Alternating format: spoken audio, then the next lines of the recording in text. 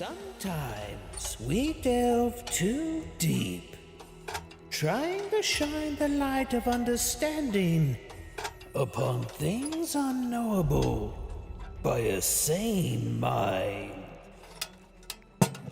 The question is, once you know, do you reject it or embrace madness and delve deeper? So do you seek the truth of unknowable entities? Have you seen the violet side?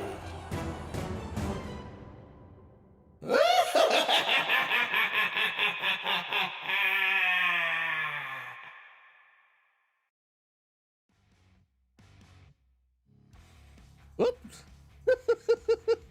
Looks like I've still got that art up. I forgot to take it down. Well, I guess it's kind of appropriate considering the fact we're going to be doing a bit of art today. If you haven't seen the Twitter notifications or the ping in Discord or even the Go Live message or title, well, first off, do you even have eyes? Second off, we're actually going to be doing a little bit of everybody's favorite Rockin Red Dragon. Oop. Oh wait, let me see. Where's it at? Ah, there we go. Maybe I should actually label my things in my OBS. You know, that might be a good idea. Actually labeling things, organizing them a bit. What a novel concept. Twitch is being a pain to you today, so you're on the YouTube side? Ah, well, whatever side you're on, welcome to the live stream. I hope everybody's having a woefully wonderful Wednesday morning. You're an artist. We don't label things at all. 100 layers? All layer named £. Usually it's whatever I last named a layer. Sometimes I do name layers, but it's a bit of a rarity, I'm going to be honest. So, some of you might have seen that yesterday I was working on this a bit. And I was like, oh yeah, I'm just going to lay out the general face shape. I'm going to, lay out the pose and everything. And then I'm going to work on emotes. Well, that didn't really happen. I did the face, I did the pose, everything like that, and then I started drawing armor. I started drawing armor and I drew the gigantic axe I want to give Zentraya in this picture. And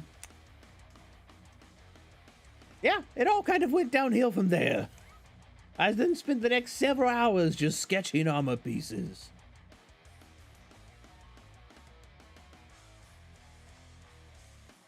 So let's go ahead and see who we've got in the chat this woefully wonderful Wednesday morning. Ah, I see an Eclipse, Gavino, and Luke are two early birds. Ah, mine last. Glad you could make it mine. JCB, jumping between the two petrifying platforms. Ah, DJ Ghost Pop, good morning. I saw you posted some more art in the Discord. It's looking good, Ghost.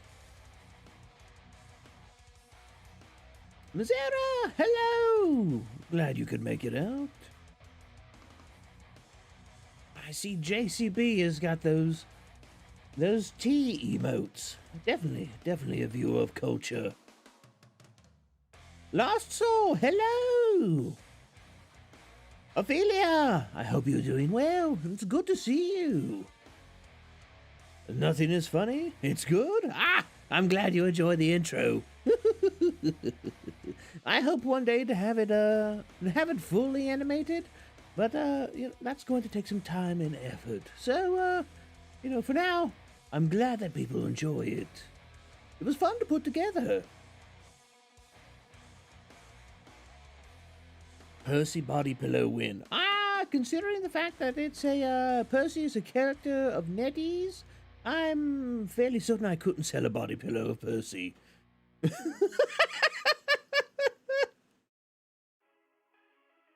Shinsen, hello! I'm glad to see that you made it out.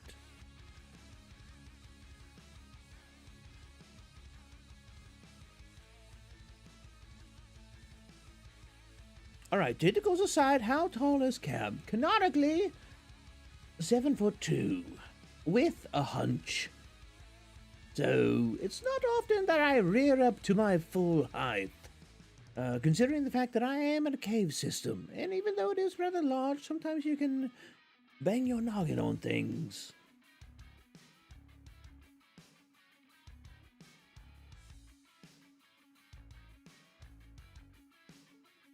The artist struggles, setting up a schedule and then just working on a single piece instead of the ones we set for ourselves. Isn't that the truth?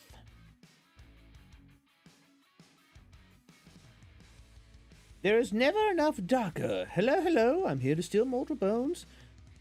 How's your time of awakeness going? My time of awakeness is actually going pretty good. I woke up fairly early, managed to get the thumbnail done, get it looking good, get everything set up. I kind of scrambled there at the end, but I was like, oh, it looks like I might just be on time. But hello, Never Enough. I think you are. I don't think I've seen your name in chat before. In case you're new, hello and welcome to the live stream.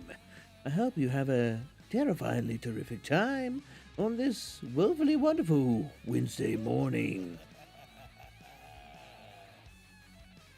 Ooh, Never Enough. Thank you for the follow on Twitch.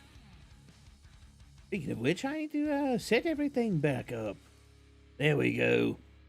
Now I've got my activity feed for Twitch up. I've got my chat up. I've got my everything monitoring Twitch and YouTube. What the fudge? 7'2"? Did you hear that right? Yes, I'm very Slenderman-esque in proportions. You only recently found Zentreya. Somehow she's growing on you. I find Zen to be an extremely entertaining individual. Her mastery of physical comedy and the antagonistic nature between her interactions, with her and chat is just, chef's kiss, wonderful.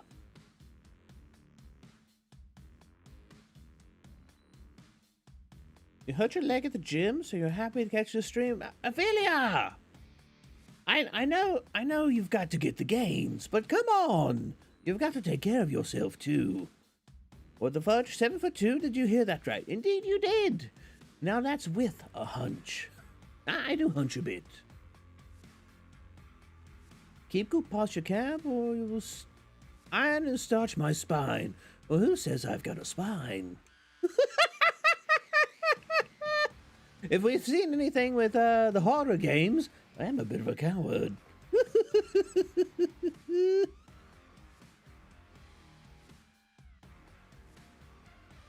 What a charming stream of darkness. I'm glad.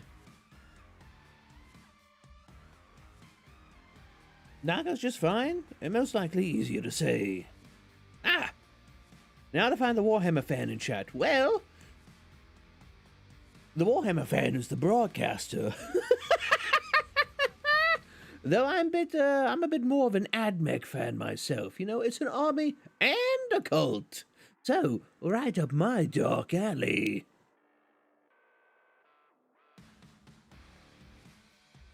The thing that sets Zen apart from other VTubers is her absolutely hilarious chat timings. Yes, Zen's chat is always looking for an opportunity, and the timing is utterly impeccable.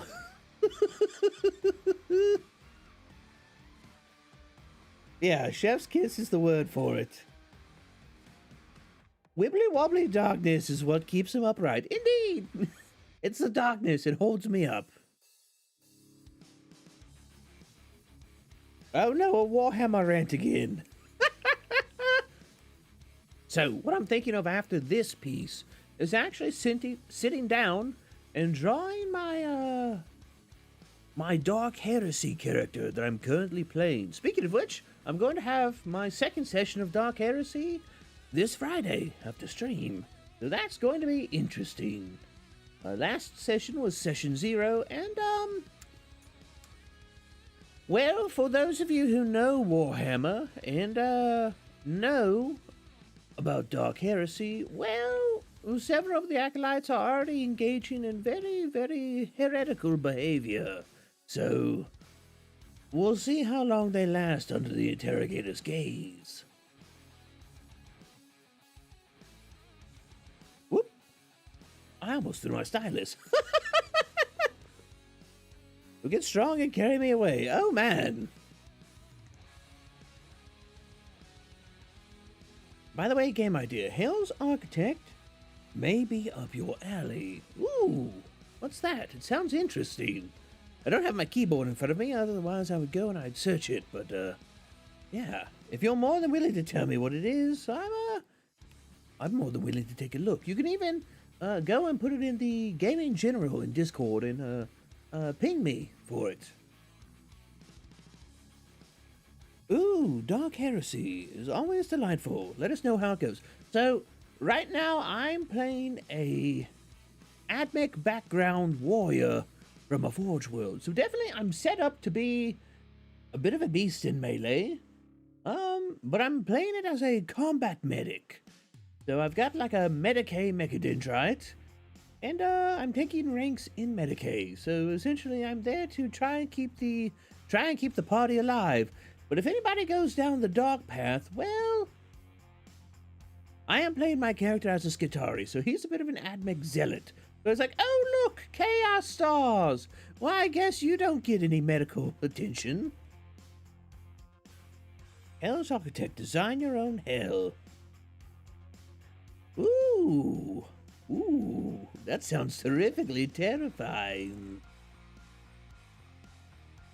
You still haven't thanked the gaming gods for giving us this entertaining eldritch cultist. Oh!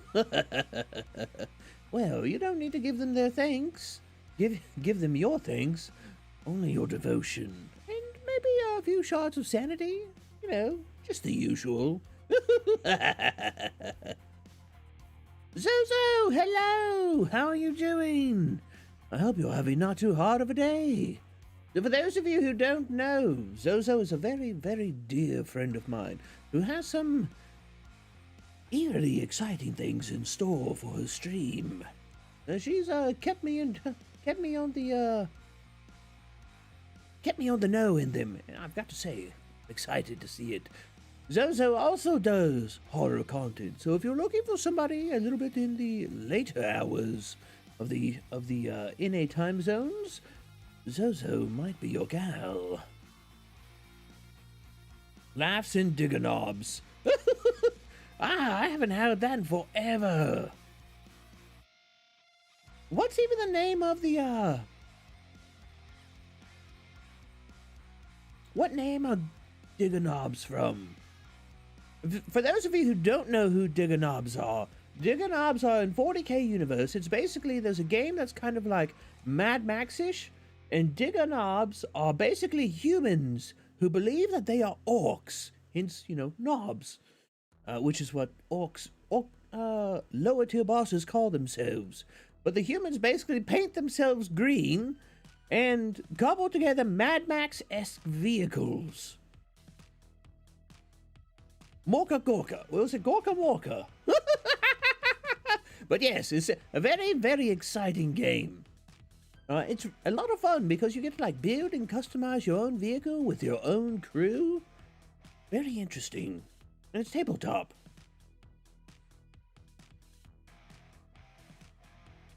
But yeah, your favorite concept ever was a game run by Team 4-Star where they had to fight Necron Flayers infected with Warg energy. Oh no! It's both? Well, I mean, that is pretty orky. What's the name? Both. But yeah, so yesterday I spent a good bit of time working on that Zen art, working on the rough ideas for the Zen art. We'll see the rough sketches here in a little bit. But, what else did I also do? Yesterday I also fleshed out the mod list for the horror-themed Discord Minecraft server. So I'm going to contact somebody that I found that actually specializes in putting together and making and optimizing mod packs. I'm going to contact them after stream today and ask them how much this job is going to cost. And hopefully they'll be able to take these mods, put them together, and get them working and ready to be put on a server. So we can have our nice, horrifying Minecraft server to terrify and tingle your senses.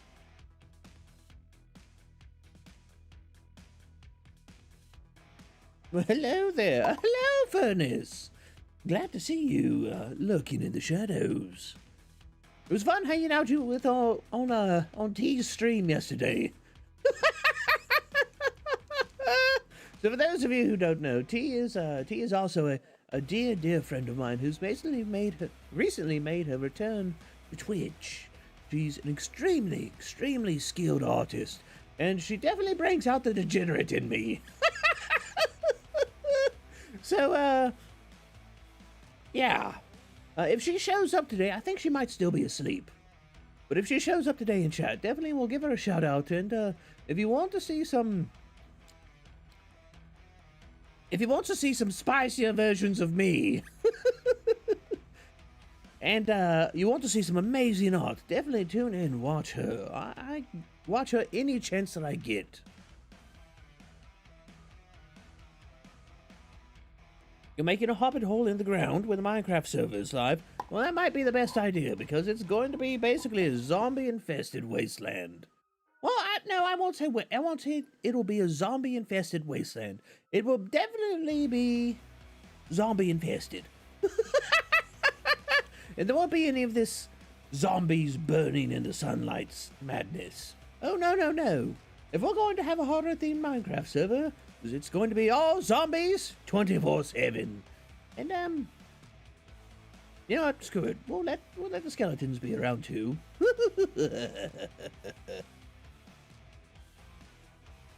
Wait a minute. Were you the one wanting to be choked by her vines? I mean, no, that was Kamui. But I may or may have not said vines, more like nature rains.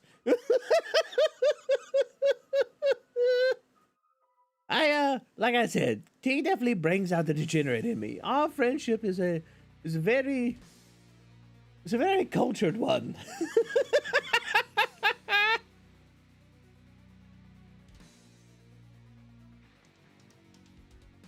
Zeds and Skellies 24/7 sounds fun. I know, right? And one of the mod packs I'm looking to put into the Minecraft server actually gives different types of zombies as well. So it should be interesting to say the least. Not only that, but I'm putting in the, the Epic Fight mod? Yes, the Epic Fight mod. And so we should have some interesting combat. And I think you can set it up so it works with different types of weapons. So the crowbars and pipes and axes and other types of melee weapons I'm looking at putting in, along with a few force multipliers. It should be pretty interesting. I want to see if I can balance the melee to be a bit more powerful, so there's reason to use it over firearms. Drake Gaunt's YouTube and Twitch are in sync. Yeah, I've got YouTube in ultra low latency mode. Soma, yo, I saw you from your counting off with their heads analysis video. You like my stuff? Hope you're having a nice day. Well, Soma, thank you. I'm glad you enjoyed that video. It was definitely a passion project. And I'm glad that a lot of people enjoyed it. And I am having a wonderful day. I'm actually about to get into some Zentreya art here in a bit, with a bit of a dark fantasy twist. So if dark synthwave with a bit of a horror theme is your thing, and a bit of Western comic book-esque art, you might be in the right place. Greetings, cultured one. Hello, Raccoon. I hope you're doing well. You resonate really well with that music video, so I respect you a lot for that. Well, I did as well. That's part of the reason I really wanted to do that particular video. There's a lot of what Callie said hit home with me, and lines up with a lot of my own beliefs. Now, those are my beliefs, and I'm not going to force them on anybody, but, that's what I've adhered to and what I've seen success with. Your mileage may vary, but, I'm going to go with what works for me. Sitting here in this bus trying to get to uni. Off to get some edumacation.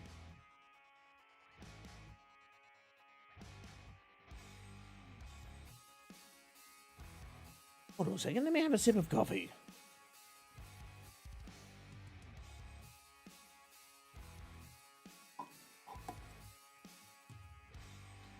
Now that you think about it, another way VTubers get traction is when other VTubers go to their stream. Just imagine Zen herself attending here, it would be a dream. If Zen decided to stop in by, I would be greatly flattered. But Zen is also a very, very busy individual, and I would not expect any attention from her for this whatsoever. I'm just doing this because I've had this idea in my head for a while, and I want to get it on paper before it kind of fades. The inspiration is fresh. Cookie Hope YouTube, thank you for the, Cookie Hope YT? I saw YT and I instantly thought YouTube. But anyways, thanks for the follow over on Twitch. And welcome to the live stream. But yeah, like I said, Zen is a very, very busy broadcaster. So, I don't expect her to stop in. Would it be nice? Yes, But, once we finish this, we'll tweet it out and, tag her in it and, see if she likes it. Hopefully she does. But I'm not expecting, any sort of influx of viewership or trying to ride on Zen's coattails. I find that distasteful. Gonna have to head out soon for work. I'll be sure to check out the VOD, but you just want to say hello with some breaking and Zentreya. Damn it, Blackjack. Well, hopefully you have a good day at work. You have a Minecraft mod that adds challenge towers and expands dungeons. Makes things interesting when paired with more monsters. Ooh. Oh, definitely, shoot that out to me, Zozo. If it's 1.16.5 compatible, we might just add that into the mix. I'm trying to keep the mods to a minimum, but, we'll see how it goes. The individual I'm looking at contacting to build the mod pack for the server is going to, has experience in optimizing things, and also has experience in optimizing servers. So we might even hire them to build the server itself. And, then I'll go in and I'll build like a spawn location and kind of a safe haven. But it should be interesting. At least I hope it is. You thought Cooksy came here? Man, if only. The laugh, though. Cookie, I'm glad you enjoy my terrifying tones. I do have a bit of a catchy cackle, I guess you could say. I also have a bit of a panache for alliteration. So, if you could tolerate that, well, I hope you like to hang out for a bit. It's always the live stream. Just utterly and purely seductive. Oh. Well, that's not what I was going for. I was hoping for maybe purely petrifying or sinisterly sensational. Something along that lines.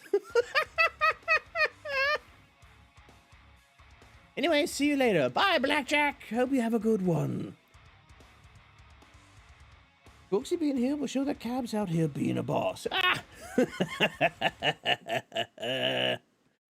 don't expect Cooksy to show up anytime soon, or really to be at all, if I'm honest. I don't think I'm Cooksy's. I don't think I'm Cooksy's particular cup of terrifying tea. Herds and trails like clips for me.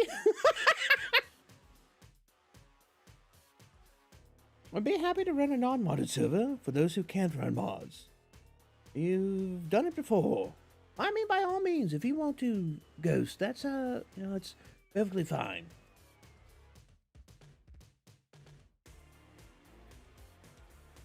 You're just going to walk around throwing chunklers at everybody on the server. Look, if we can't get a flip-flop weapon for Eclipse, I'm going to be kind of sad.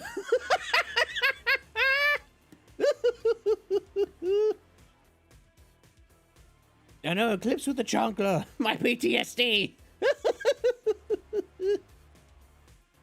But yeah, so, we've got that in the works. The Minecraft server might be coming together sooner than I thought it would. And so, having a nice horror-themed Minecraft server, that would be interesting. I could also probably do some content on it. I don't think that'd be too bad. I kind of want to set it up so there's a gradual build-up in difficulty over, I don't want to say, like a week? Like so. Ooh, excuse me a bit.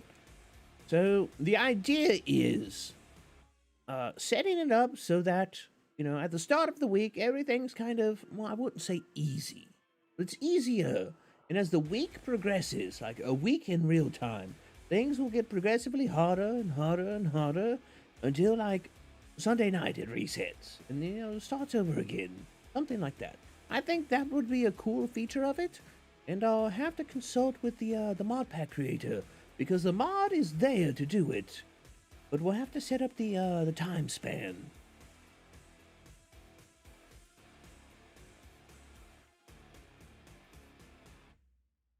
Hey, how's it going? How are you doing today? Glad you can make it out.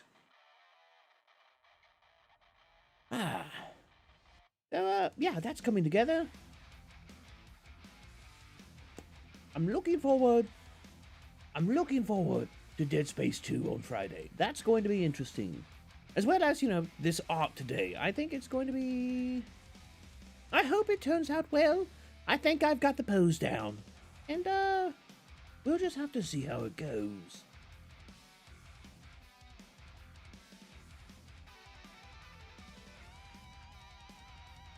Clothing hanger, my man. Oh, not the clothing hanger. Adds 50% attack speed. Make the chunkler have accuracy 100%. So what we're doing is we're going to make Eclipse overpowered, is what you're telling me. Anyways, let me switch over here to this. Aha! I even have my reference sheet set up. So yeah, we're going to be drawing a bit of Zen today. And let me go ahead and open this canvas, because I started out on a canvas that was far smaller than I wanted it to be. We're going to open up a new one. Oop, nope. I want to make it a bit bigger. Want to do B4 or B5? Maybe B6.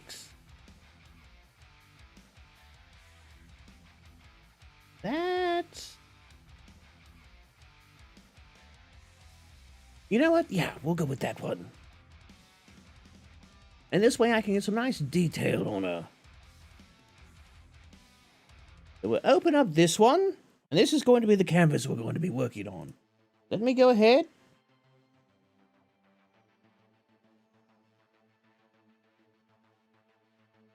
Set up my time lapse to get that recording. And then I'm going to open up this one. Ah, there we go. So that's the general pose that I'm going for.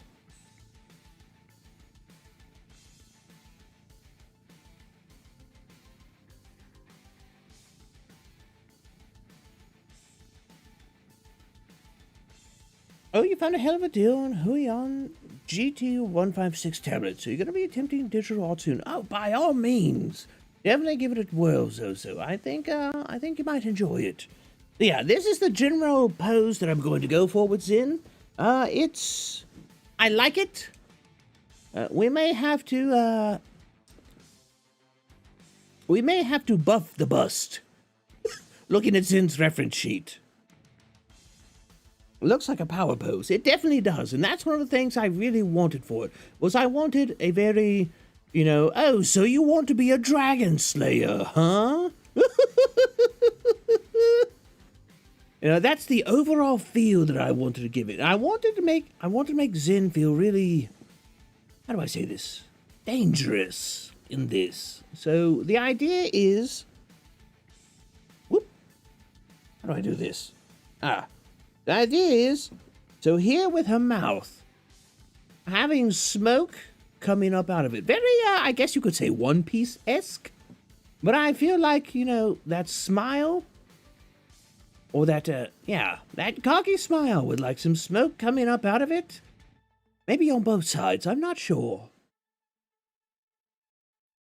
And, you know, adding in some of those dynamic shadows that I like. I think that could make for a really good piece.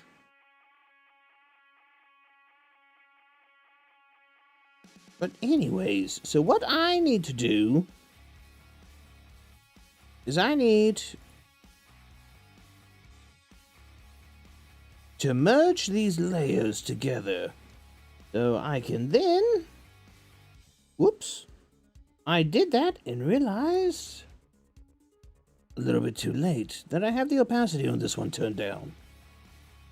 So this is basically going to be my rough sketch. I'm going to go ahead and I'm going to put on over into the larger canvas. We're going to resize it, and we're going to start from there, I suppose.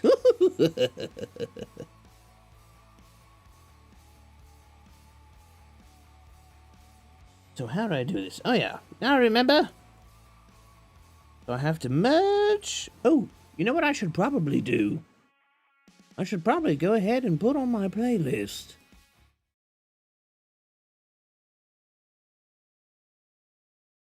Let's go ahead and get that set up. Ah.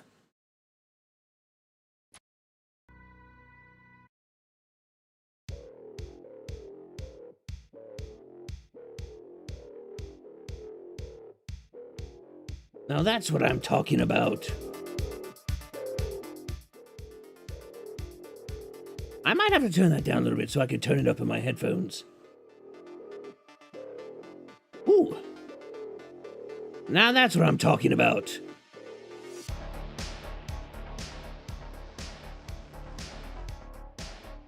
Yeah!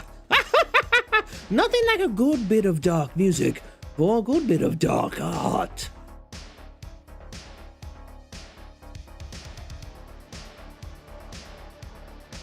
Let me see. Oh, no, wait. I thought I didn't. That's what it is. That's what was confusing me.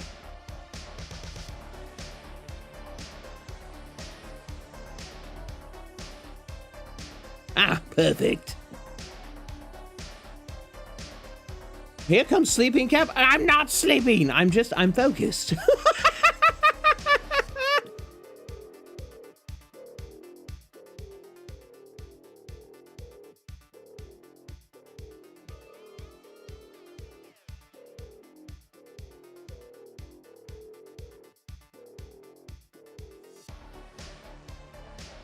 Say something scary. Oh, I've got one. Oh, here we go. Something scary. Copyright strike.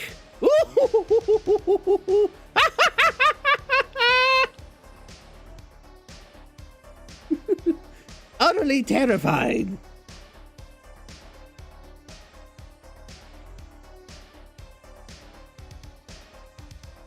Alright, so what was I doing? Oh yeah, that's right. I was making this one whole layer. Merge with the layer below. Select all. Edit. Copy. And then we go over here to the larger canvas. And we paste. And see, that's why I wanted to do that. It's because it's so much smaller. And I really want to get in there and do some good detail.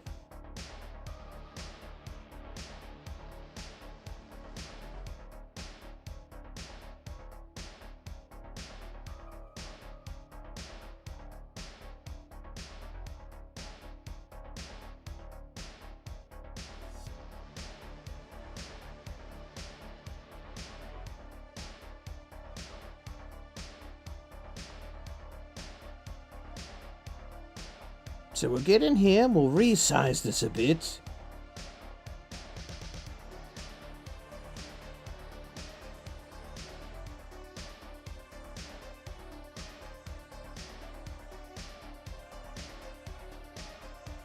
Is that?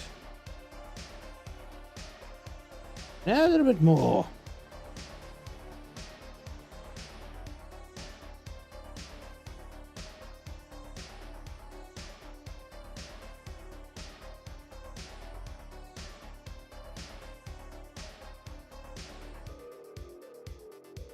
I think that should be good.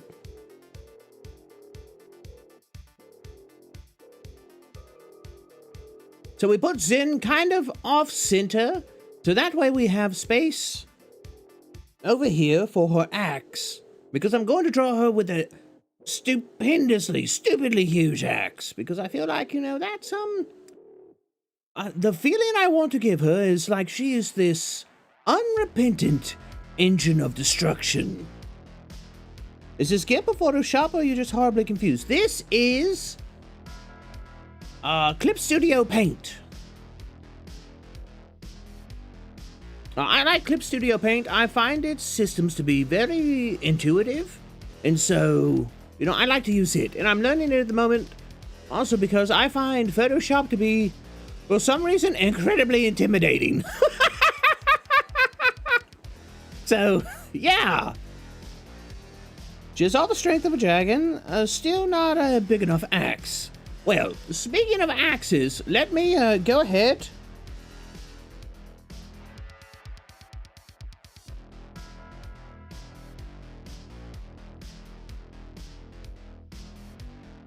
And I'll do that, I'll save. And I'm actually going to turn the opacity down on that a bit, because that's going to be our rough draft that we work off of. And now, I'm going to open up what I was working on last night.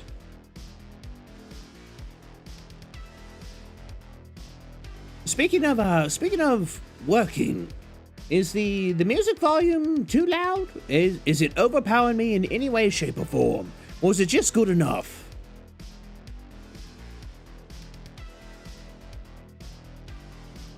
Music is good?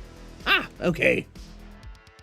Alright, so let's see. Open recent Zen armor. Here we go. And so this is what I was working on last night.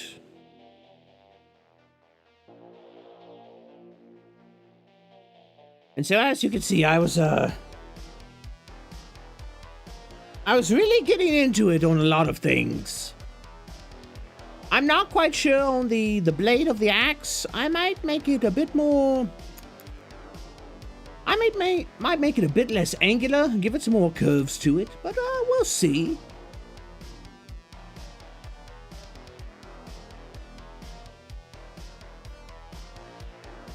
So yeah, of course, you know, give her gigantic heels.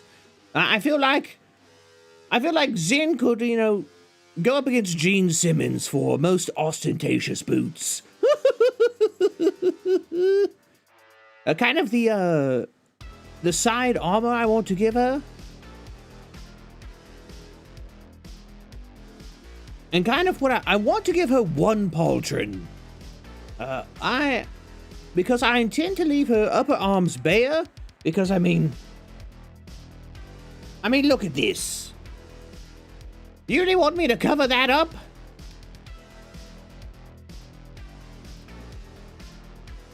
In the words of Shadiversity, make it look cool, but at the same time functional. Ah! It's a static picture. I don't need to make it look functional. But I did kind of want to make it look like it could be functional. The idea I have for Zen is that pretty much, like, I'm fairly certain she would have sword-resistant skin. So, like, she could have open sections for flexibility and stuff like that, and be like, meh, I wear the armor more for show, and, like, added defense on areas that are going to be taking a lot of hits. You were hard-pressed not to get some huge boots in your rework, but felt it didn't suit the circus performer aesthetic. Ah, you know, that's fair.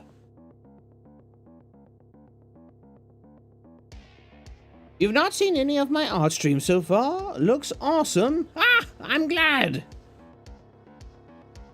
Ape King Bobo, like a barbarian. Indeed, kind of like a barbarian. I feel like, you know, I definitely wanted to give Zin some very decorative dragon-themed armor, but I did want to kind of maintain that barbarian vibe because that is kind of what she gives off.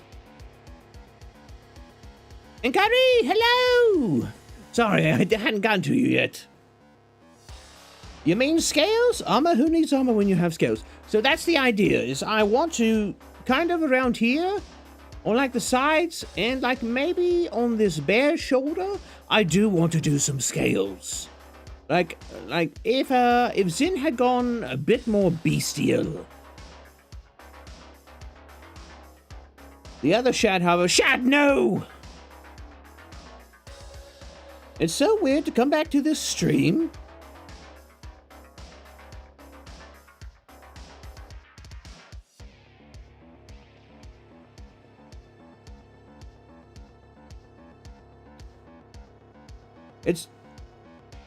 Oh yeah. No, they've been here before. Whatever. So we're going to do that. Because we're just going to hang out for a bit. Will you make the boing boing and abs pronounced? Yes, I will. You should draw too. Actually, your art sucks.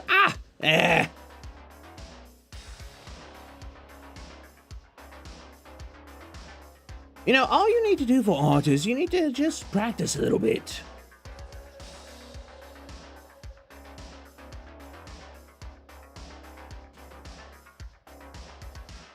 And that's my opinion on the matter, is that if you practice, then definitely, yes. You know, you'll get better. It takes time. And that's actually a conversation I was having the other day. Speaking of which, I should probably get started on this. Let me move my mic a bit so I'm not,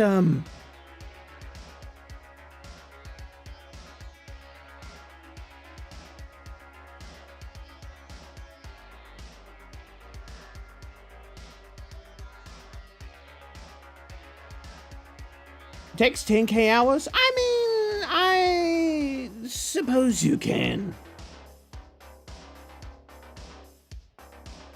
Arm, hands, feet perspective. You're still learning the process. It takes a while. A lot of people have trouble with... How do you say this? A lot of people have trouble with hands, but I feel like if you can get the process down on how to do hands, then you really, really have just another level of quality added to your art. Because hands can add something, a certain level of expressiveness that I feel like you can't really get otherwise. Maybe that's just me. Maybe it's because I really enjoy drawing hands.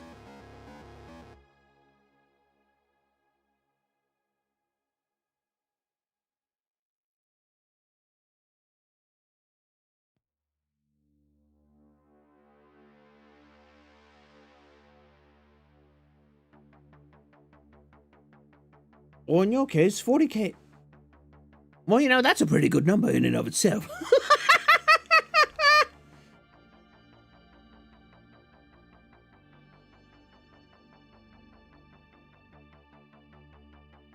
I'm still in the process of trying to figure out faces and torsos. Faces are interesting.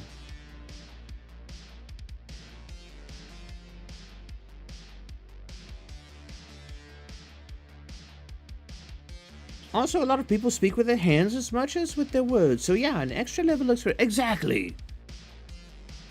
So like, that's part of the reason I have Zin's hand position here the way it is because it gives off that level of, in my opinion, it gives off a certain level of confidence.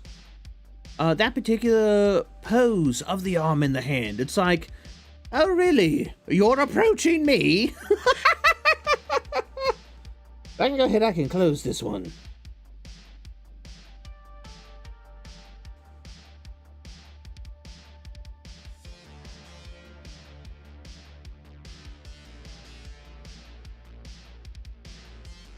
Let's see. Zoom in here a little bit. I'm going to go ahead. And I'm going to clean up this sketch a little bit. And just get rid of some lines. Some extraneous lines, I guess.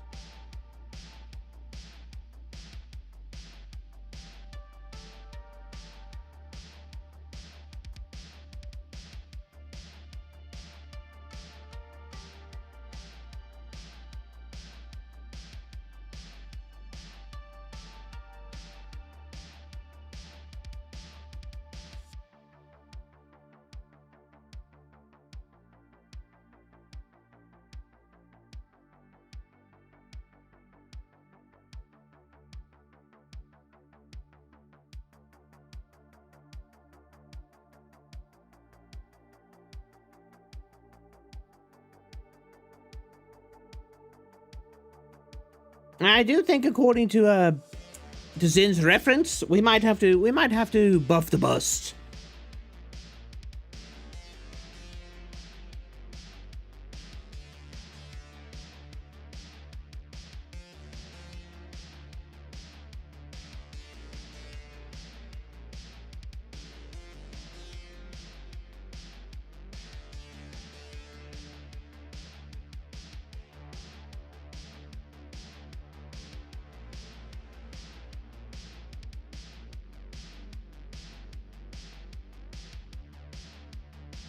So I go in here, clean this up a little bit, get these out of the way. But I'm not getting confused on my... What's the word I'm looking for? What's the word I'm looking for? Not getting confused with my...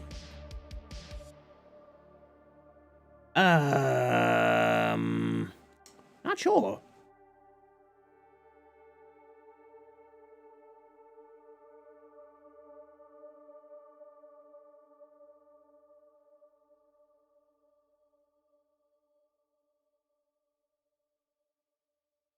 You thought yourself unskilled with art as well until you picked up pixel art. It's been fun. See, and that's the thing, is that there's a lot of people who, I wouldn't say they're bad at art. They just haven't found something that suits them yet. Because I'm going to be honest, I'm kind of bad at anime. Or at least, you know, the anime aesthetic.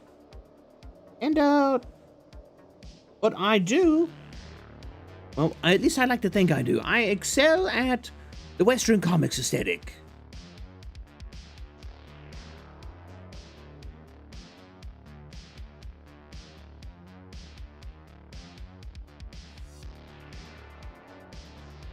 It's a lot like, well, no, I guess it is content creation.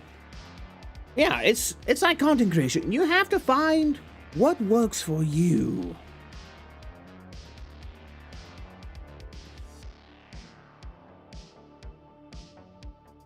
You have a very comic-like art style, but you enjoy drawing in it. Same. I'm very much the same. Is it hugely popular and in demand? Not really. But, you know, it's what I like. So, you know, it's what I like. Why would I want to draw something that I don't like? I'm using technology. That's definitely how I feel sometimes.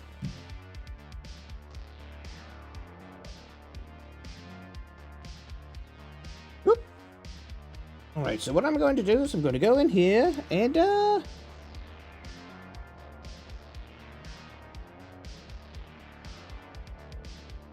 if she didn't have draconic muscles and bones, that bust would destroy her back worse than any Warhammer.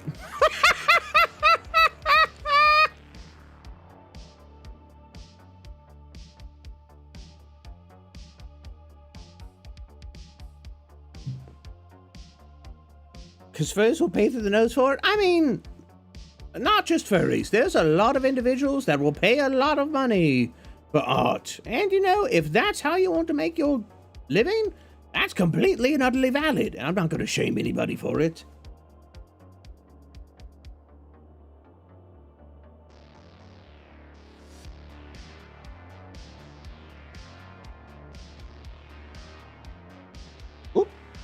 Did I do that right? Oop, hold on a second. Gotta sneeze.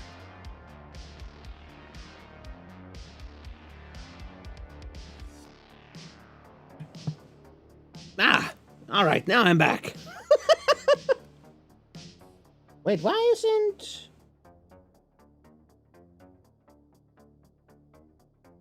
I'm very confused as to what's going on at the moment. Oh, that's why. Because I'm trying to draw with an eraser.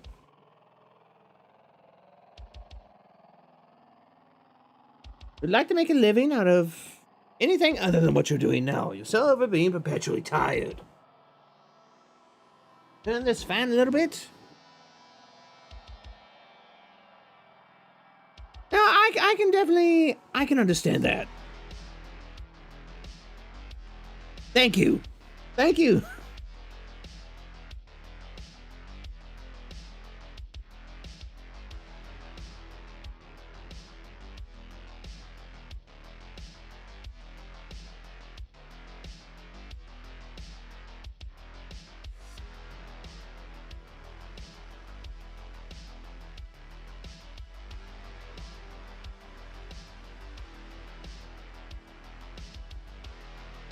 Nope, nope.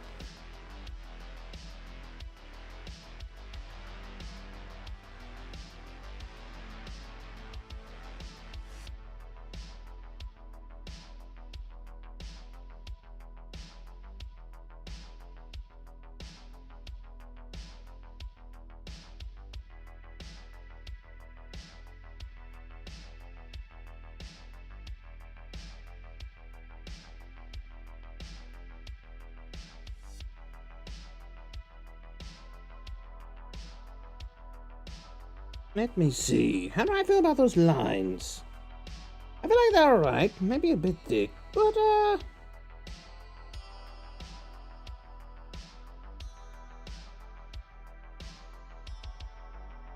let me pull up my Zen reference sheet.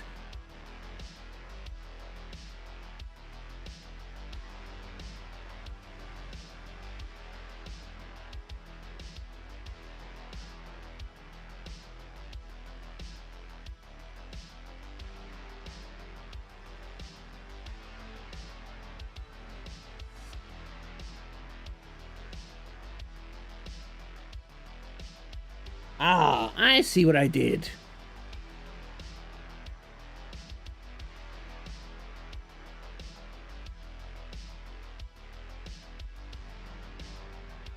Oh, did I?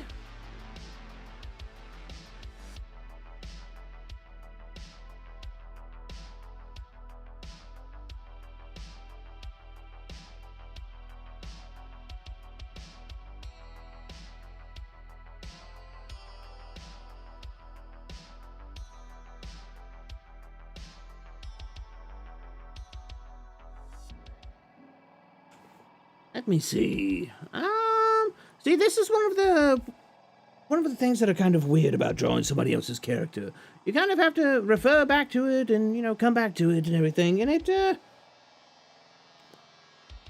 it's interesting. You have to make it recognizable, but at the end of the day, you also want to put your own spin on it.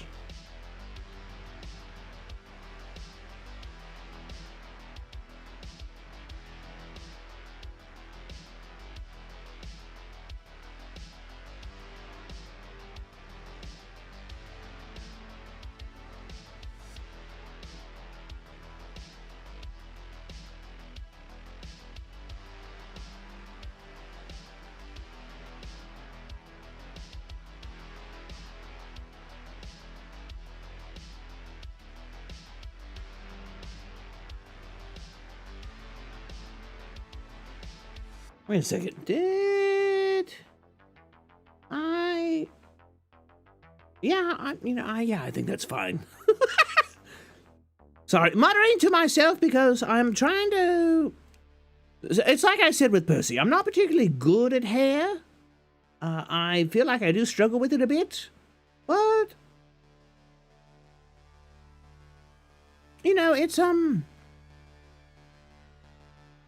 of the best advice I got for drawing hair is that hair is just a series of overlapping triangles. And you know, it's pretty good advice. It's seen me through, a good bit, I guess I could say.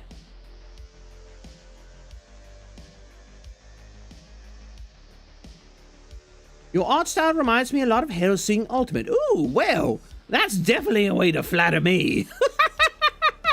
I do like me some Hellsing Ultimate.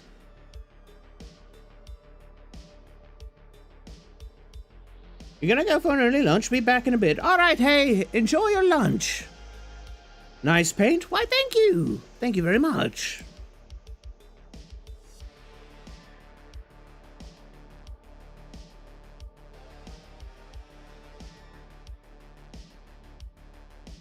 Whoop. Now.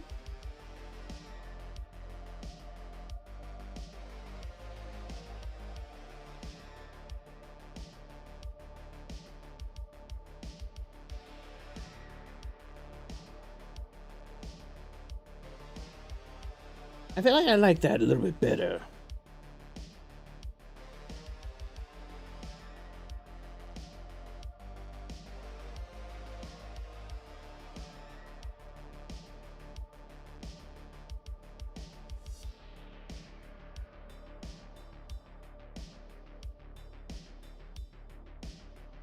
Let's see. So there's no visible... For her hair here, there doesn't seem to be any visible separation in the strands. It seems to be mostly in the shading.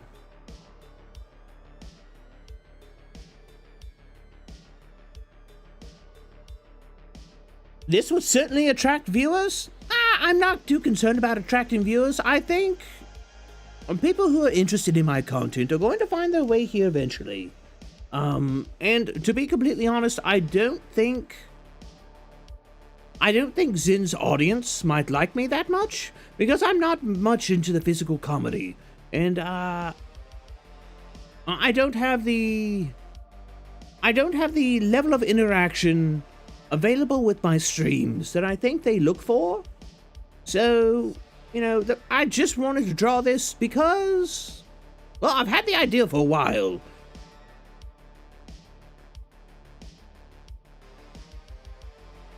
Isn't this the combination of Zin's smirking, laughing, and threatening faces, also presented as a face with a shadow from the top? I'll make my impression in 3 words. Mom, I'm scared. And that's the impression I really wanted to go, was, you know, you've poked the dragon.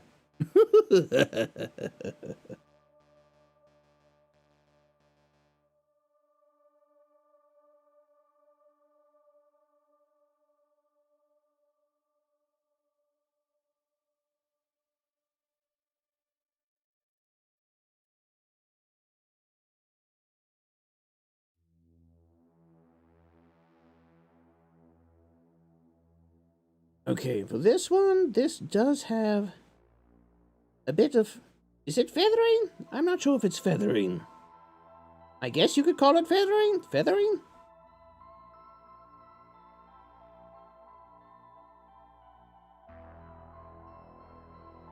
And for that one as well.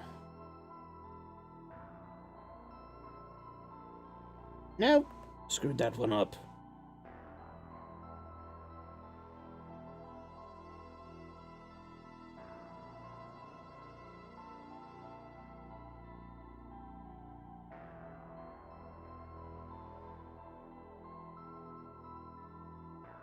Ah, I like that.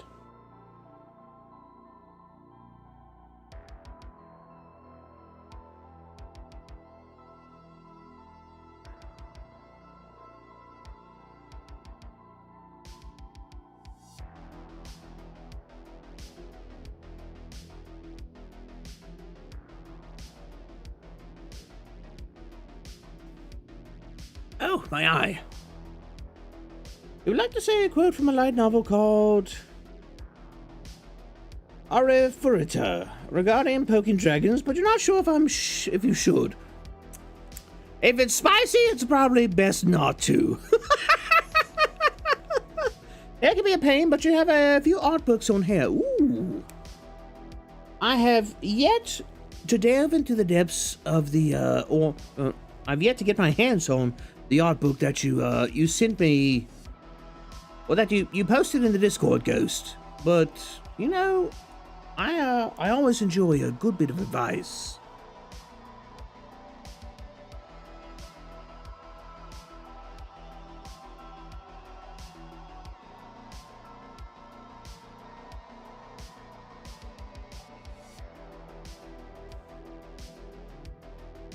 Let me see. For this one,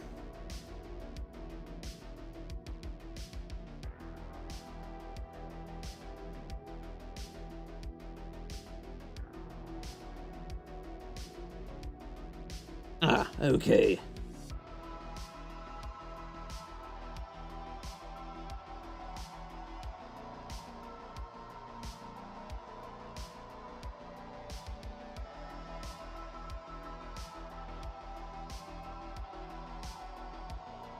And we have this little strand here. It comes out, and I think it's a bit of an outlier.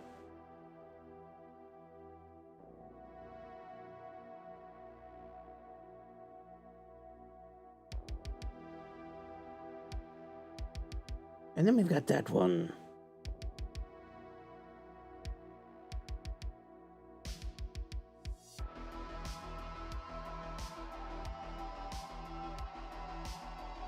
So I know Zin's hair doesn't normally hang down this low, but I definitely wanted to give more of that wild look to it. And I felt like the lower hanging hair definitely did, along with, you know, providing a reason for that shading on the face.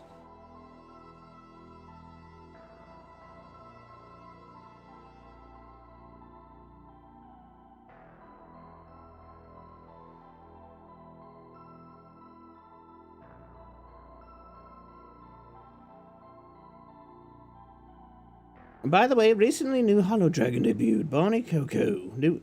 She didn't. Well, I suppose if she, you know, Coco's in a situation where she can get away with it.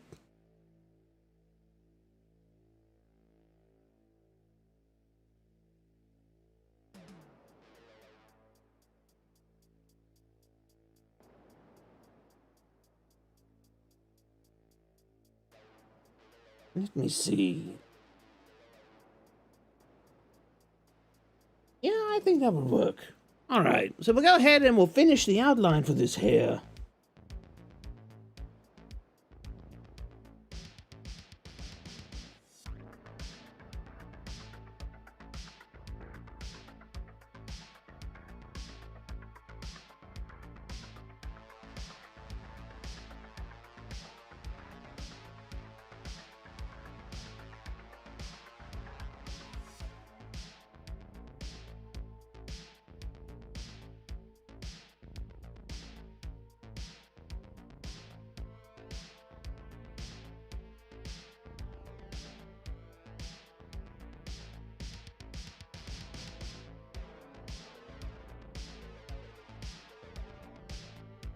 And once I finish with the outline of the hair, I think then I'll go in and I'll start doing the details in it.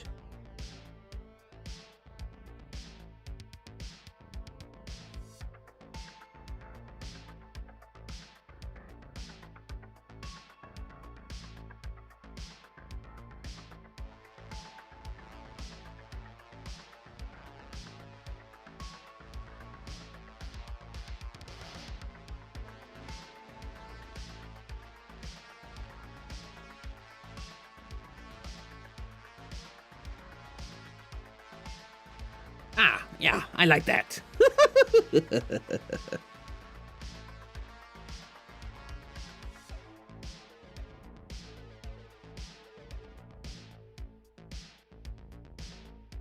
Now she saw the violet sign and became Barney.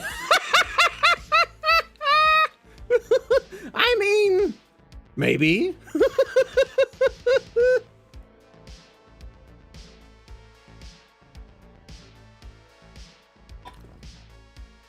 At this point, she's just trolling.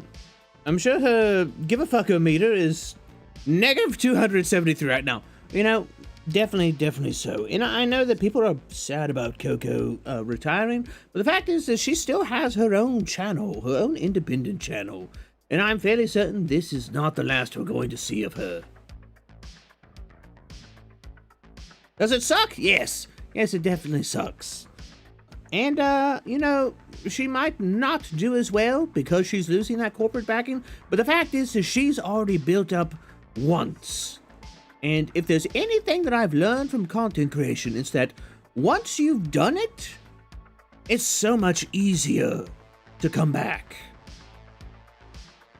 Like my friend T, for example, she went on a 6-week hiatus after, a 6-week hiatus due to life circumstances. Shortly after she debuted, I think she broadcasted for maybe 2 to 3 weeks, and then she had to take a 6-week hiatus. But the fact is that she had already built up so much support and was so beloved by the people that watched her content that she was able to come back after 6 weeks as a relatively small and new broadcaster, and bam, she's at 20 plus viewers.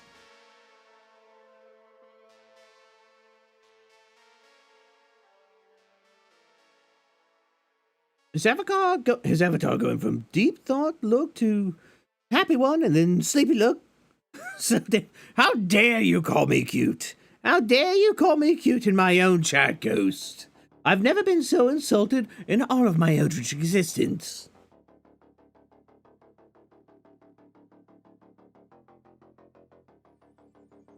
But let me see. I'm gonna go over here. I'm gonna kind of flesh this out a bit. So we kind of want that sharp tip.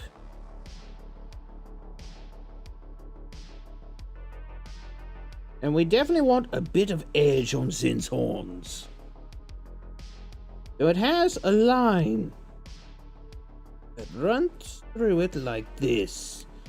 And that's where that sharp edge of it is.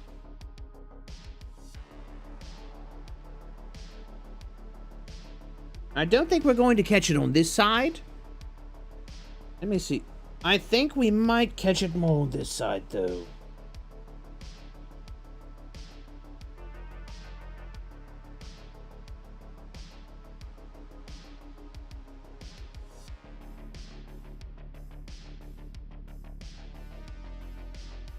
Yeah, we're going to catch it more on this side.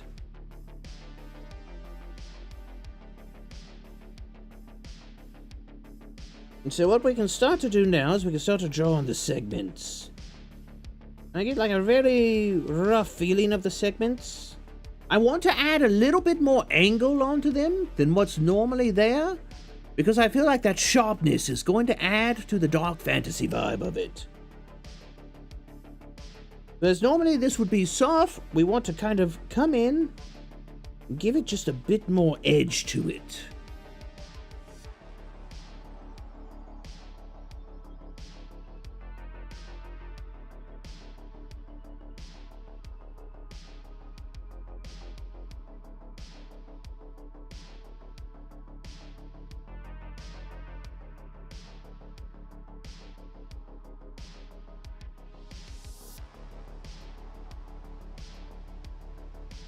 Let me see, that one's got kind of a... There we go. It seems to be a consistent thing throughout, is that on the inside it has kind of this... kind of like this dip, and then it goes.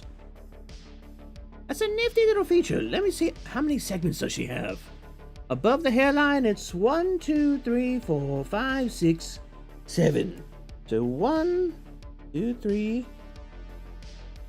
4, 5, 6.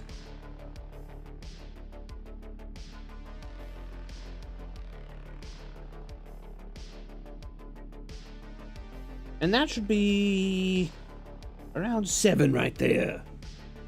And then we've got that, that, and that.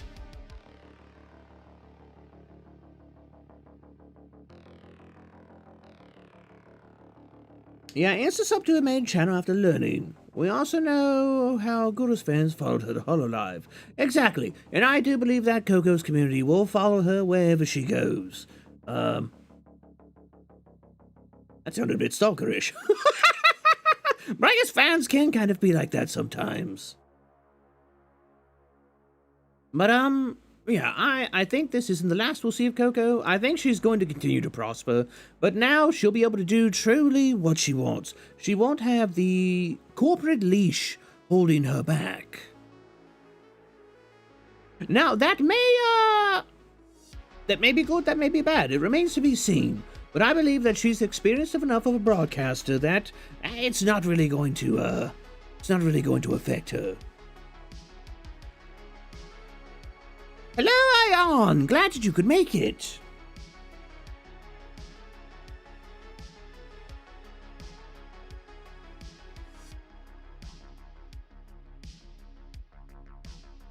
So that's when we start to get a bit more of a roundness to it.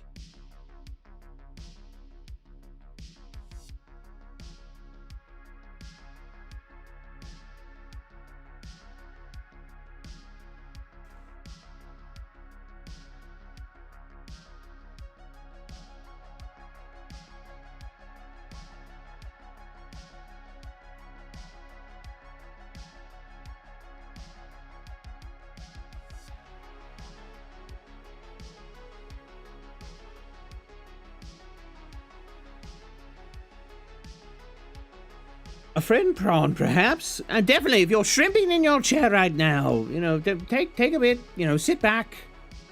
You know, get some better posture. I am not shrimping in my chair. You'll call me cute, and I can't stop you. Fair, very fair.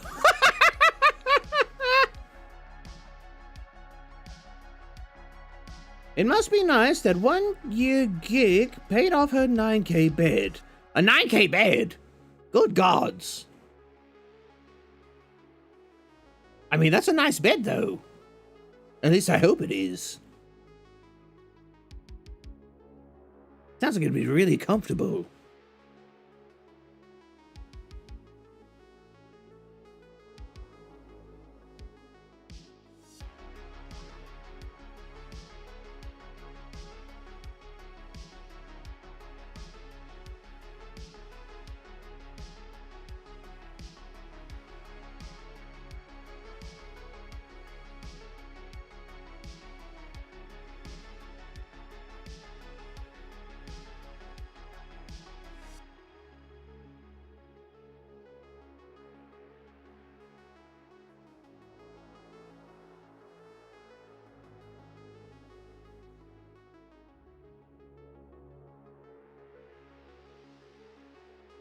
Yeah, so these are a bit more jagged than what Zin's horns normally are. But for the purpose of dark fantasy art, I feel like that's really, it's going to play in the favor of the piece. Especially once we start adding in like sharp shadows and things like that. I'll definitely give it some definition.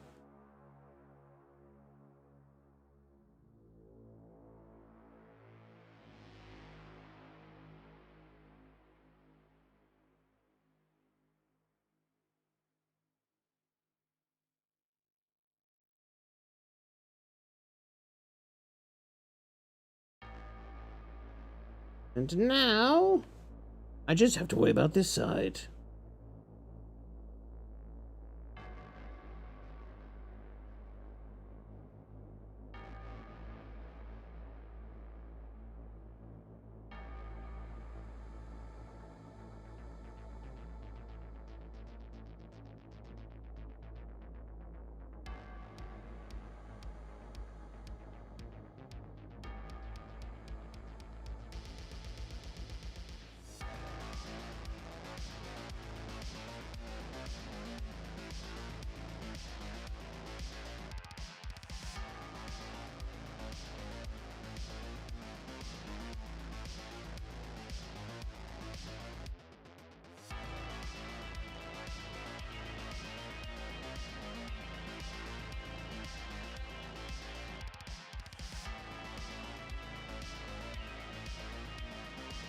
And we'll kind of add in these lines here that will kind of define the lip.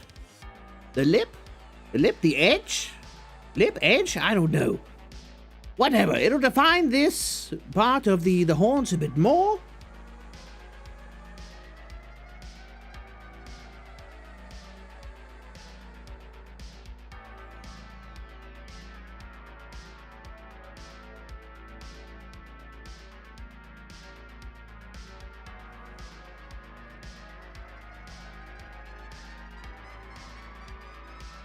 So yeah, and then we get kind of that result on it. You're so focused, you just had to peek in between conference calls. Look, I'm trying to keep track of chat and keep people entertained, but yeah, I am getting a bit focused.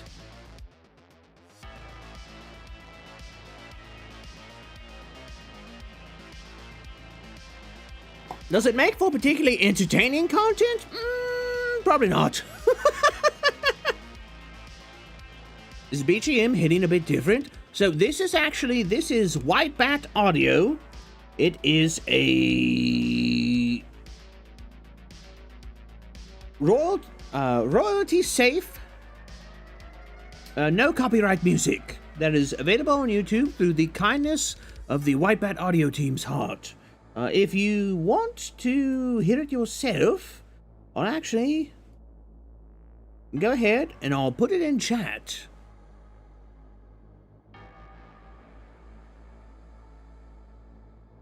And so there you go. There's the mix that I'm playing right now. They actually have some paid tracks that I'm definitely going to try and I'm going to try and get my ghoulish grabbers on, but I need to see what the quote for the Minecraft server is going to be first, and kind of wait till the end of the month.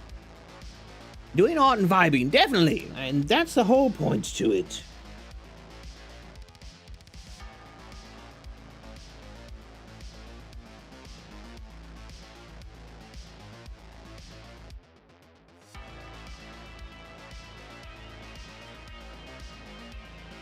So, another 7 seconds. So, 1, 2, 3, 4, 5, 6. And then we get the larger one. I think? No. Let me think. Could I? Can Cap close his eyes? I mean, I guess, like, a little bit of the luminescence peeks out. Maybe that's why my sleep is so bad. I mean, imagine trying to sleep with your eyes light up.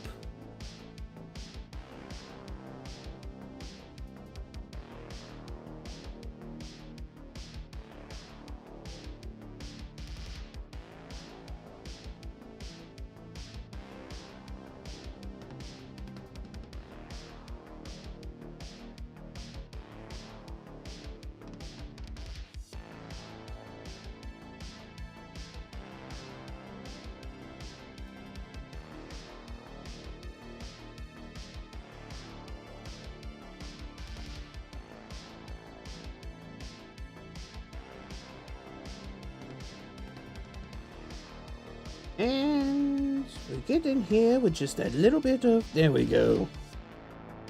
I like that.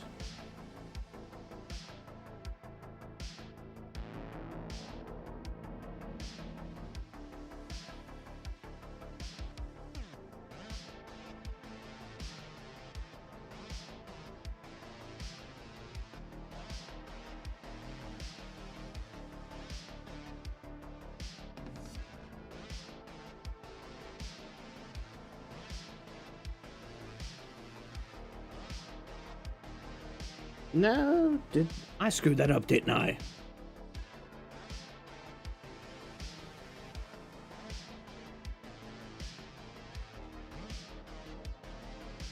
What are you talking about? Even Ina neglects the chat when she's focused on her drawing. I am not neglecting you.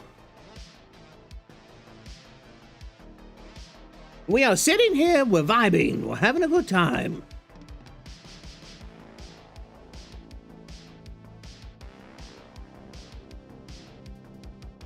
I mean, if they indulge chat all the time, they never get any work done. Well, that's one of the things when you're doing art as a streamer, is you kind of have to have that balance. You know, I could sit here and I could be completely and utterly silent and just do art. And yeah, I'm sure some of you would watch, but the matter of the fact is that, yeah, I wouldn't blame you if you tuned out. Imagine drawing while one of your clients is holding a cup of coffee for hours on end. I mean, I've got that supernatural hand strength.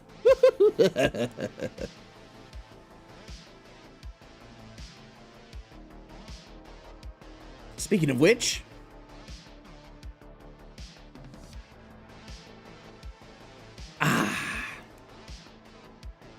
and stamina, indeed.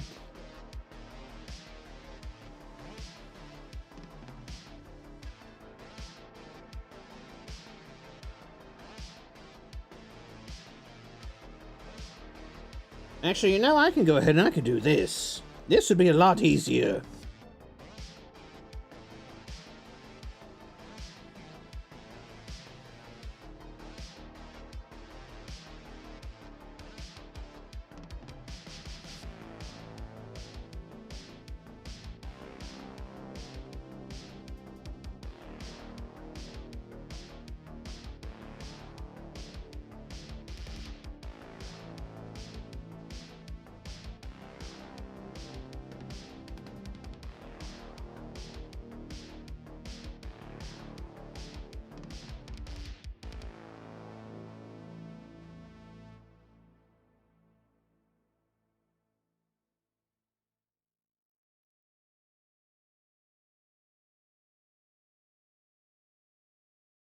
And we go ahead and we go in and we add in that lip.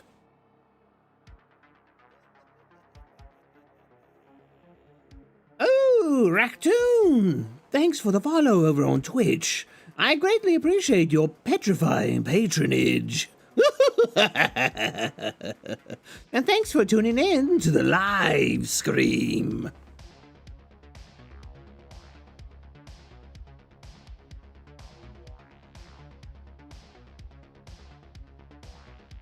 Today we're just drawing a little bit of Zentreya, but with a bit of a dark fantasy twist.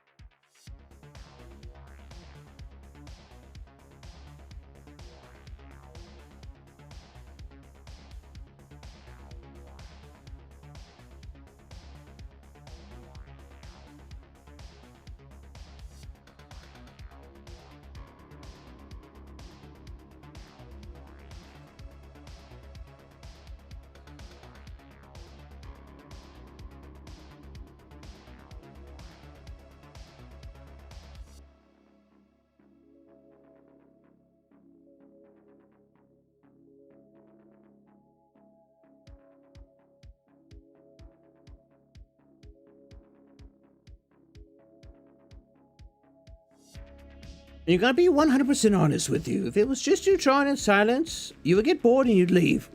And that's completely fair, Ion. You know, that's completely fair.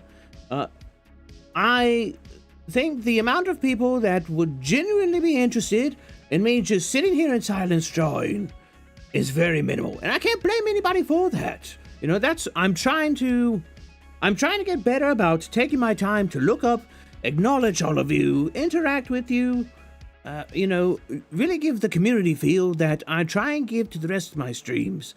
But the fact is that this takes just a bit more focus than playing some video games. And the setup, every time I draw, I have to change my screen setup. And so the muscle memory that I've built with the gameplay streams isn't quite developed for these. Cap just goes retro mode when holding a position. There's literally no work at all. What you're saying is it's perfectly normal and understandable when you're focused on your drawing. Otherwise, drawing is not in anytime soon. Well, you know, that's part of the reason it took us like 3 weeks to draw Percy. And even then, like, after that third stream, I sat for maybe a good 7 or 8 hours finishing that drawing. And, because it was really... It wasn't anything that I thought would be particularly engaging for stream to watch. So, you know, I figured... Oh, speaking of which, I never put up the time-lapse of that. I should probably do that.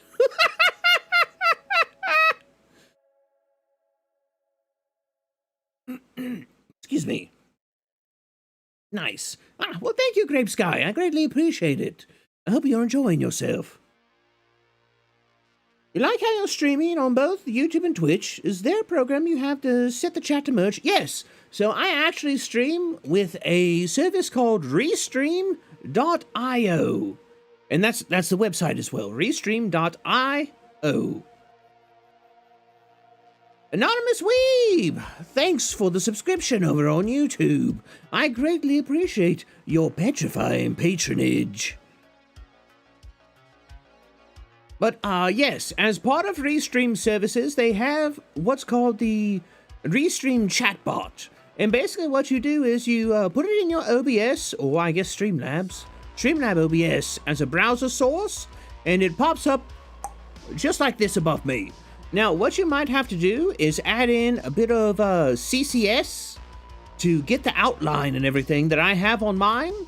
But definitely, if it's something that you're looking at doing or want to know more about, you can always DM me on Twitter, or if you want to join us in the Discord community, you can always hit me up there, and I'm more than willing to hand out the CCS that I use to get my my white text with the black outline, because you can't normally get that with Restream.io's chat.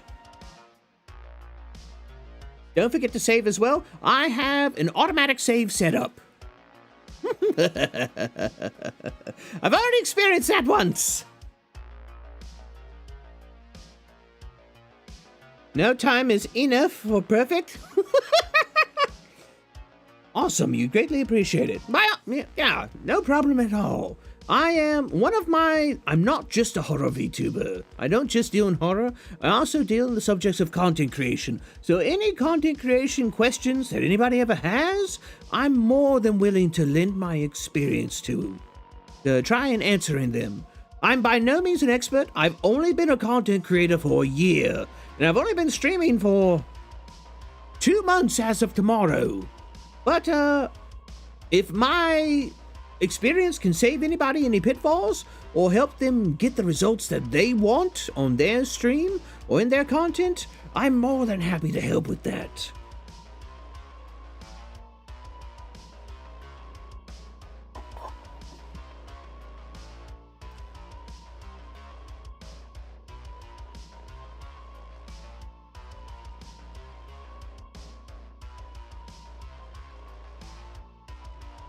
Sensei cap mode? I wouldn't say sensei. I would say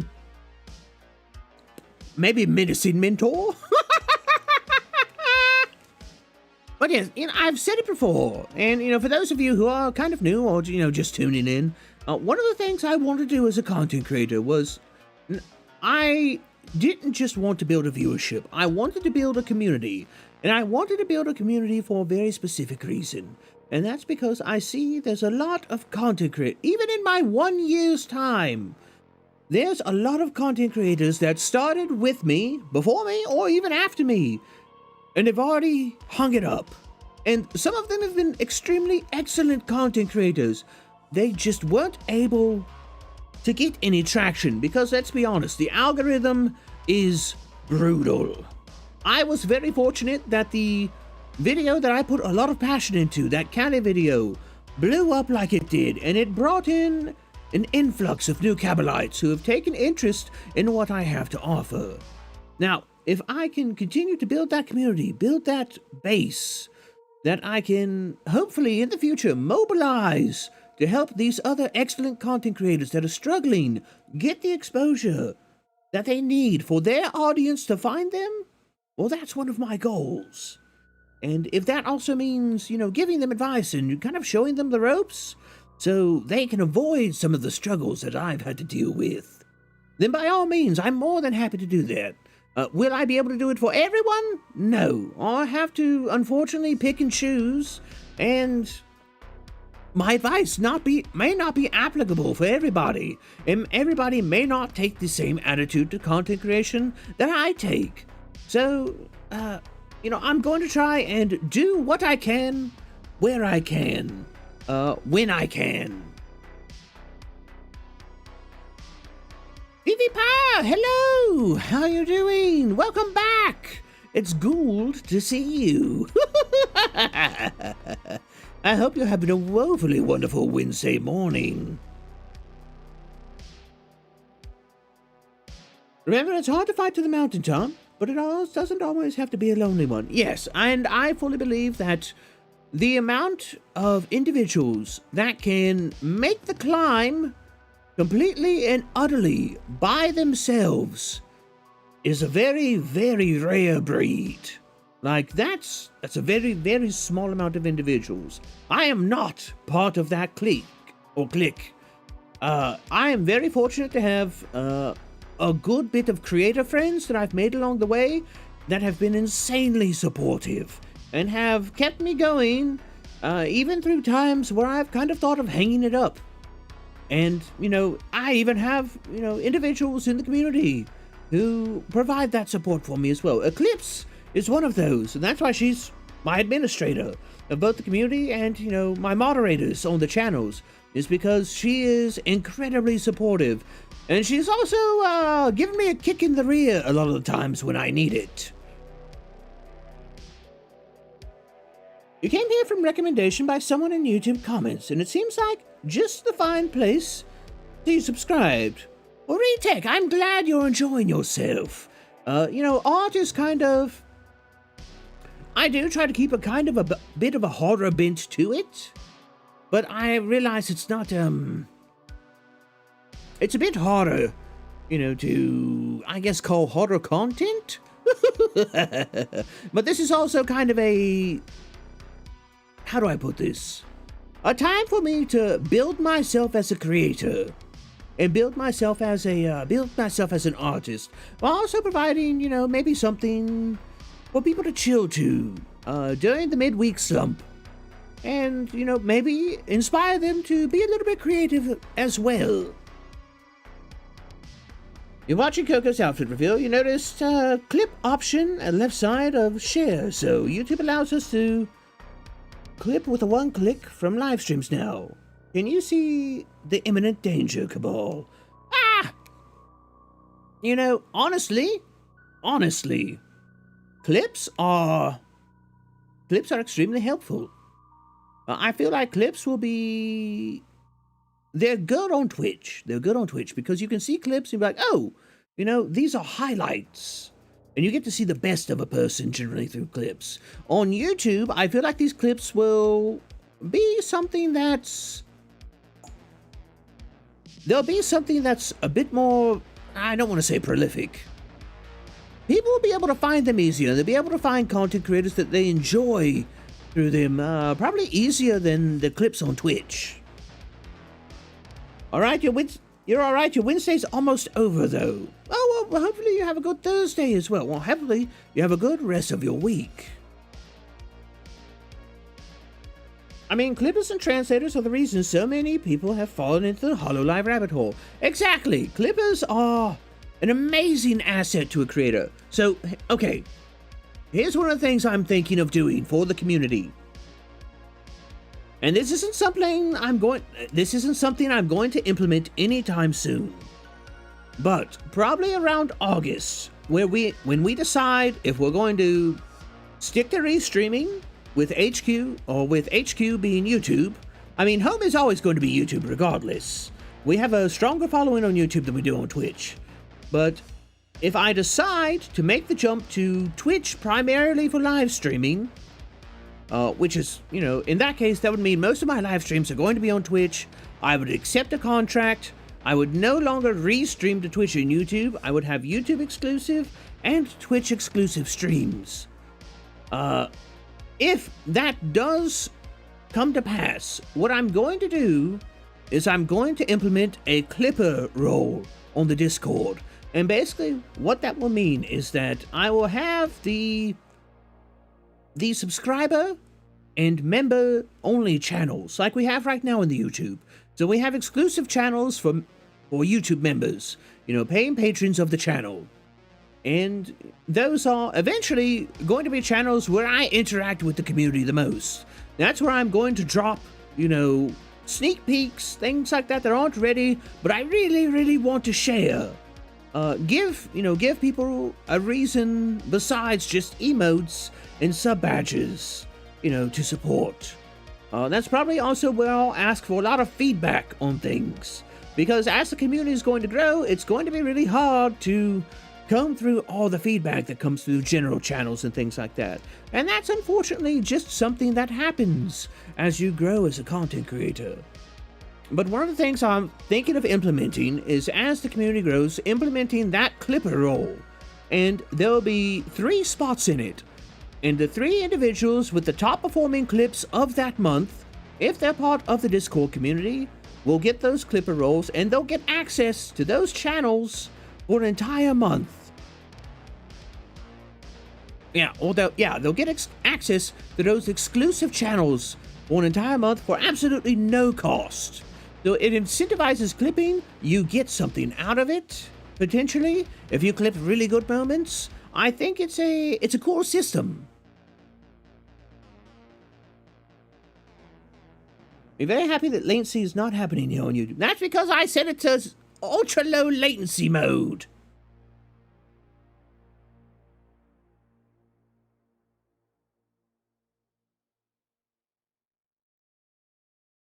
I just looked at other horror live streams. Seems the clip option is under experimentation. Yes, the YouTube clip option is currently in the experimental phase. I don't think it's opt-in. I think they're still only allowing certain channels to use it. So that's part of the reason I don't have it at the moment.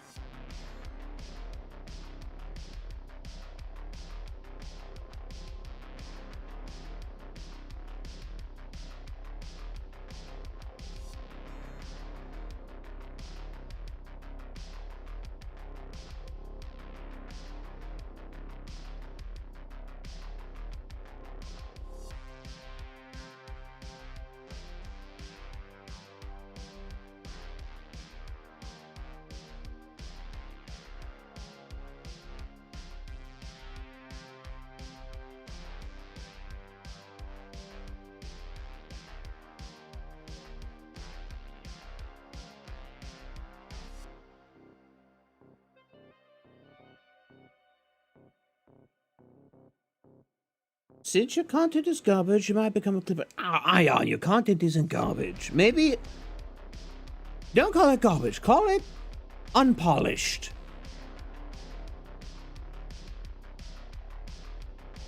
If you want to get most out of recommendations on YouTube, you need to aim for exploding it. Facts. Yes and no, I guess you could say.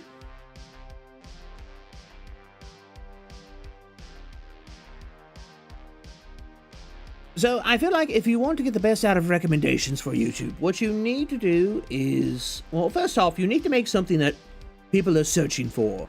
But you need to make something that puts a spin on it. Also, with tags. Tags are very important. I'm going to be completely honest. Part of the reason my Kali video blew up is because I tagged it really, really well. So, a lot of people, when they do tags on YouTube, what they do is they'll put in like one word, and that's a tag, and then they'll put in another word, and that's a tag. What I do is I put in entire phrases. Like for this, I put in Zentreya art live stream, and then I put in like and I put live stream as one whole word because some people type it as one whole word. Another tag was Zentreya art live space stream, and I put Zentreya art live space streaming, Zentreya art live streaming, things like that. Things that people are going to search for.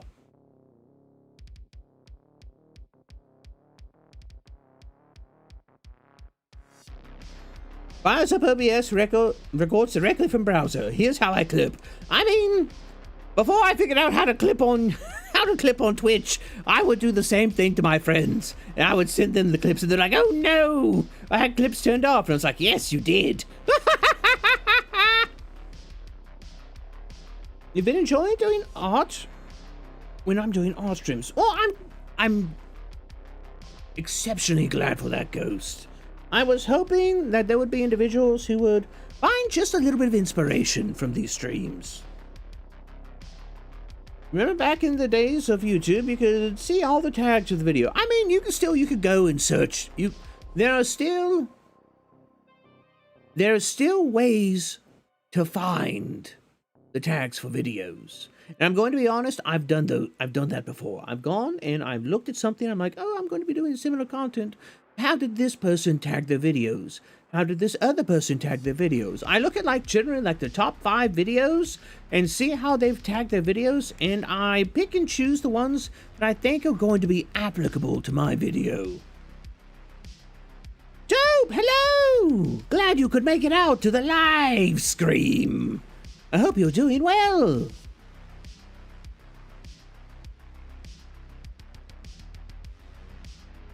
Alright, so we've got the rough draft of the horns laid out. I feel like I kind of... Ooh, there's an idea. Go ahead and do these.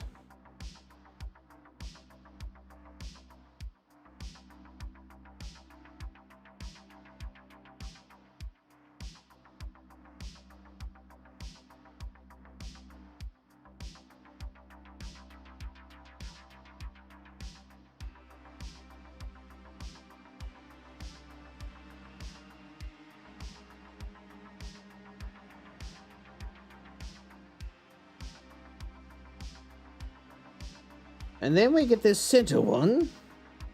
Let's see, what's...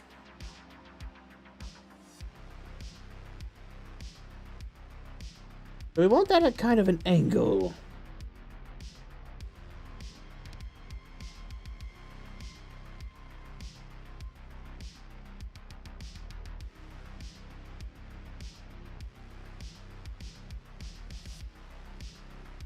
Yeah, I like that.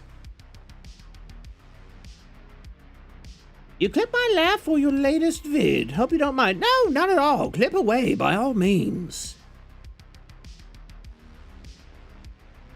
You're doing good? Ah, that's excellent to hear, Dope. Oh man, a Kabhaal laugh for a soundboard. If you really want to laugh, I can give you a good creepy cackle. Just let me know. I'm more than willing to provide. It's not like I'm not going to do it anyways. Sleepy cab? No, focus. It's focus cab. Look, I can't... Hold on, let me see if I can... Can I do this? Can I lower?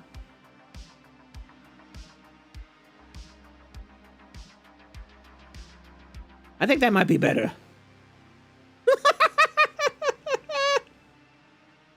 That's one of the downsides to having your tablet kind of in your lap. Okay, now I need to pull my...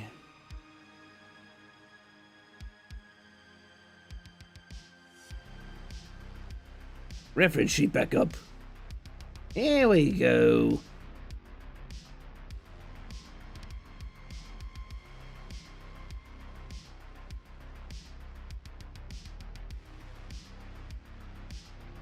Alright. Now I'm back on the right layer.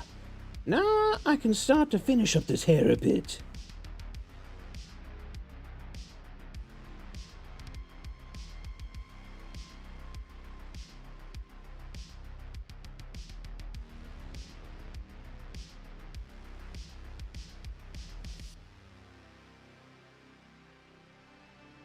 And I think for this part of the hair, what I'm going to do is, first off, I'm going to bring this in a little bit.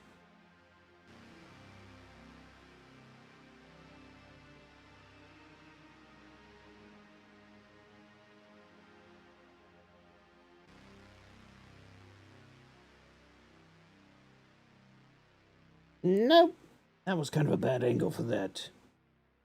Let me do this. Ah, here we go.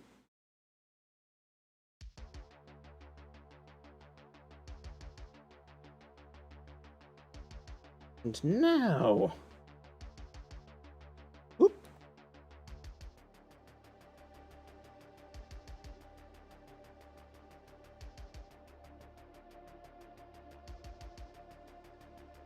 There we go. I like that a little bit more. Let me clean that up, so I don't have to come back later and start looking for things that I need to clean up.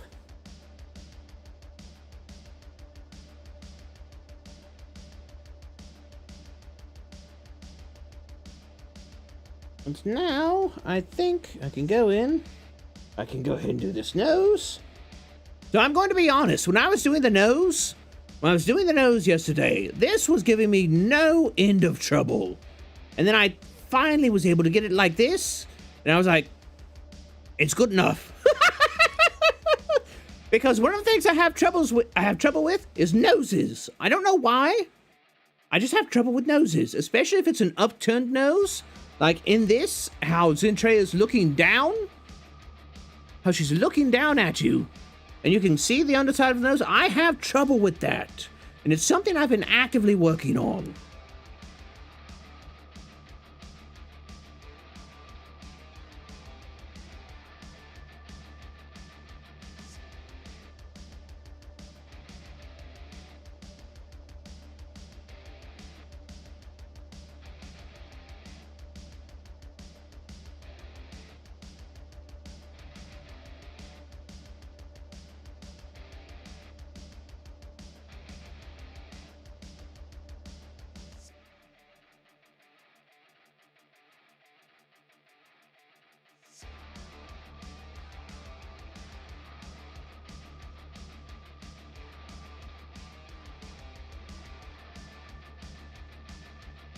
Cap needs a bigger desk. So you notice there's no channel redeem on Twitch. Is that to create an equal balance between the two sides? Or is it a personal choice? Okay, so for those of you who are new here or don't really know my situation, I am a YouTube partner. That means I have a contract with YouTube. That is where I'm monetized at. That's where my membership options and super chats are available at. And I restream to Twitch. Now, part of that is because if I were to sign an affiliate contract with Twitch, part of being an affiliate on Twitch is you are signed to an exclusivity clause. And basically what that means is for 24 hours, any content that I produce on Twitch must be held exclusively on Twitch. That means I can't restream or anything like that. And so that's why I don't have any channel redeems. I don't have a subscription button. I don't have any emotes, despite, broadcasting on the regular to 20 to 30 people on Twitch. Is because if I were to sign that Twitch contract, then I can no longer stream on YouTube at the same time. Now, that being said, one of the things that we're currently looking at is the disparity between YouTube viewership and the disparity between Twitch viewership. And we're gauging that until around August. And at that point in time, if there's still a very large disparity, I'm talking like there's 2/3 more people on Twitch than there are on YouTube, I might sign that affiliate contract. Or I might just shoot for partner. I don't know.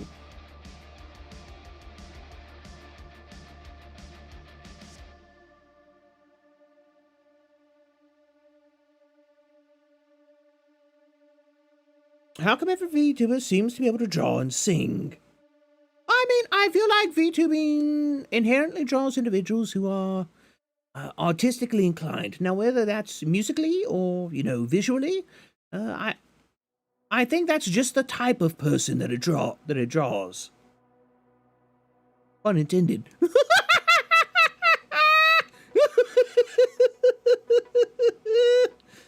You don't have a nose, Cab. Well, to be fair, you don't actually have a nose. Very, very true, and that may play a part in it. Or maybe that's why I don't have a nose. I'm going to draw myself. Fuck drawing this nose. I'm just going to make sure I don't have one. All jokes aside, that's part of the reason I don't have a nose in my design, is I wanted my face to be very easy to draw, but also at the same time very distinctive. He can't draw a nose because he doesn't have one himself. Exactly, I don't have any reference. I need others to treasures I cannot possess. It's dangerous out here, take this. Aw, Anime Stealer, thank you. And I see that those are Lotus emotes. I've got to say, quite cultured indeed. I had a really good time doing that collab with Lotus. It was incredibly fun, and I'm very glad I've gotten to meet her. She is a wonderful person, and I have nothing but good things to say about her, even if she may be a bit hard on herself.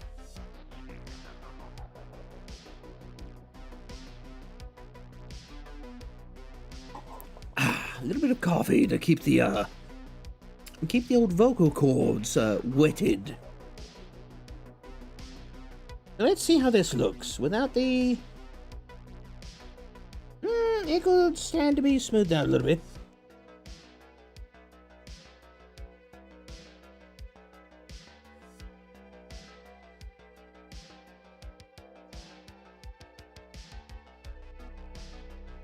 Hence why he has his mouth open all the time. That's how he breathes. Exactly! I'm a filthy mouth breather.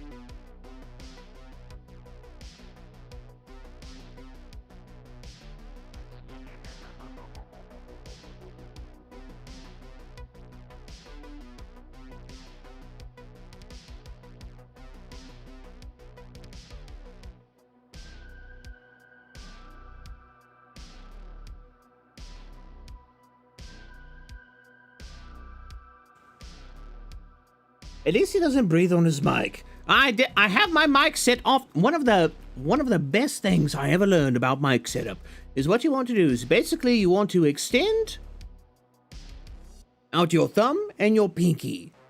And basically, like you're giving the surfer like cool symbol, like I forget what that's called. But essentially, extend them out like you're mimicking a phone. You take that and you put it from your mouth to the microphone, and you stick it off to the side. And so that way, even if I talk, I can go, and I don't breathe into my mic. Whereas if I were to have it directly in front of me, I go, and you can still hear that.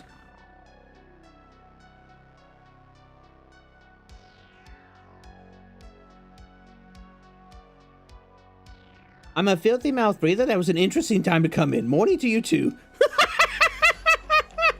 It never fails. Well, hello, Locke. Glad you could make it out to the live stream. I hope you're doing well. In case you don't know, we're trying a little bit of Zen today. Cap tip plus ASMR. Ooh.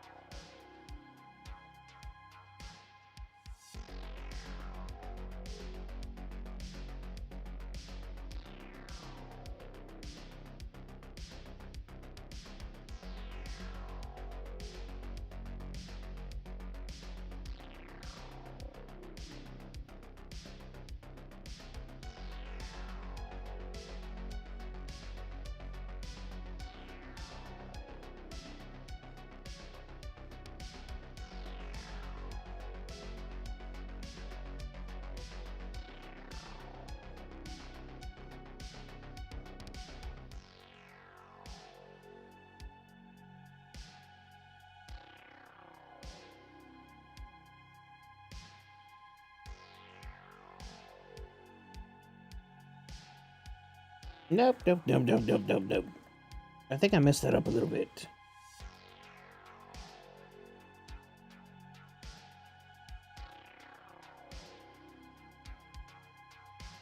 So what I'm going to want to do...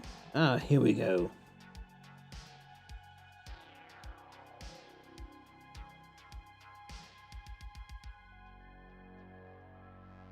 And then that's where the shadow will be.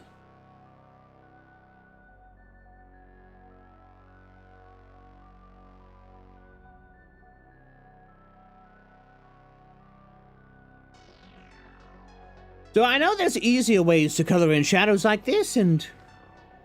Ooh, hold on a second. Warrior Shade, thanks for the follow over on Twitch.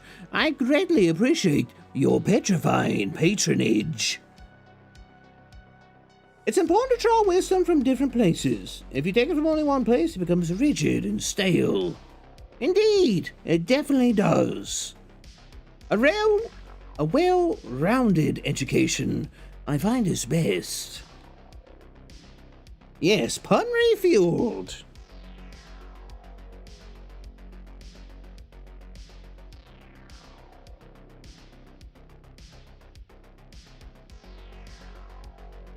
You know, if we do decide to go with Twitch, I think that's going to be one of the redeems, is read my pun.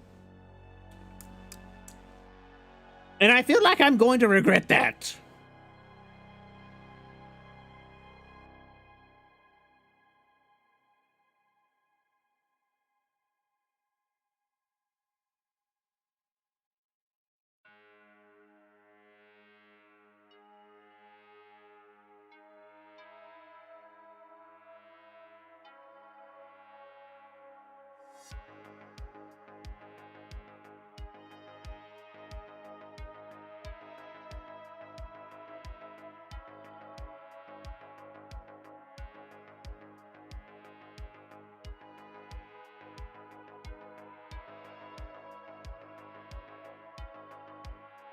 What was I going to say? Oh no, so many brain cells will be lost? I mean, probably.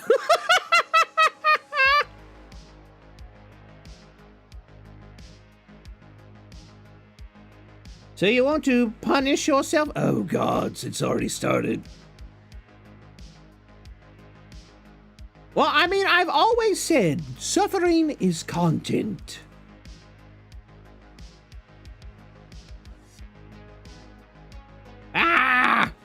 I moved my reference sheet and reset the size. There we go. Now it's back. What was I saying before? I know what I was going to say. So I got this comment before, and it was, Cab, there are easier ways to fill in these shaded parts. Then going in and drawing them in. And yes, I know there are. But when it comes to these smaller portions, especially around areas like the face, these are areas I like to do by hand. And, you know, maybe in time that will change. But for right now, this is just how I like to do it. Now, when it comes to larger parts, like when we were doing the, shading on Percy's legs, yes, for those, definitely I will use a field tool or something like that. But for these smaller, more kind of delicate, thinner shadows, I feel my experience so far is that the field tool doesn't quite do the job, and I have to go back and clean it up.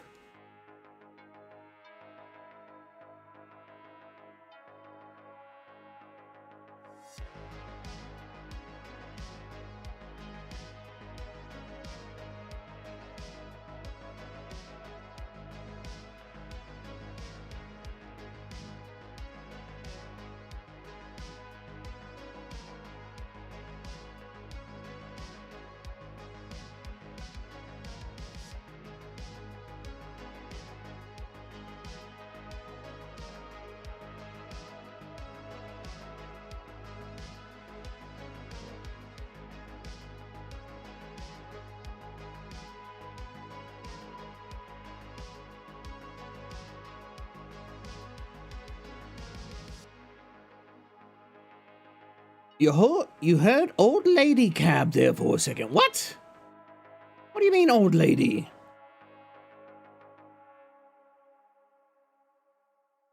Oh, a pun redeemed? Don't tempt me.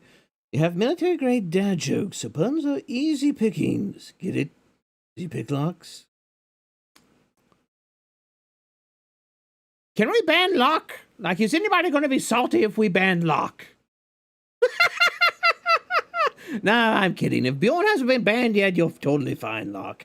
And, you know, I groan at the prospect of puns, but I really do enjoy them. I think they're terribly clever.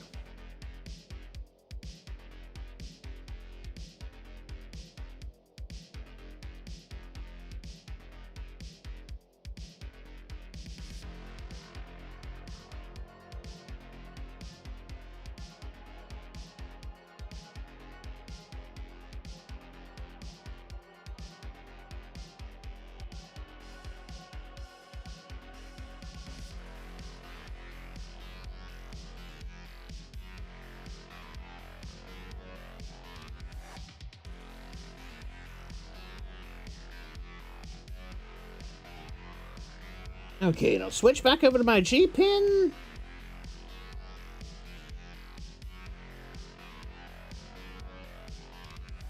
Shadow. And we'll go ahead and... Oop, nope.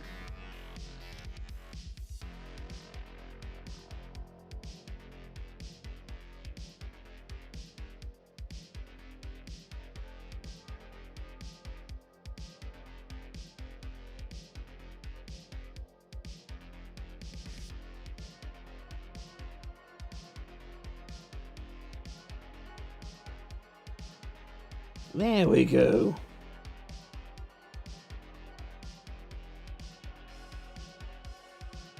Whoop.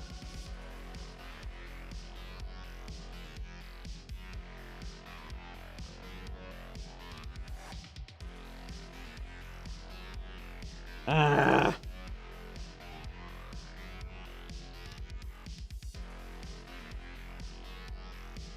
There we go.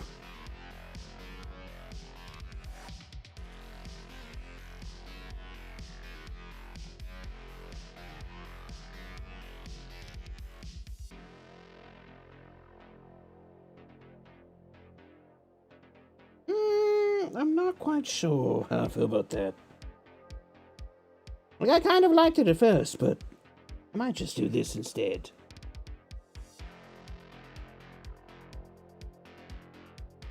Ooh! Ooh, that's an idea.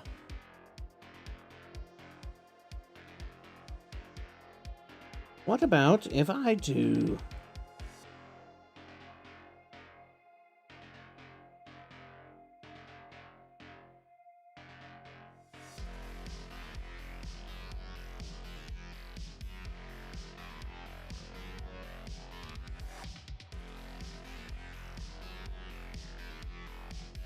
Now that's interesting. Is that too much shading on Zin's face?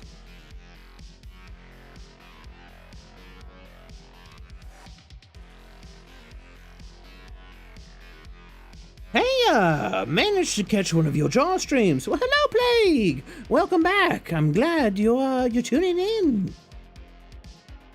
Right now, we're drawing just a little bit of a dark fantasy Zentreya. It's a work in progress for sure, but I think it's coming along pretty good.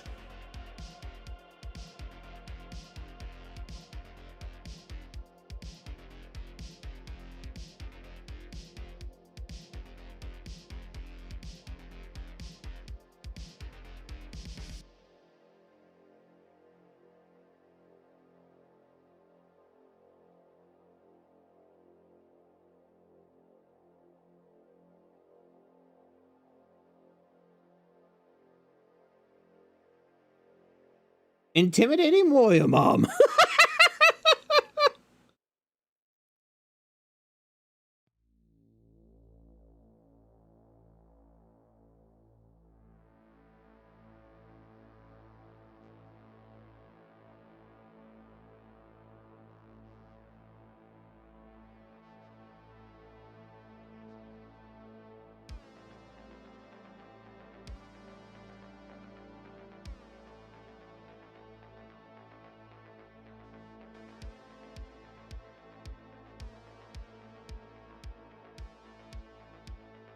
She's gone full genocide. Is this when Zin had enough puns in chat? I mean, probably.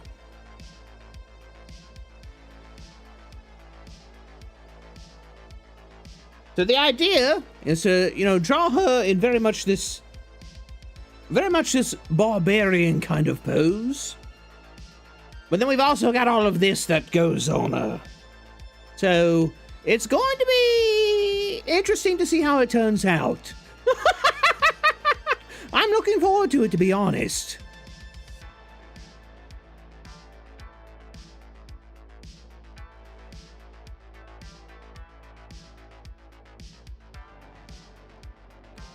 Damn, she buffed me like... I figured people would like muscles in.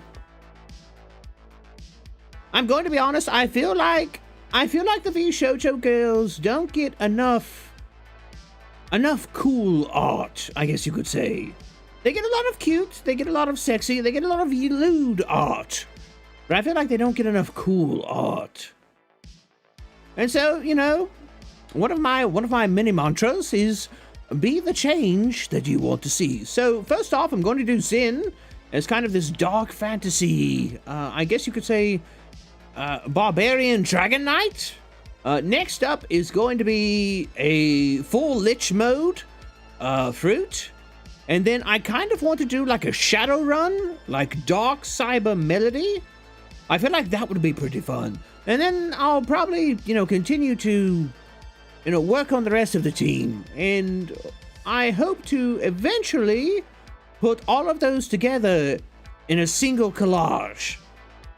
I think that would be cool.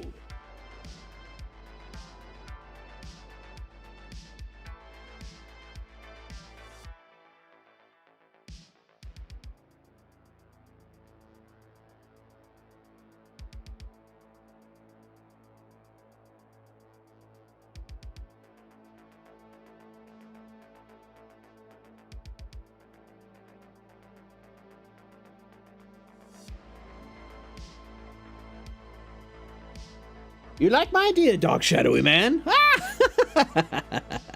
I'm glad. I felt like it was a good one.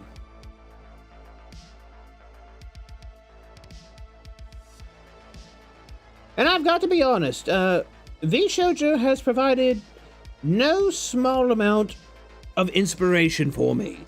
So being able to, do something for each of them and, just be able to give it to them, I think, it's nice. It's something I've wanted to do, but I wasn't really sure how I wanted to do it. And, I'm not expecting anything out of it. I don't expect to follow. I don't expect, to obtain any viewers for drawing any of them. Because I think our demographics are incredibly different. This is just something I want to do.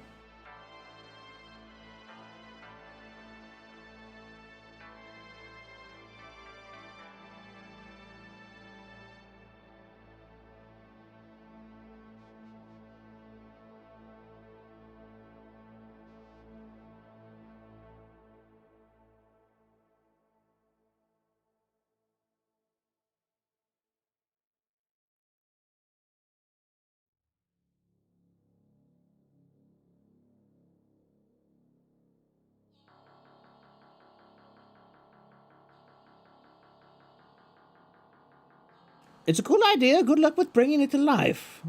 Vshojo Dark Arts Marathon. I mean, I'll definitely put the time lapses in their own separate playlist. And that's an idea. Vshojo Dark. Ooh, I like the sound of that. The collage will be easy because I'm just going to be taking like all of these that I draw and basically putting them into a single picture. Kind of like their, kind of like the initial, what was it called? The initial lineup photo that they had when they were announcing Vshojo, something kind of like that.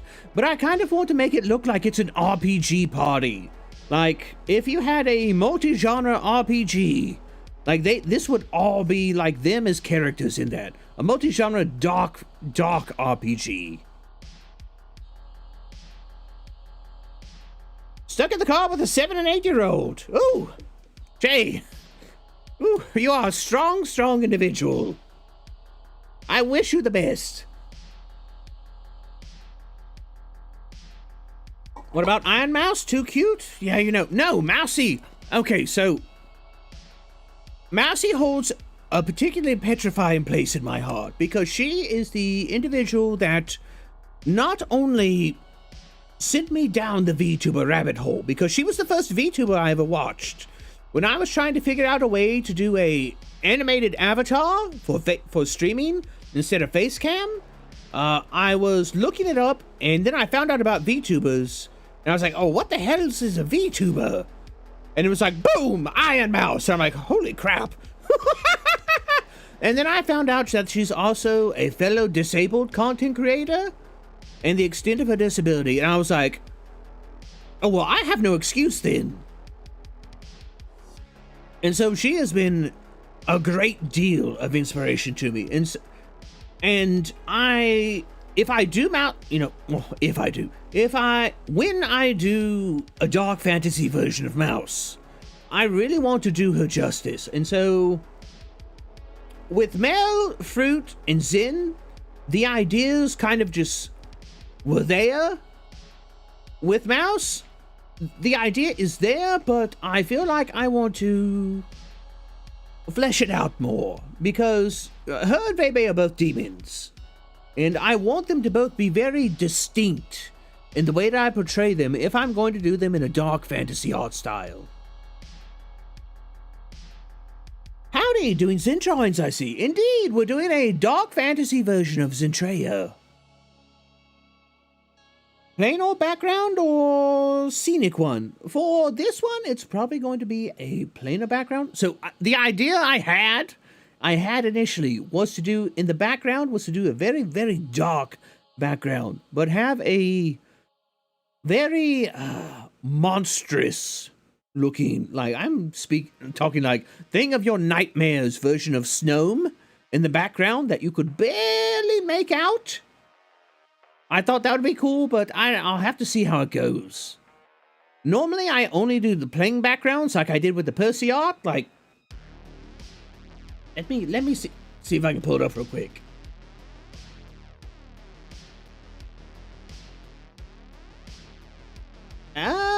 isn't it?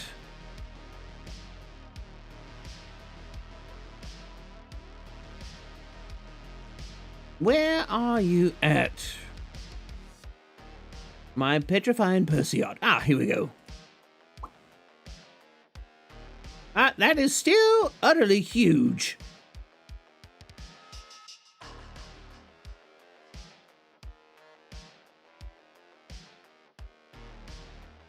So this is the type of background that I normally like to do. I like to do that purely flat background with a bit of an with that white outline that makes it stand out.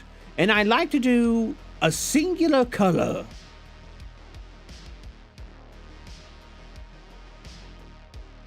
Mousy with a sandal is a one-handed weapon. If it wasn't dark fantasy, definitely. This is going to sound cheesy, but I want the pictures to be kind of serious. I don't want them to be quite so memey.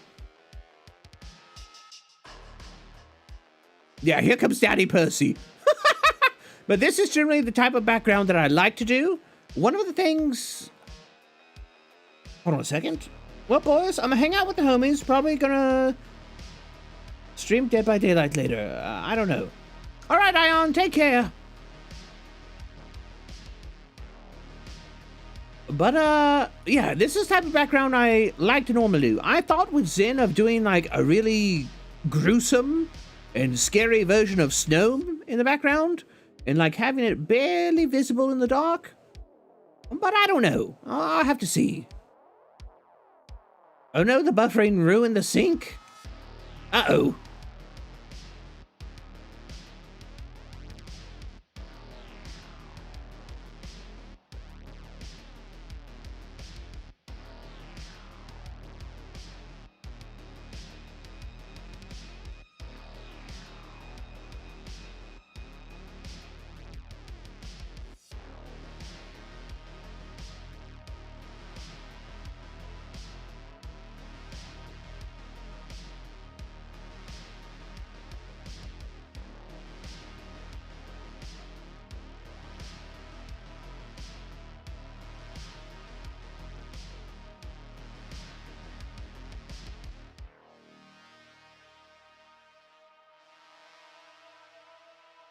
Or maybe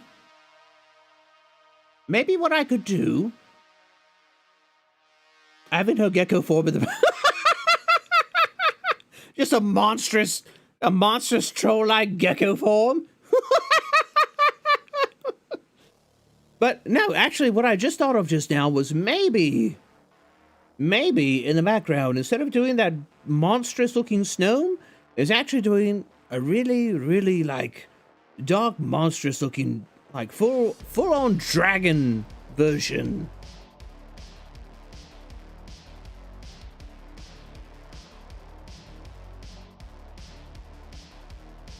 We'll have to see. I'd have to sketch it out and see what I thought about it.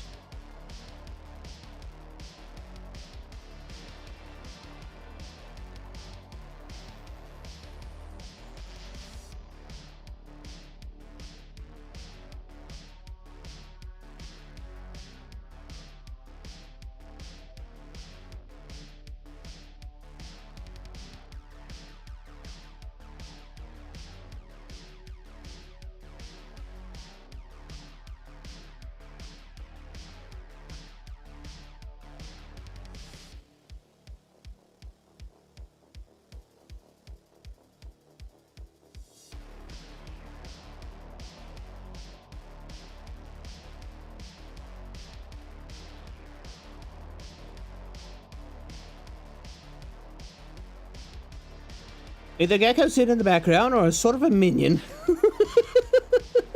If I do something, I want it to be monstrous. Idea. Iron Mouse sits on Sea Dog's back while Sea Dog is on all fours and a chain collar in the neck. Too much? But yeah, maybe so. I mean... The problem with that is I'd have to draw Connor. And nothing against Connor. I think he's a wonderful content creator, but I have trouble drawing real people. Odd, I know, right?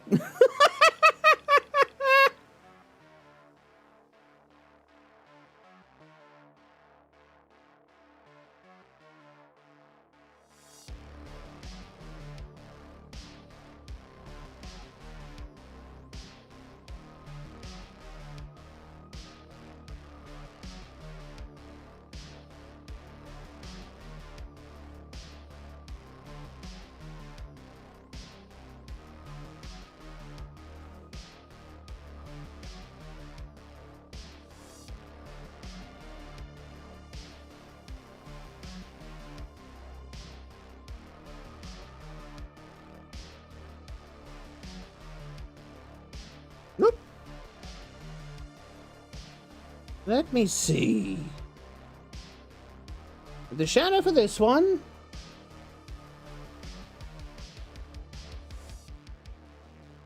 Going to kind of come out like this.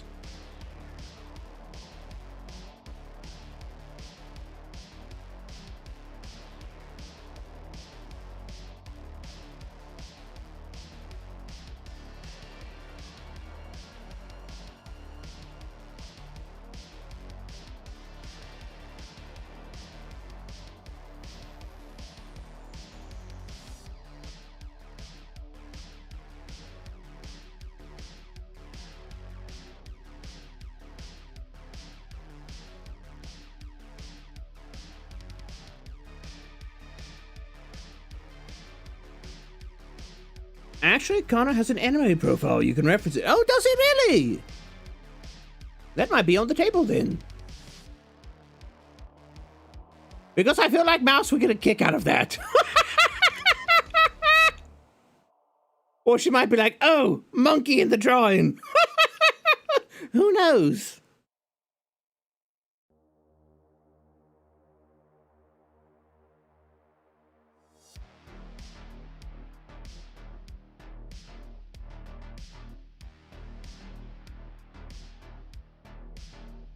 Oh no, what have you what have you done?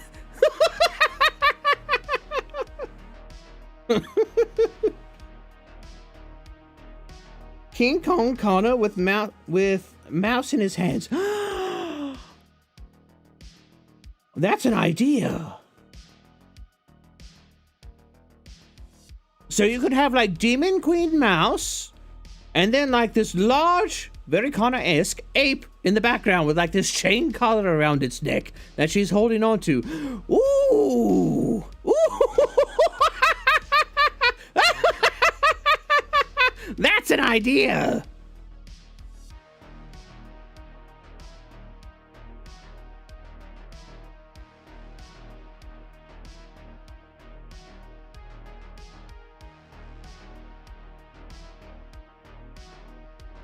Monkey?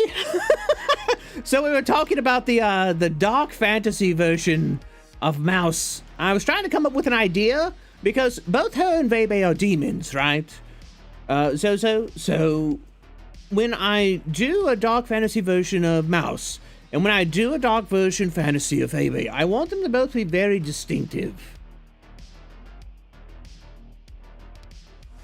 All of my yes?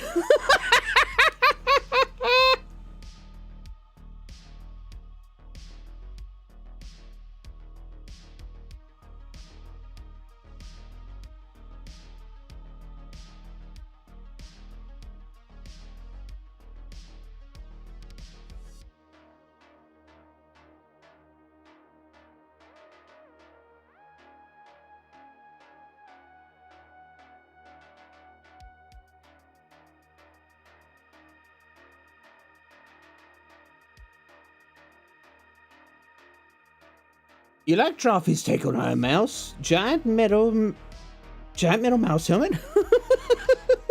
She's got the Beastmaster job. Ooh, there you go. In a party, she's the Tiefling Ranger. She's tamed the wild Connor.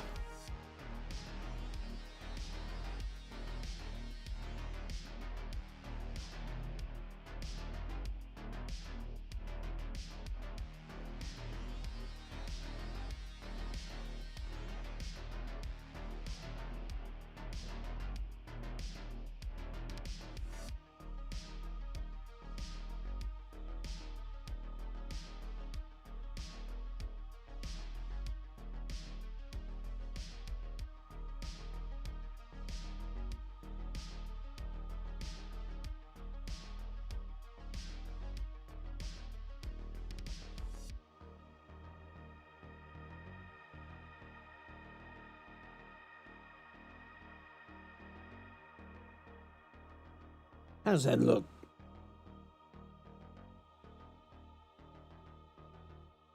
I'm not quite...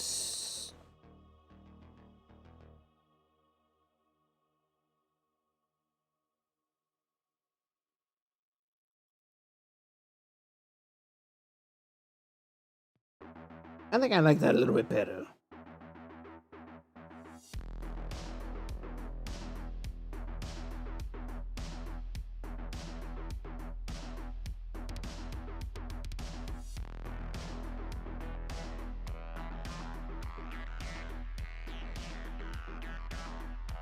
Whoop! Wrong button.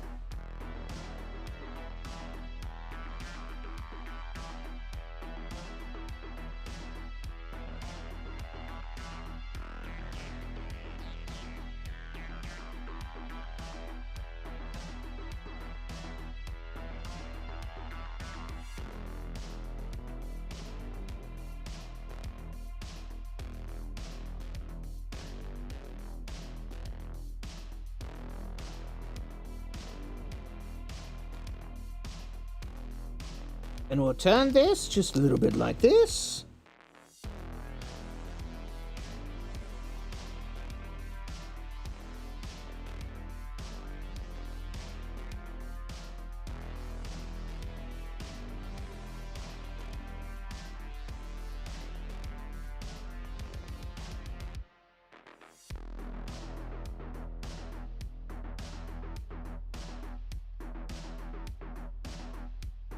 I think that looks good.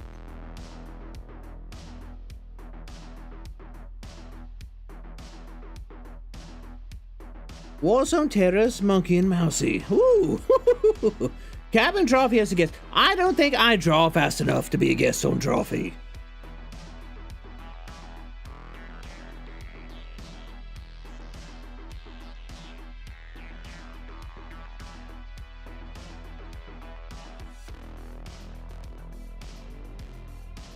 So with Melody, I was thinking something definitely kind of Shadowrun-esque.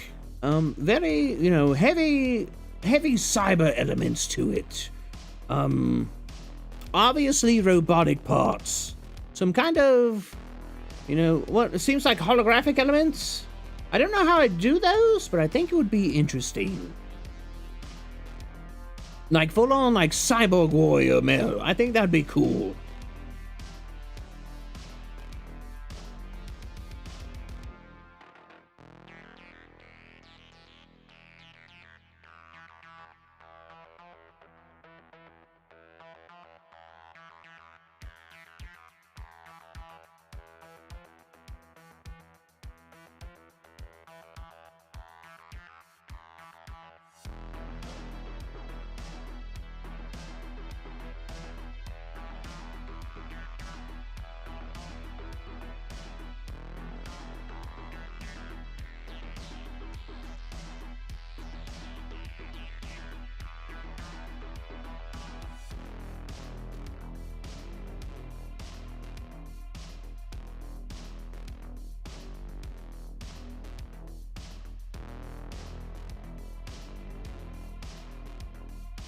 So cyborg Melody? Essentially something like that.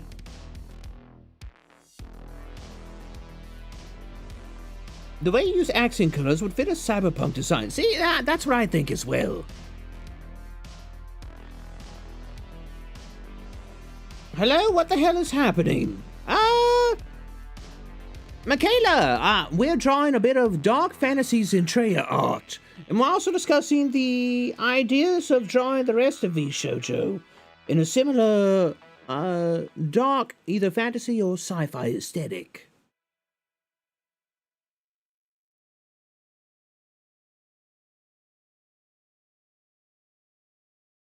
Right now I'm working on the, art for Zen at the moment. Trying to get the shadows of the face and everything laid out. And then I'm going to start drawing her armor and everything. Because I need to get that laid out before I can start doing things like her axe and her wings. Because I need to see which portions the armor is going to cover. Okay, you were confused. Oh, you were confused by the restream bot. Oh, no. Oh. So, here's the thing, is I am a YouTube partner. YouTube is where I call home, and it's also where and I think my music has stopped. Oh, nope, there it goes. But YouTube is where I call home. It's where I monetize, things like that. I do not have an affiliate contract with Twitch because that would lock me out of streaming to both platforms at the same time. And so Restream Bot is essentially the bot that connects my YouTube stream chats and my Twitch stream chats so they can communicate with each other and read each other's messages.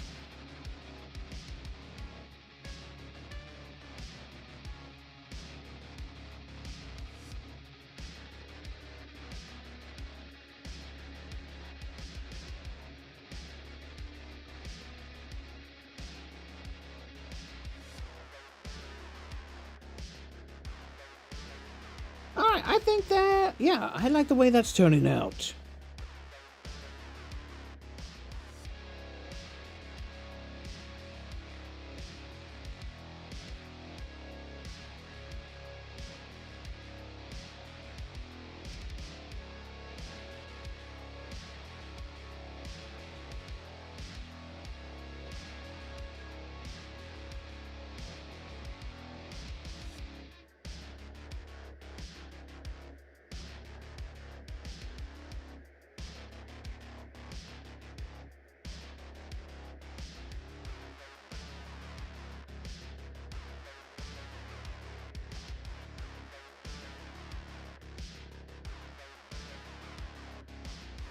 Oh my, so if I were to be an affiliate, you can't stream on YouTube. You can stream on YouTube, but you cannot stream at the same time. You have to wait 24 hours.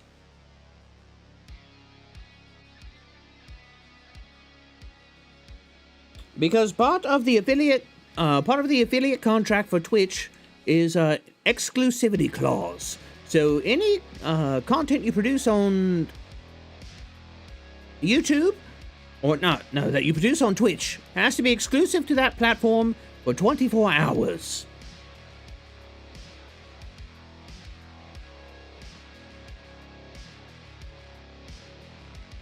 So long as Cap doesn't go to Billy. I've heard of Billy. I don't think I have the language capacity for that audience.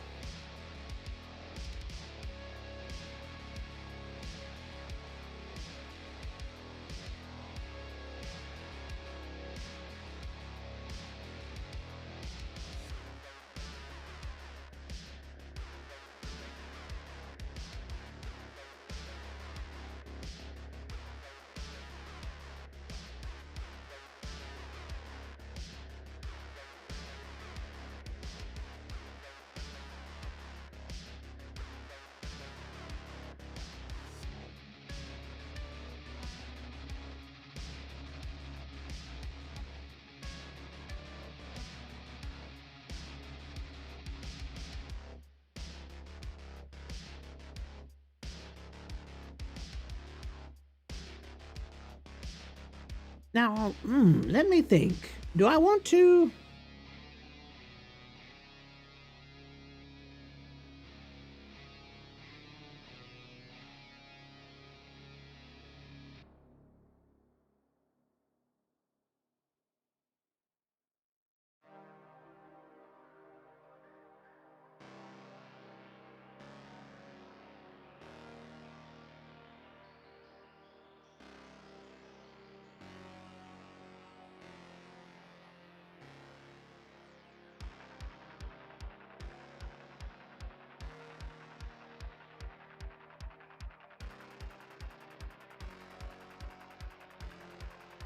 I thought you couldn't stream the exact same content on Twitch.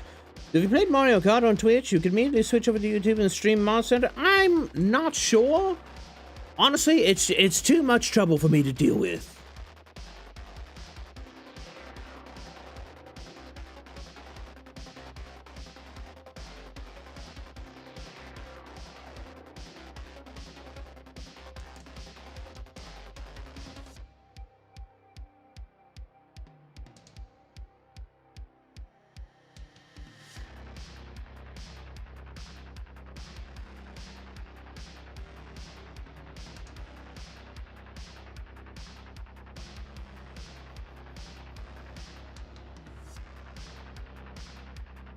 Michaela, thanks for the follow over on Twitch. I greatly appreciate your petrifying patronage. Drawn on a different layer for the shadows. For the face, no. For the rest of the body, I will be. But I kind of want the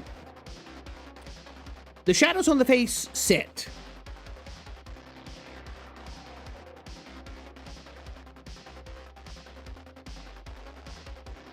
Kabhaal, what do you think about this new VTuber that's sprung out recently? Zentreya, I think her name is. I like her model. I haven't watched her, to be honest. I've seen her around, but I haven't watched her. I'm a bit too busy. I make some time to watch my friends that I'm particularly close with, but I mean, she looks cool. Still sounds like a stressful schedule switching between YouTube and Twitch. And see, that's one of the things, is it does seem, to me at least, it seems like it would be rather stressful having to juggle the two. That's why I like my restreaming. It's clean, easy, efficient. I can hit both platforms at the same time, and I have my time in between to do whatever I need to do to either prepare for those other streams, or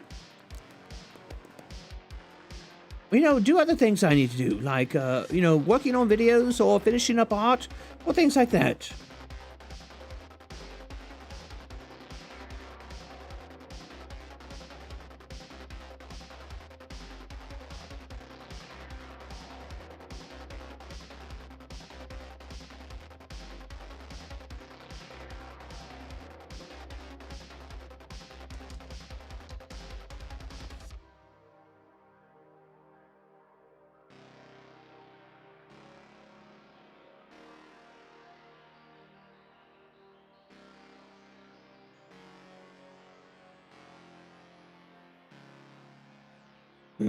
Do I want to do the hair now? Or do I want to leave that till later? I'm not quite sure. I'll tell you what I can do, though.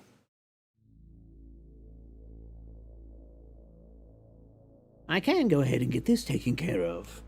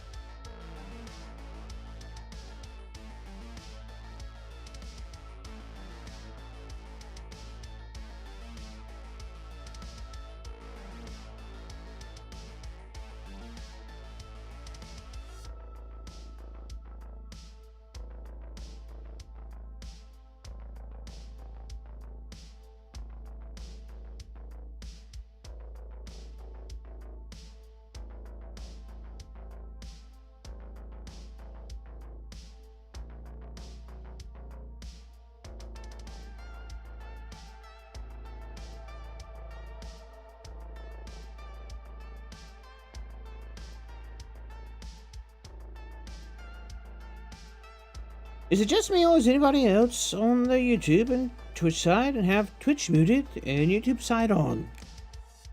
Not a question.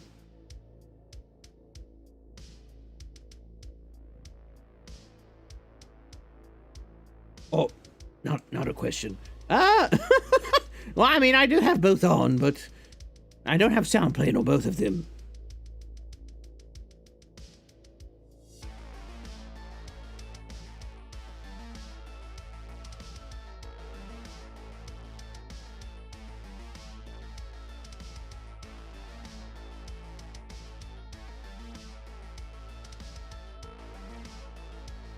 Is there a distinctive difference between the audio quality of the two? Because I wasn't aware.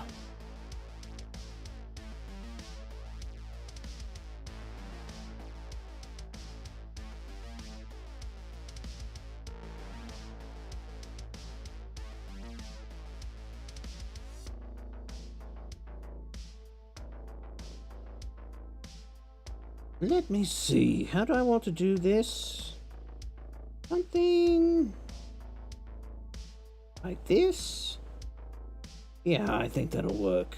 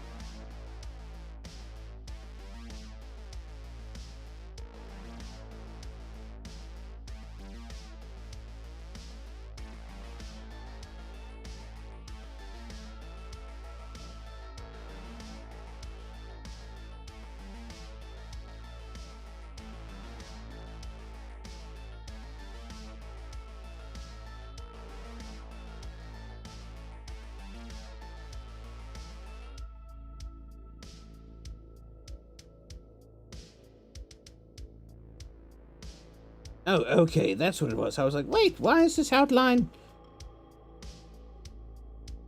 It's because I'm not very smart.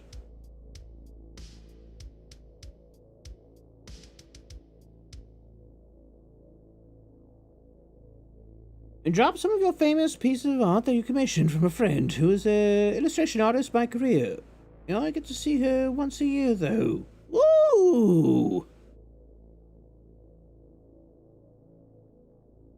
One of the pieces she reprinted and auctioned it for charity for over $2,000. It was awesome that she chose. Wow, $2,000 for charity. That's I've got to say, I'm impressed. Not only is that a wonderful thing to do, but wow, that's a lot of money for charity. Good on them.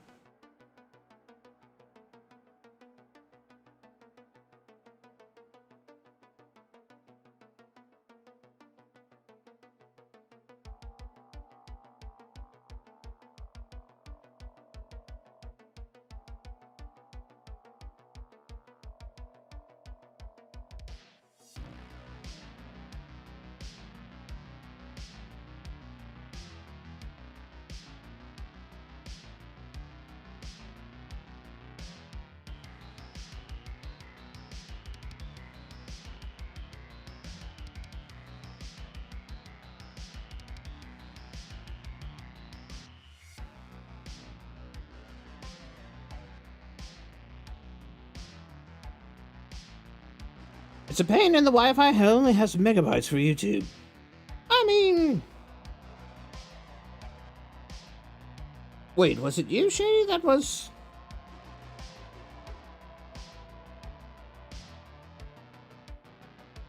Oh no, it was Shiki. That's who it was. Now, if you have to put me in like audio-only mode or something like that, you know, by all means, do it. Or if your internet just isn't cooperating, like, don't feel bad if you can't tune in.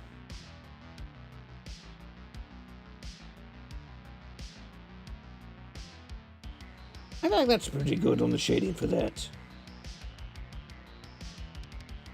I can actually...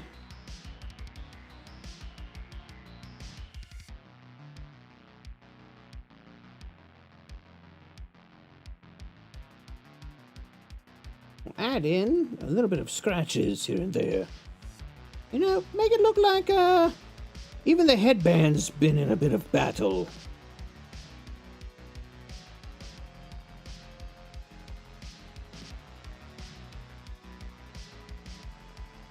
Yeah, I like it.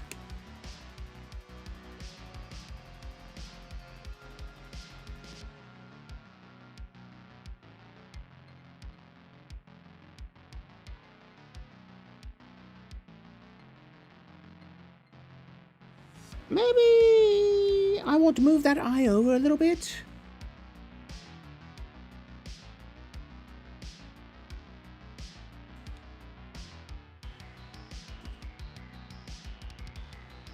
You know, the other Shiki confuses me a bit since Camp calls us the same way. Sorry! I'm bad at names, so, you know, I try to... Generally, I shorten people's names because, first off, I'm bad at pronouncing whole names. Second off, it's a bit more familiar, and I feel like people enjoy familiarity.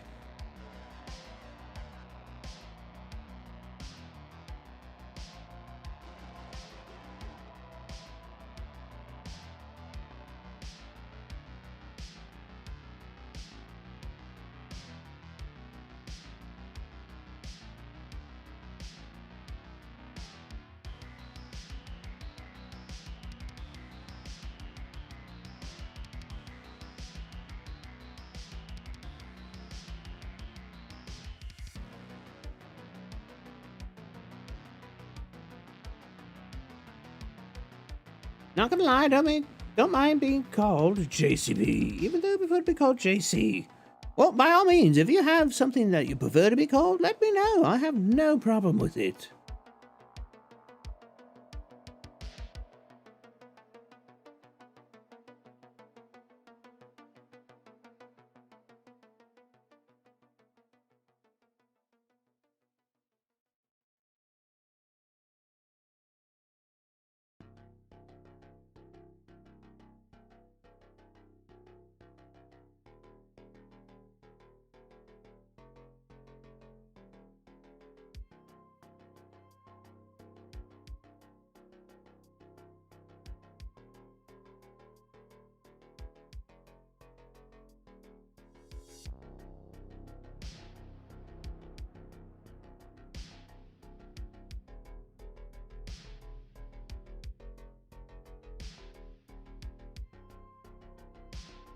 Oop.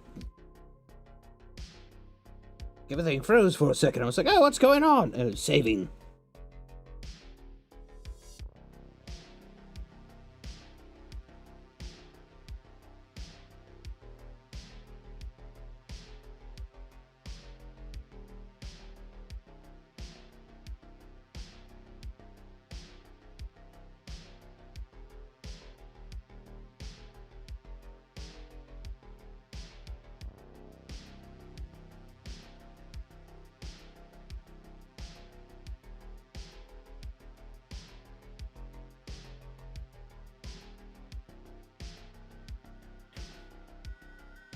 Remember whenever I follow someone new, they struggle to say my full name. Either they call me official or something else that's barely close to what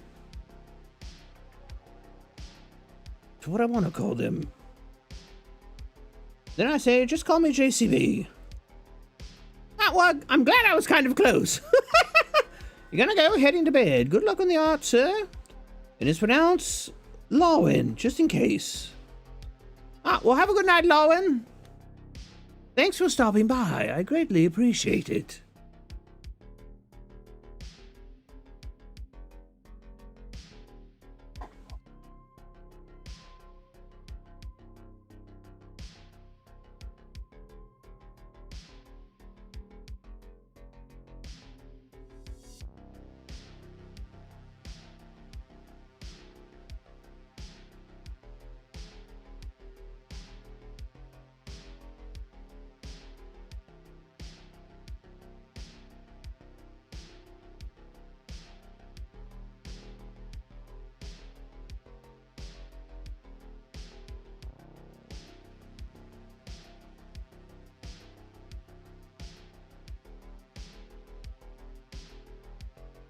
Let me see.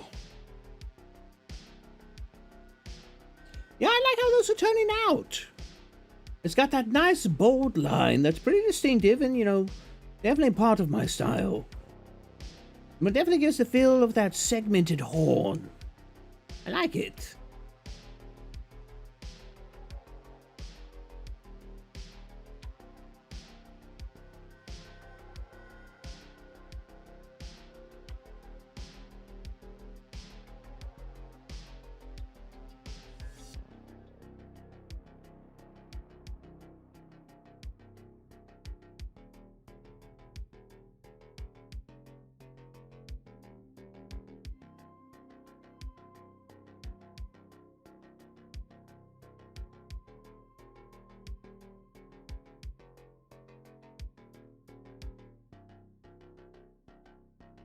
Oh no, that line's a bit too thick.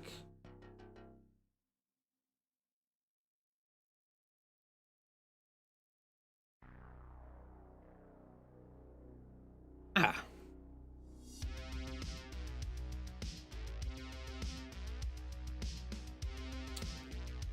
You thought I said segmented whore? Too much Game of Thrones lately. Eclipse. Hello, you're back. Welcome back, Avino.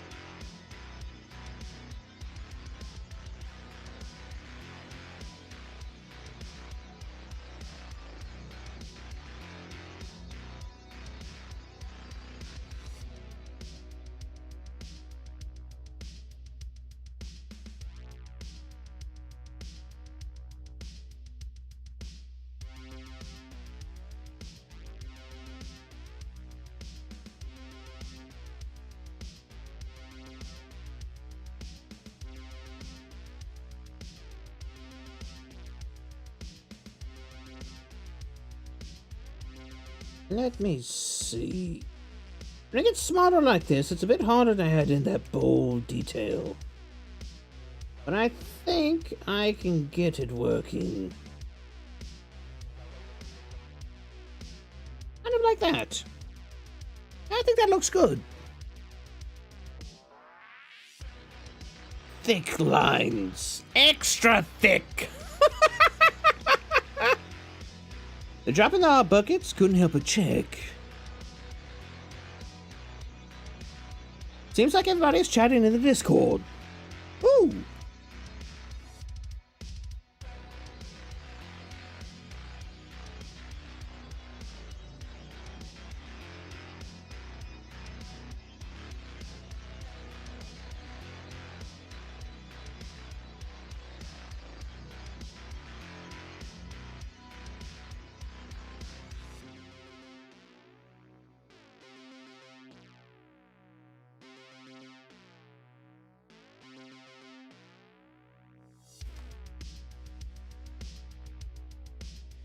Ghost Papa's popping off with art.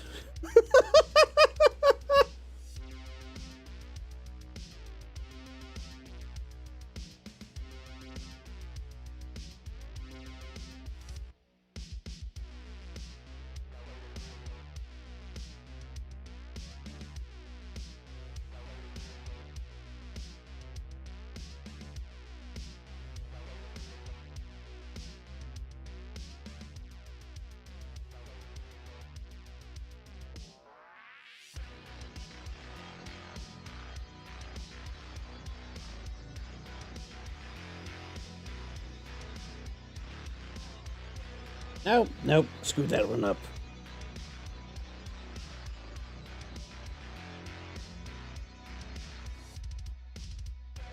And now, I just need to bring in these connections.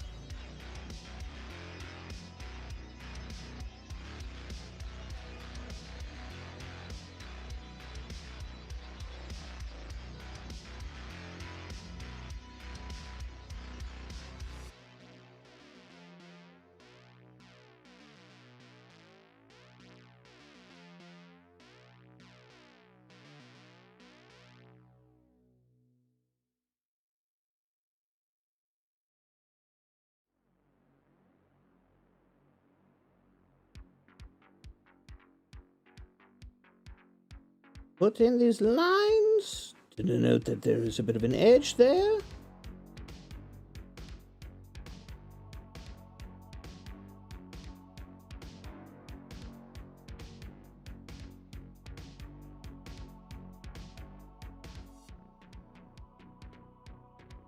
I wonder.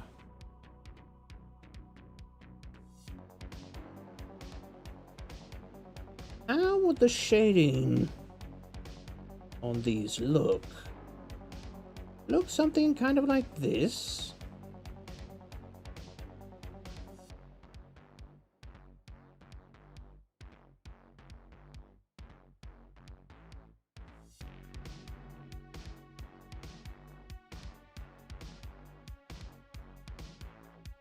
I think it would. Yeah, and bring the shading down like this. Gonna shade this as one whole part, so if I don't like it, I can just erase it.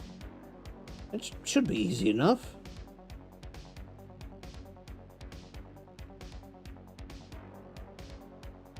So kind of have shading on the horns, kind of like that. And very stark, dynamic shading. I kind of like it.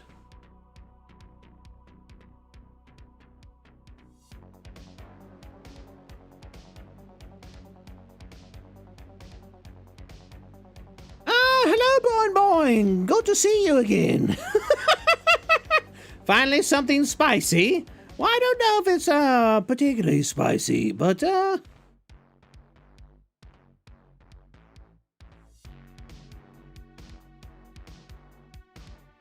ooh, an art software and equipment list. Are you talking about what software I'm using and what equipment I use?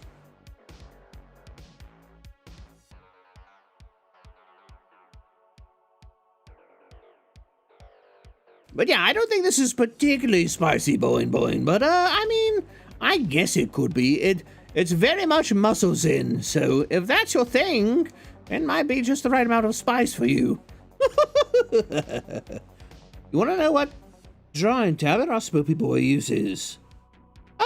So I use an XP Pin Artist 12. It's the first screen tablet I've ever had, so I feel like it's a good starter. And for my drawing program, I use Clip Studio Paint. I use the not the pro version.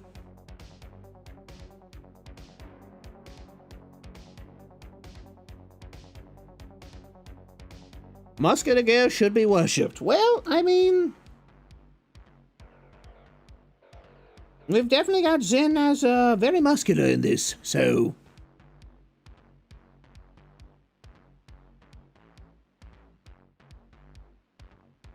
Let me switch over here. I need to export this so I can pull it up as reference as I start to draw it. So give me 1 second.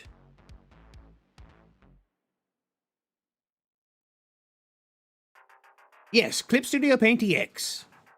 I think that's what it's called.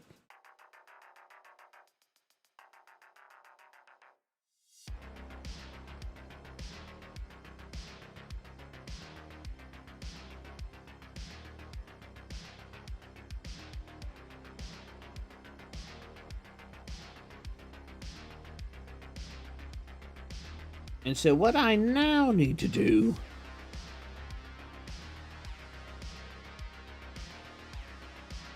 Chaos! Thank you for the follow over on Twitch. I greatly appreciate your petrifying patronage. The leg armor looks dope. I'm glad you think so. Cab, what would you say the most underrated horror movie is? Underrated.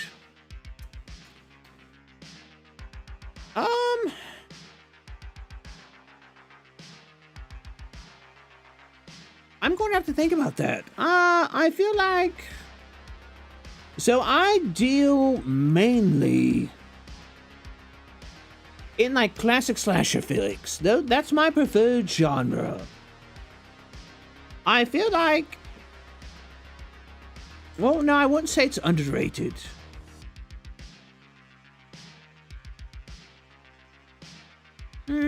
That's a pretty good question.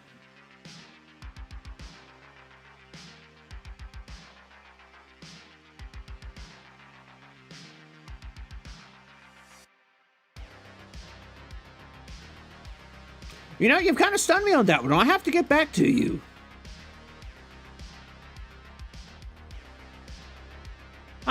No. Oh. Well, this might be a bit of a hot take, I guess you could say. I feel like Event Horizon is a bit of an underrated horror movie. Yes, I know it has a very loyal following, and I know a lot of people like it, but I feel like its contribution to the sci-fi horror genre is kind of overlooked in favor of things like Alien or Aliens. Aliens was kind of more of an action movie, I guess you could say.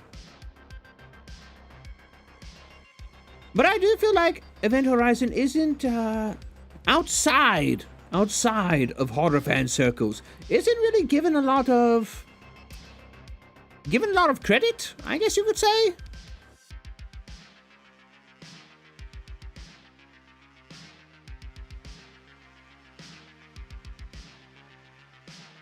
You got a horror story for me, guys, called Taxes and Bills. I mean, I tend not to deal in real life horror. I prefer to stay, a bit fictional. But definitely, yes.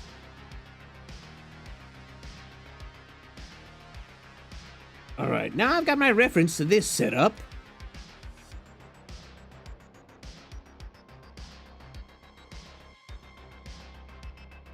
You're just watching Glorious Bastards and Django Unchained. It made me realize Tarantino just ignores bullet physics, and it's amazing. It's all for the sake of theater.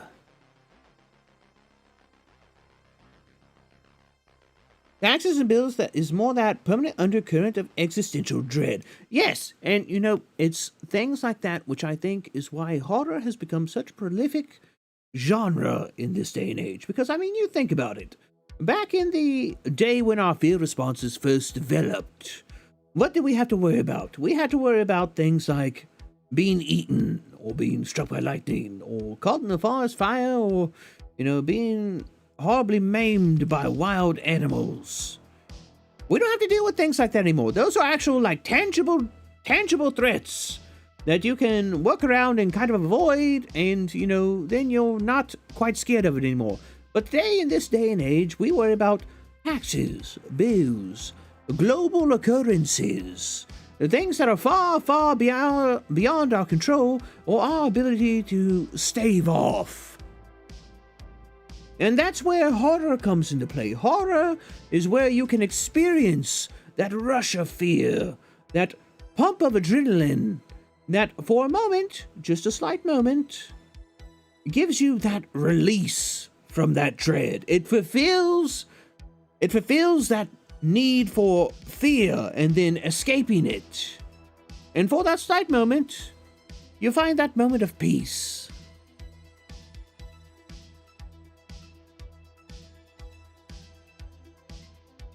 See you next time. Remember, tax evasion is bad. Of course, definitely. Have a good one, boing boing.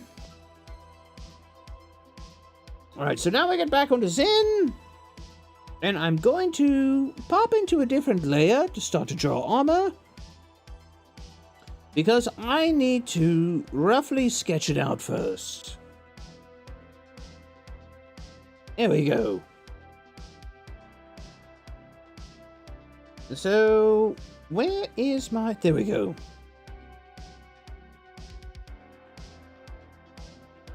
Pull up my reference sheet that I just exported. And we're going to switch over to a pencil layer. And so we're going to buff the bust a little bit because I felt like I didn't do it justice.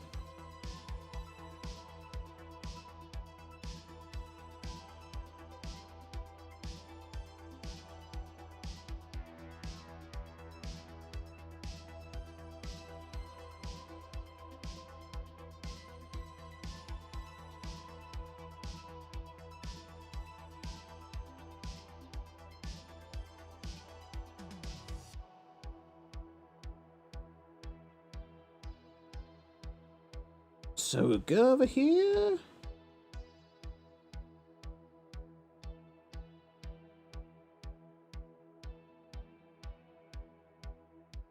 Start to draw this on here.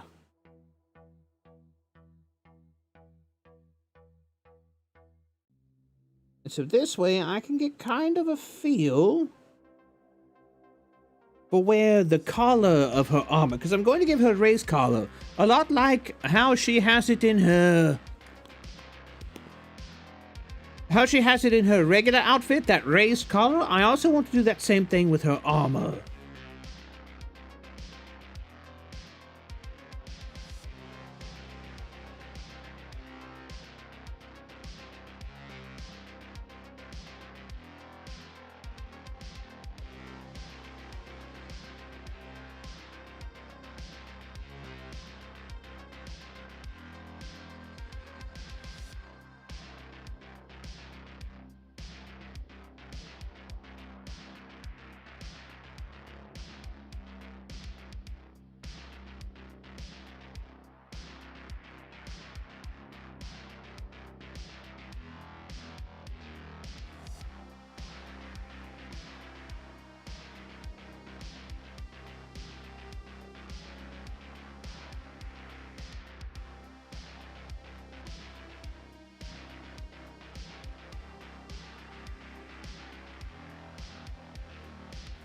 Cap, have you ever seen a movie called Awake? The premise is a solar flare hits Earth, causing a worldwide blackout, and also has the added effect of removing all humans' ability to sleep. That movie sounds familiar. It really does. And I might have seen it, but I might not remember watching it. I have a terrible memory.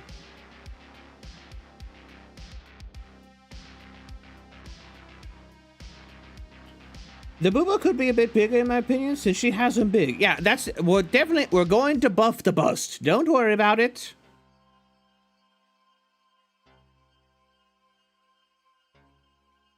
If you ever create a movie, I'll make the villains attack already that...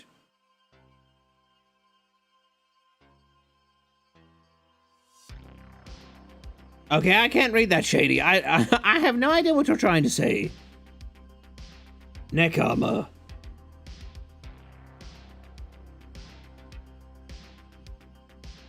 Important to protect those? Yes, because decapitation is bad. Definitely bad.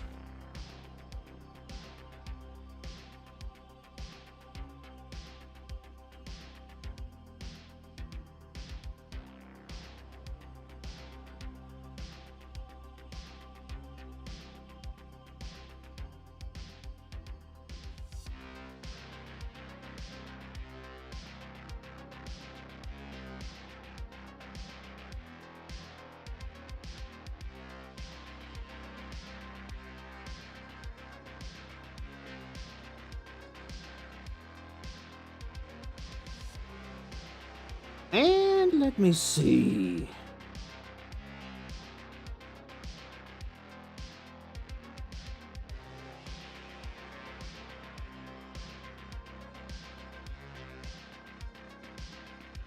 So what we're going to do is then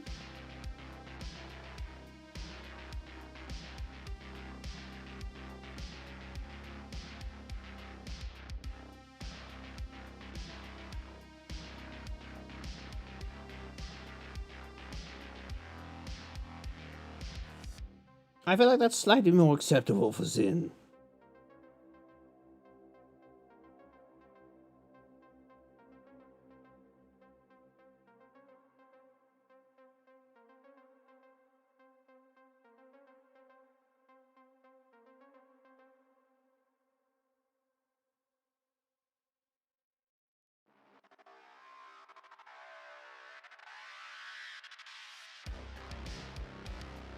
Hajime has the planetary. Hajime is just a she's just memed the level of her busts.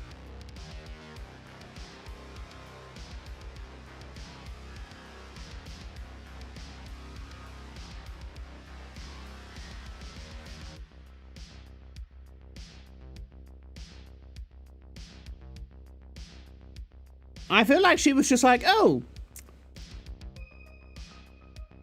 how can I annoy Zin and Silver? Oh, I know.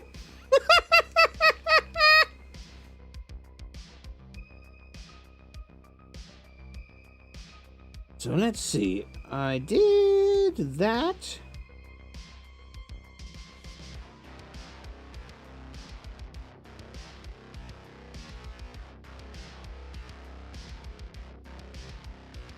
And so the armor is going to kind of go like that.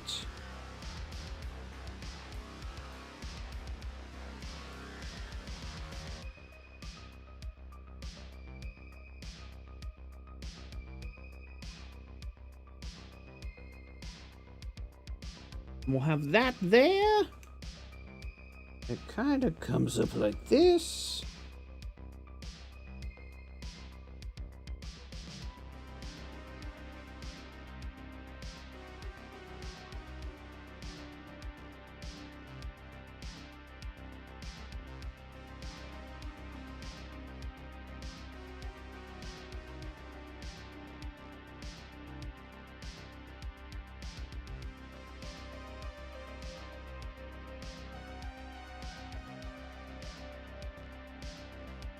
Yeah, that's how it goes. And then we have the vents here, here, and here.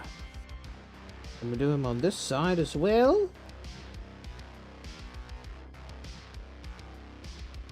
And then we have our raised collar. And I'm gonna have to...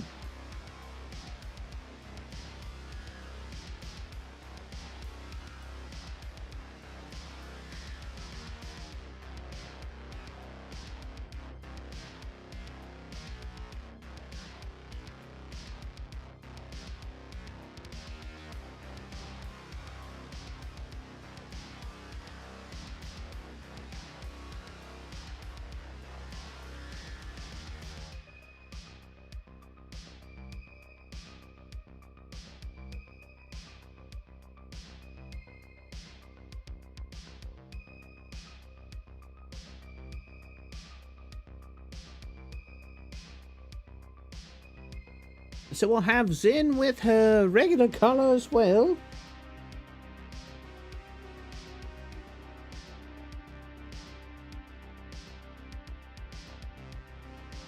Oh, wait, let me look at that real quick. Where's my... No, go away, you. Where's my regular reference sheet?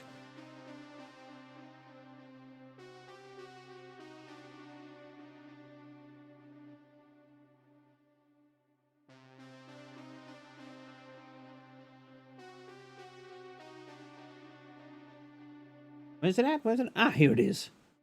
Alright, so her color does sit rather low.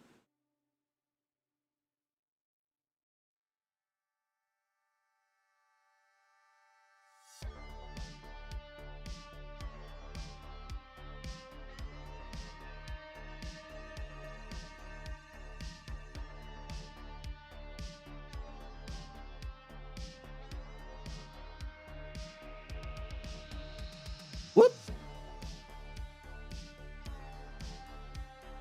You can see Discord? What the? Whoops!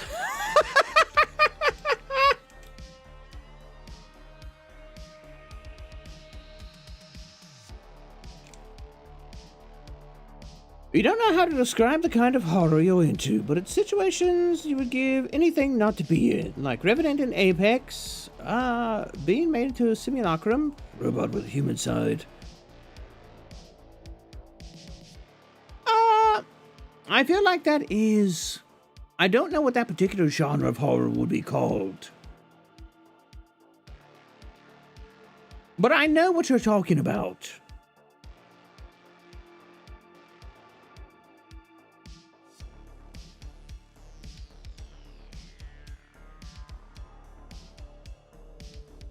Drawing armor looks like a pain to do, but satisfying when the job is done. It definitely can be. Most of it is figuring out the design for the armor. But, you know, definitely when it's done, it definitely is satisfying. The biggest thing with armor is figuring out, I guess you could say, how do I put this? Is figuring out how it lays.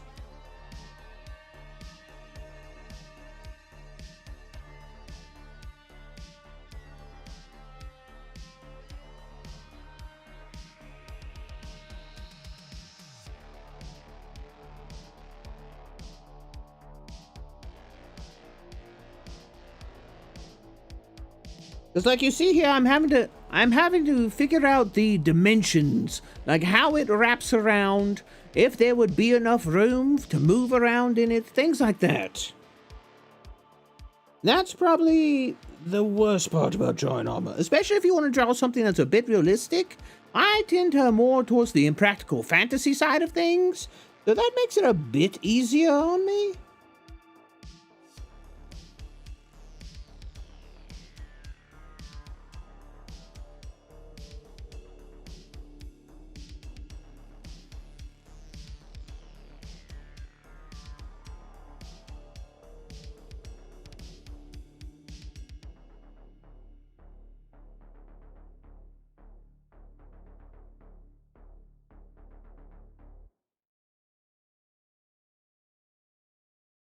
Let me see.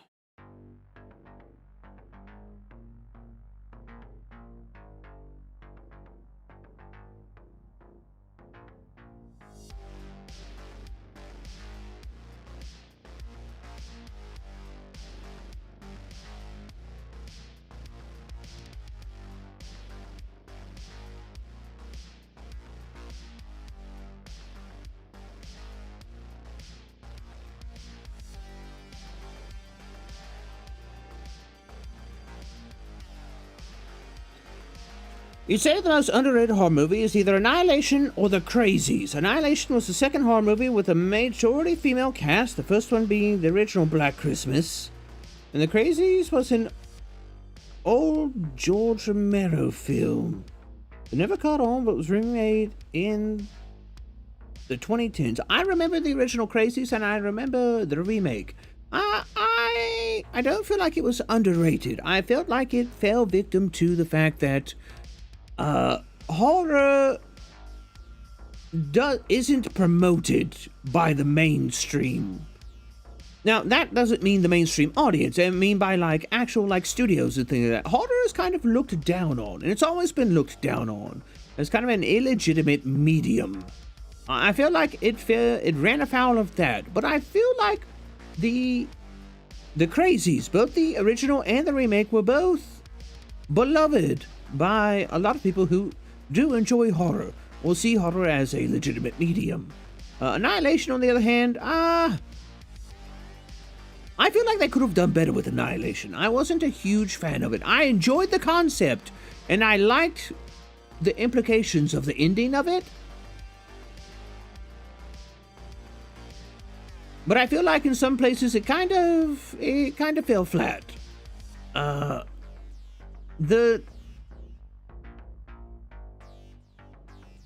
I would say part of my gripe with Annihilation is the opening of it. It seemed like there was a lot of things that could have been done with the shimmer, or to help them with the shimmer, and that they kind of copped out on the story.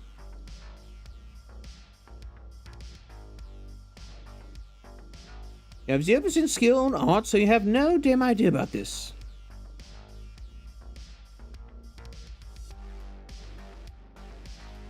If Shad were to hear this, he'd have a word with you. Have a word with me about what? The color out of space was very underrated. Isn't that based off of Lovecraftian work?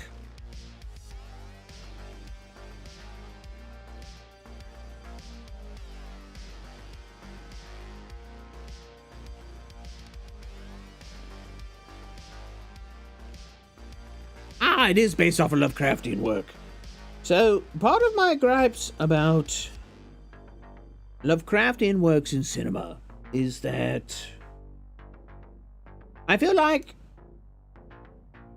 cinema is not well equipped. Almost not cinema. How do I put this? Another hot take coming in. I feel like most directors and or writers are not equipped to portray Lovecraftian works in a visual format. I feel like the strength of Lovecraftian works or cosmic horror lies in the format of novels. because it allows the reader's imagination to conjure up the worst things that you can imagine. And when you put that into a visual medium, it loses a lot of that in regard. And most of the time, in an attempt to kind of gain that back, it gets handled in a ham-fisted manner.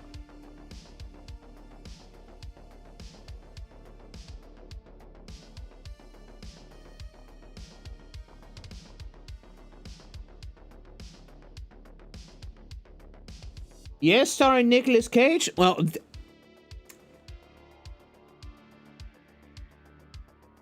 Mouse, if you ever see this, I'm sorry, but Nicolas Cage in a Lovecraftian work does not... No, doesn't work. There's a lot of good things that Nicolas Cage can do. There's a lot of movies he is suited for. I do not think he's suited for Lovecraftian works.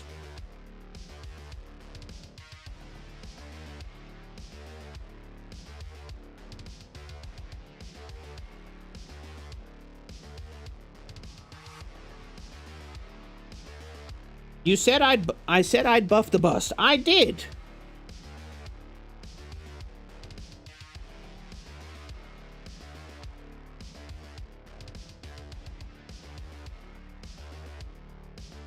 Robert Downey Jr. in Lovecraft? I feel like Robert Downey Jr. could play in, because with his performance in Iron Man after in Endgame, that haunted broken man that he portrayed as Tony Stark, I feel like Robert Downey Jr. has the acting capacity to portray somebody who is on the edge of breaking due to witnessing untold horrors.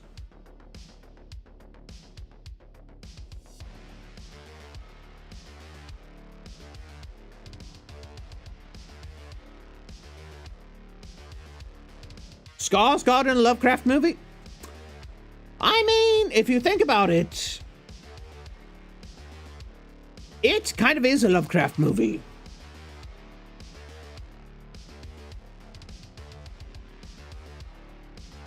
Or Lovecraftian.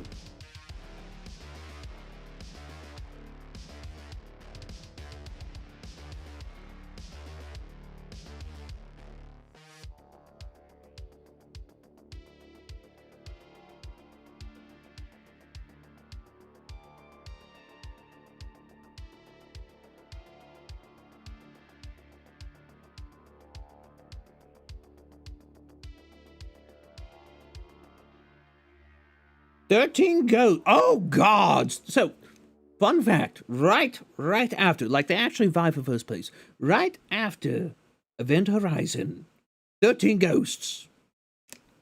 Hands down. I love the hells out of that movie.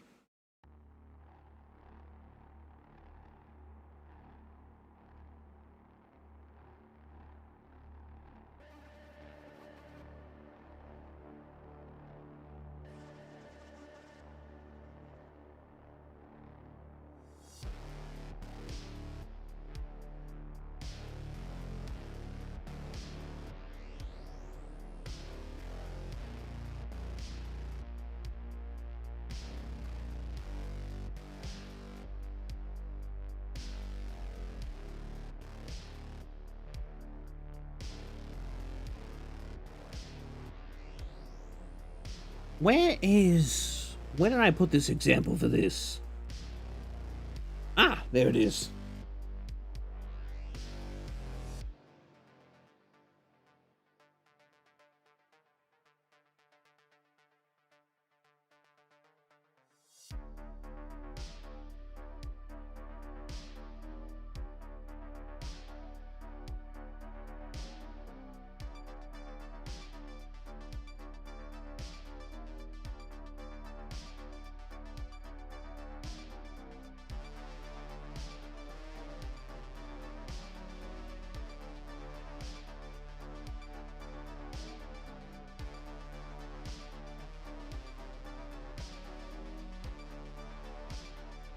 Okay, now... Ah, yeah, okay, so that would feed directly down into the...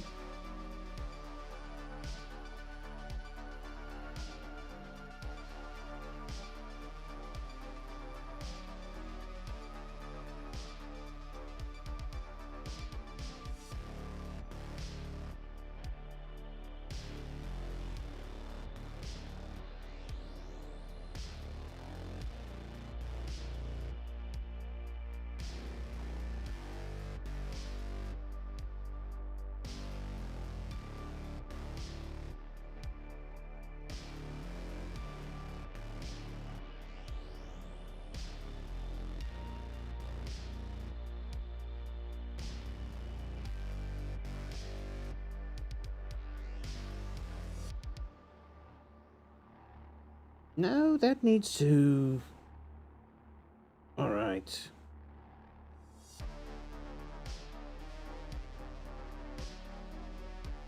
Okay, I think that's good. Yeah, that should be good.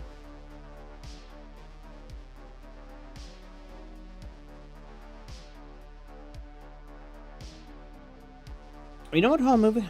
Oh, Captain of the Dark Arts, what's your wisdom?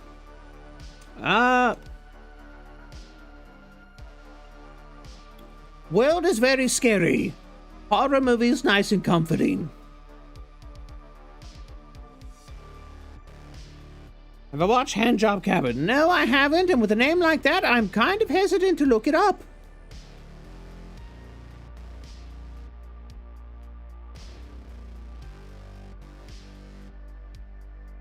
I'm not asleep? No, I'm not asleep. I'm over here working on stuff. Very focused. Probably a bit to the detriment of my content, but, you know, the folks that hang around, good on ya.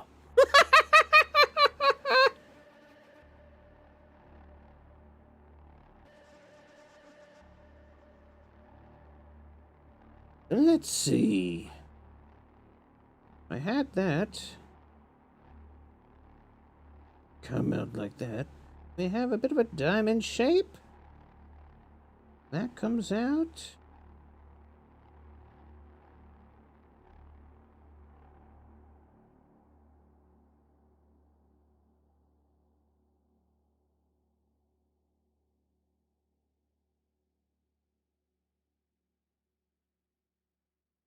Uh-oh.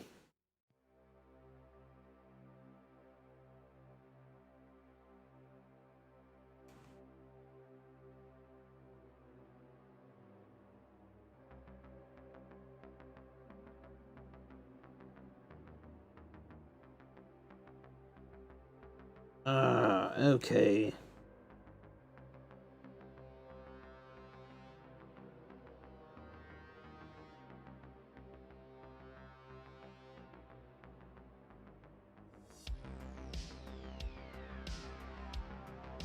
Clean that up a little bit so I'm not getting confused by my own lines later.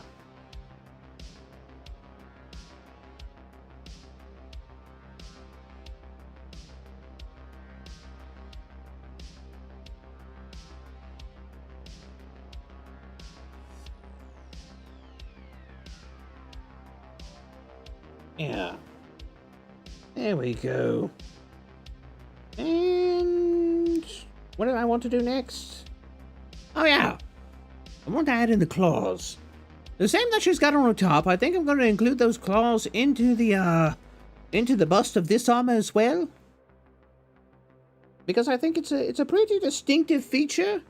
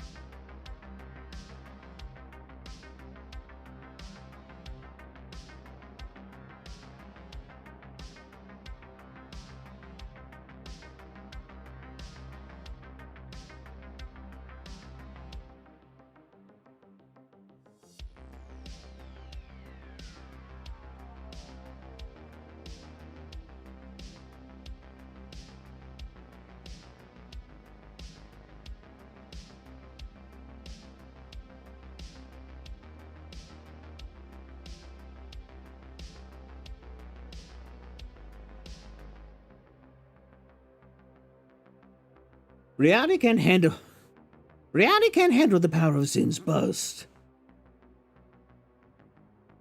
What time is it in my place, my ghoulish fellow? Right now it is 1:39 in the afternoon. I'm a bit of a morning horror. Camp hydrate? I've got something to drink right here. No idea if you've heard of it, or would even be interested. We got a recommendation for a game called Lunch Lady. Seems to be a horror survival game, and the reviews are actually really positive. Though very hilariously themed. Might be fun for a one-off stream or something. It's, so I have seen Lunch Lady before. It looks interesting. I'll have to give it a bit more of a look. See if it's something that I might like.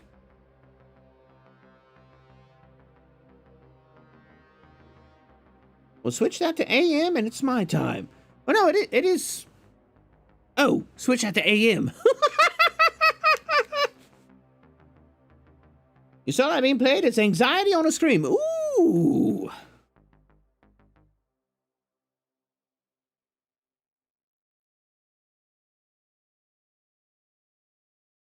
If it's anxiety on a screen, that might just be right up my dark alley.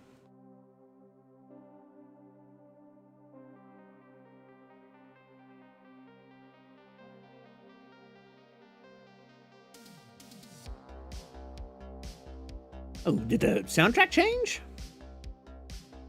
It definitely has.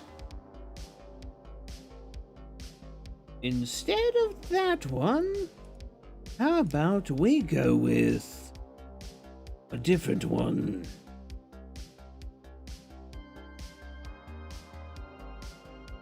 Oh.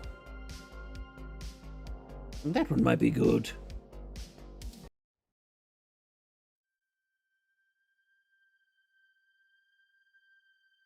Yes. Perfect. Flashback to Dead Space jump scare. Ooh.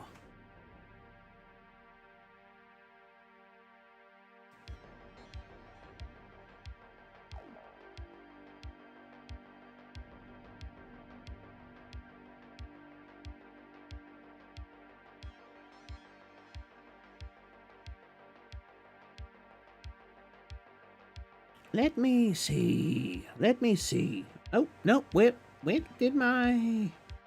There it is, my reference sheet.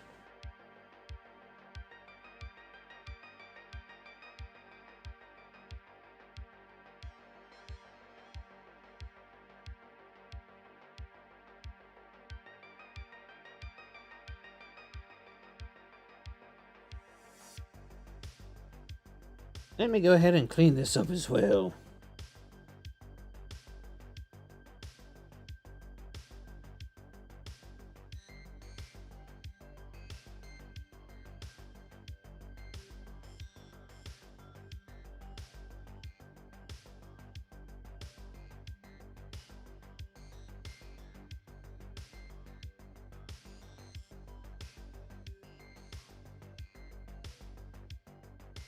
So one of the things I'm kind of not looking forward to with this drawing is that there's a lot of metal.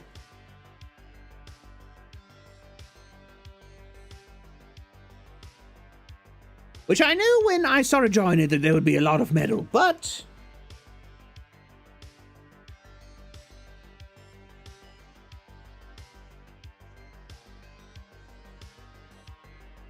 metal can be kind of a pain in the rear to shade.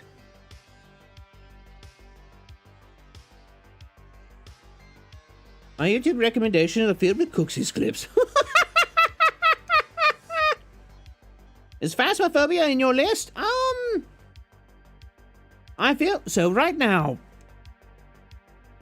Excuse me.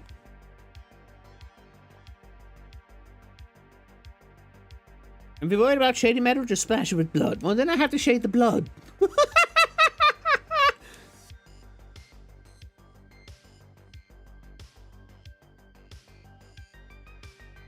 So is Phasmophobia on my list? Currently, no. And I'll tell you why. Phasmophobia, I think, is very much kind of like Among Us. It's a social game. At the moment, and this will change, at the moment, I'm focused more on creating solo content. So here's going to be a hot take, and people may not like this. I feel like when you're starting out as a content creator, one of the worst things you can do is consistently collab. Because it does a couple of things. First off, it draws attention away from yourself. Second off, it doesn't allow your audience to get to know you on a kind of one-on-one stance. And I feel like, and this is just my feeling, if people, feel differently about it, more power to you. This is my personal stance on it, and I don't force it on anybody. I feel like if your audience does not get the chance to know you as a creator, or that you're constantly, playing with other people, and there is no time for the audience to kind of have you to themselves, that it's really going to inhibit your growth, and it's going to inhibit your ability to build a community. Because ultimately, at the end of the day, why people hang around Twitch streams or streamers in general is because they enjoy the personality of the streamer. Now, there can be certain guests that the community really does enjoy. That can definitely be a thing. But at the end of the day, your broadcast, unless, it's a group broadcast or something like that, which is, kind of rare, is about you as a creator and your viewership getting to know you as a creator. So that's part of the reason why Phasmophobia isn't on my list. Is because right now I'm focused on solo content and building the community and letting all of you get to know me before I start bringing in other individuals.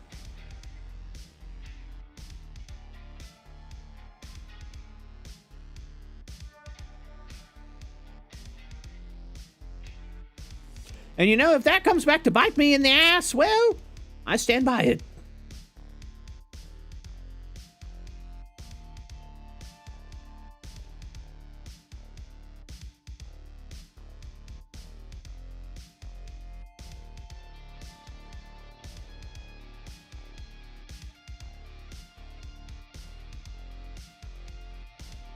You don't understand a word, but it's funny as heck. Well, as long as you're enjoying yourself.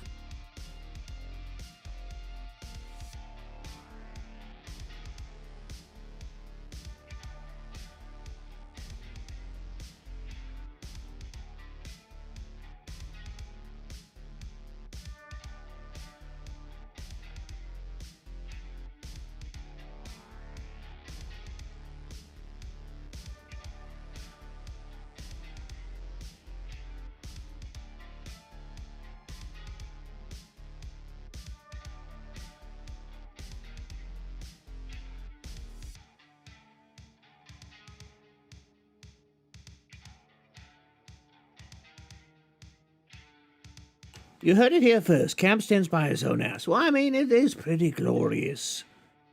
I mean, what?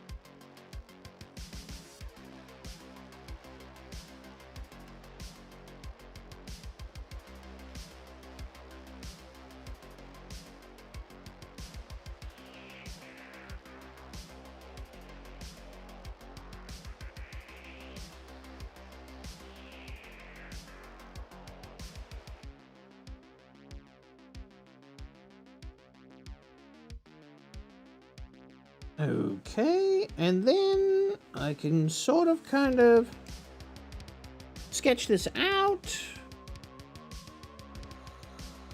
Where's my reference for this? Ah, there we go.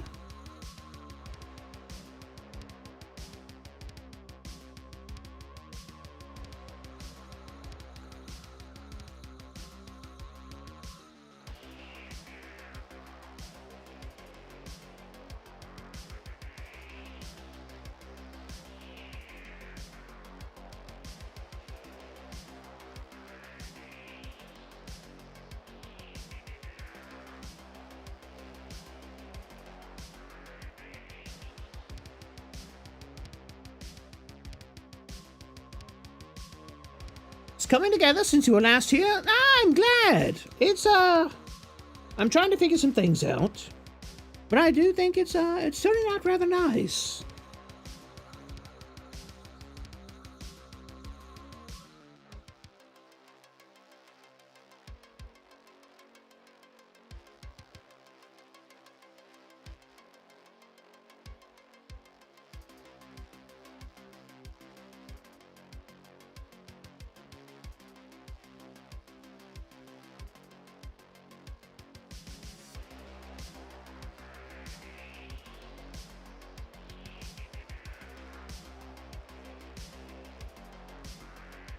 Let me think. If I do that, I kind of want to increase this middle piece a bit more. That comes out of there, kind of like that. And maybe...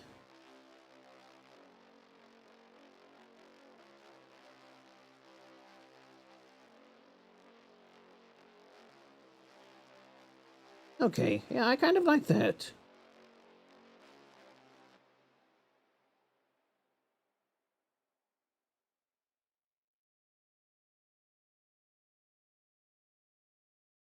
That just goes straight.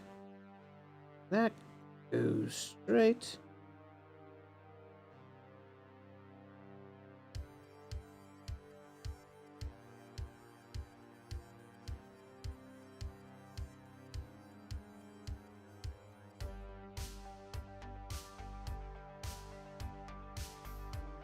All right, yeah, I kind of like how that works out.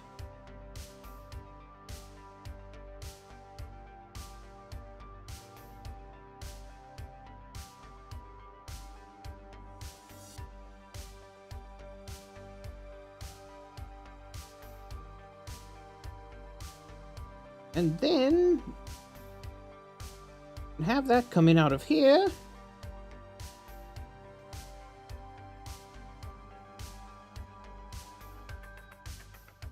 And let me think.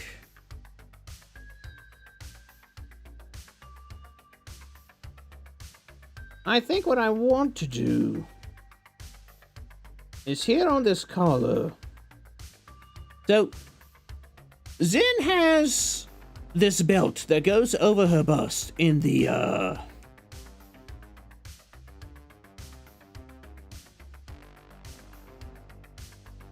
in her regular outfit. So I think instead of having that goes over the bust, what I might do instead is have the belts coming off here and kind of going under this armor that's on the sides. So that way we still have belts, like the, like in her, oh, what is it? Like in her reference sheet, but they're just in different locations. So you still kind of get that same feeling, but it's a little bit different.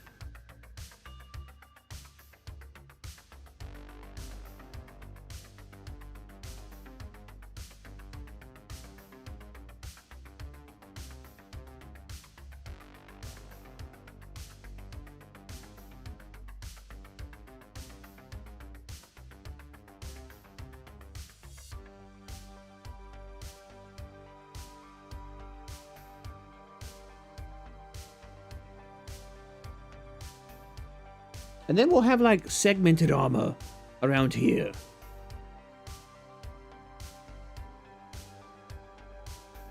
Her maid outfit has an amazing harness. I saw that.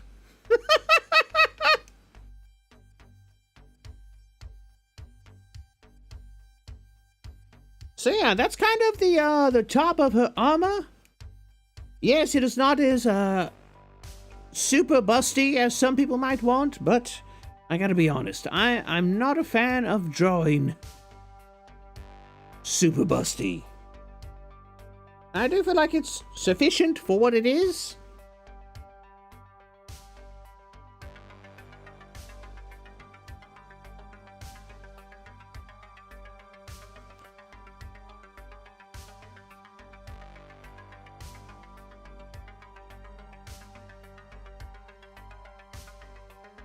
So let me see. What did I have for the underpiece?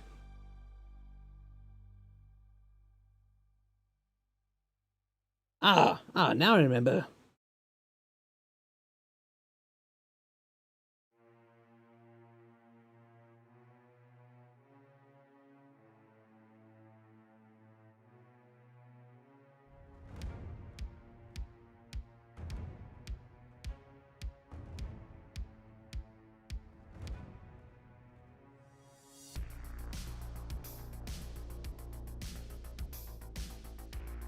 And geckos aren't known for their racks anyways. All booba, nice booba. Sacrifice fat for more muscles? I mean, that definitely looks like Zen's done that in this case. What if people drew fan art of your fan art? I mean, if people want to draw fan art of my fan art, then go ahead. Like, I'm not the art police.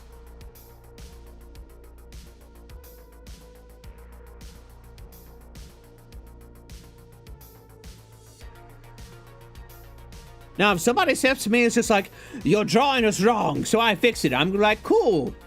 Well, you can suck on my pseudopods, because I don't really give a shit about your opinion.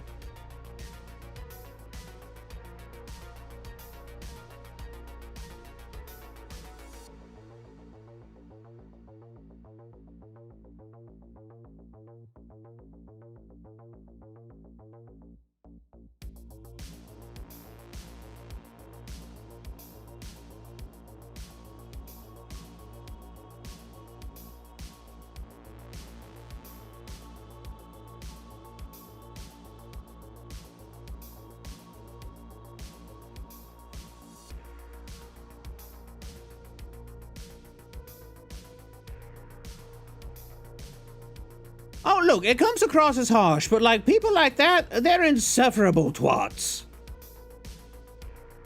And I've really got no time for it. I'm busy doing other stuff. Like, I've got a whole channel to run. I've got videos to make. I've got streams to do. I don't have time to be wasting on people who, you know, think art is done wrong, quote unquote.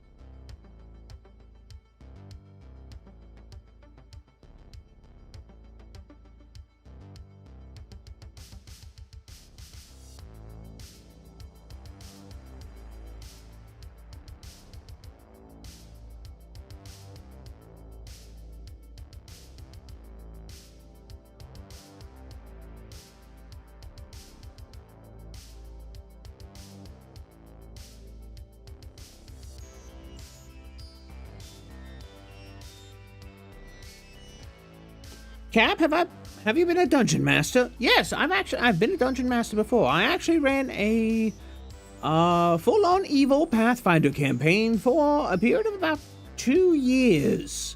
I think that's my longest ongoing campaign at the moment. I was dungeon master for a hot bit, but as of late, you know, I haven't DM'd a lot.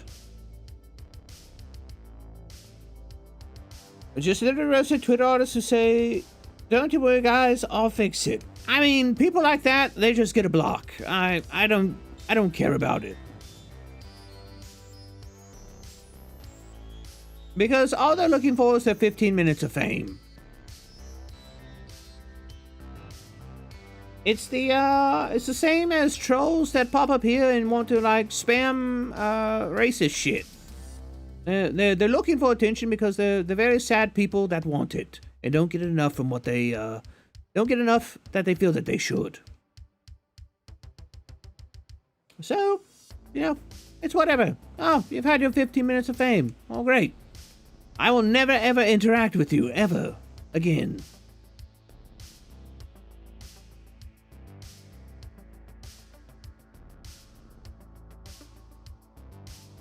Delivery on Suck My Pseudopods is just perfect. I practice it.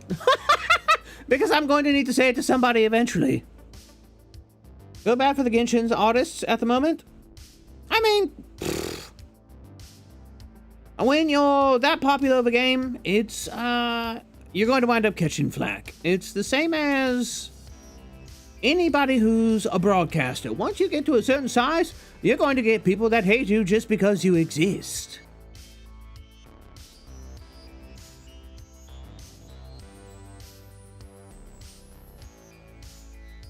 Like, you don't even need to do anything. You just need to draw a breath and people will be like, "Ah, I hate you."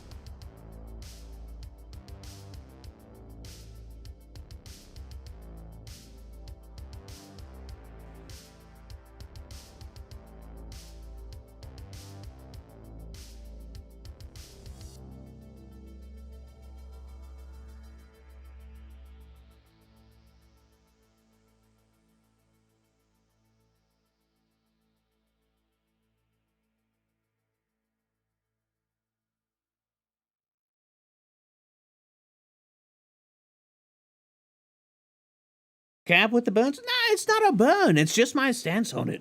Like, really, there is so much bigger things in the world to be worried about that you could expend your energy on, but people choose to expend their time and effort on trivial bullshit.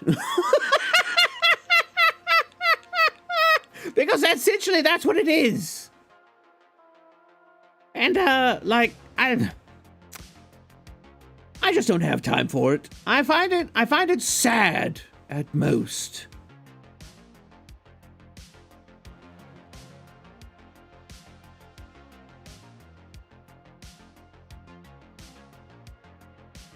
What's that, Kyrie? Got 99 problems, but your salty ass ain't one. Exactly. Yep, you covered it.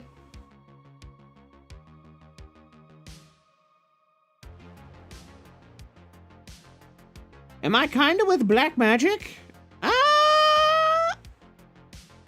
Not particularly. I am more the, Eldritch incantation kind of guy.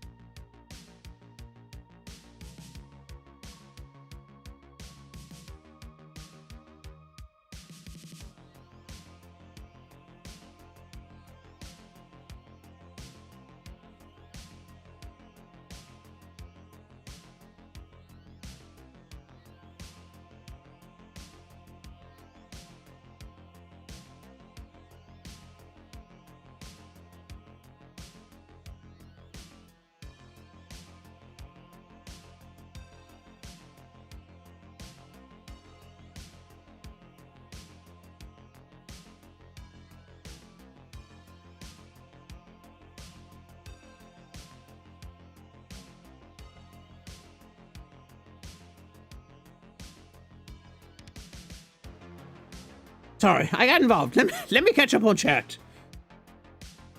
Those abs. Indeed, those abs. Eldritch Blast instead of Fireball, Blizzard, and Thunder? Exactly. You nailed me. Sad, just like how Callie gets the exact reaction of her haters saying she's bullying them. Exactly. It's easy to predict that kind of behavior.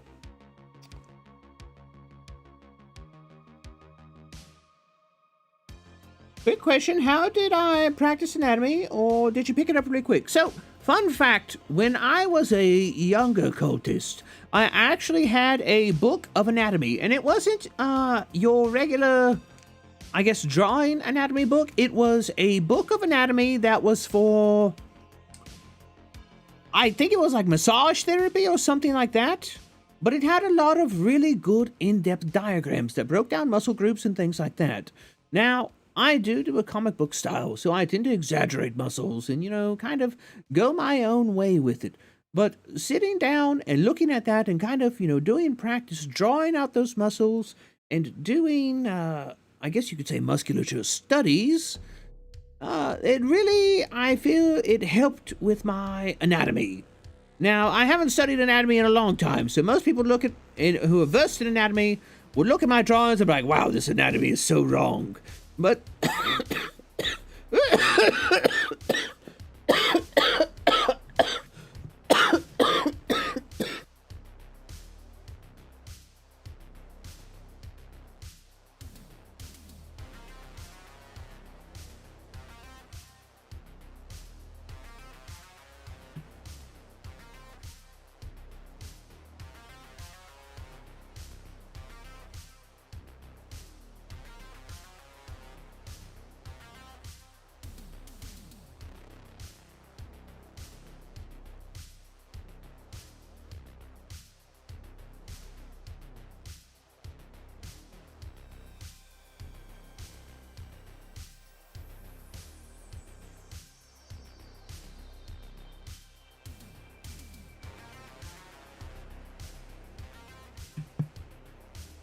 I pressed the button. Anyways, so there we go. But no, as I was saying, yes, yeah, no, I'm fine. It was just a coughing fit. So for those of you who don't know, yes, I do have a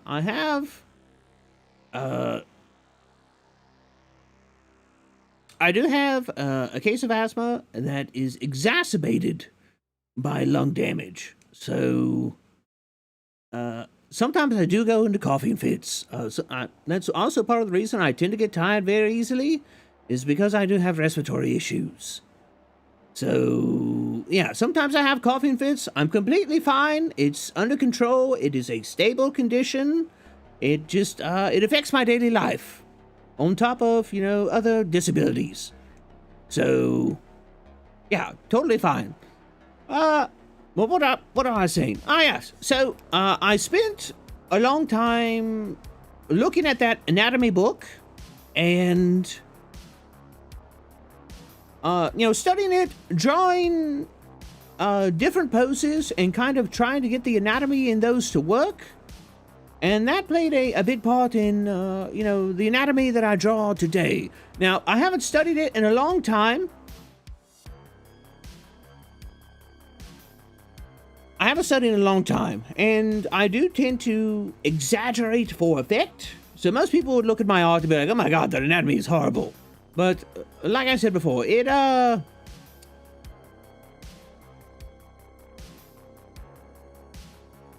I studied anatomy for a good while. That's the short and sweet of it.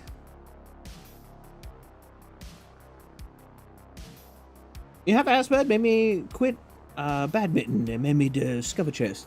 So I had asthma when I was younger, and I think it went away for a while, but I suffered some lung damage, which gave me, oh god, what's it called?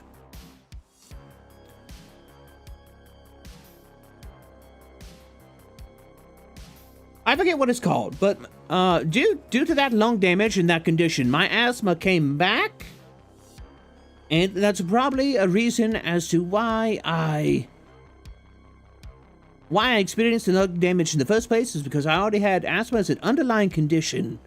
But yeah, so it's something I'm dealing with. It's something that I do regular respiratory exercises to kind of stay ahead of, keep myself in a healthy condition. Also, those exercises help me with my voice acting. It ain't easy being wheezy. Pretty much.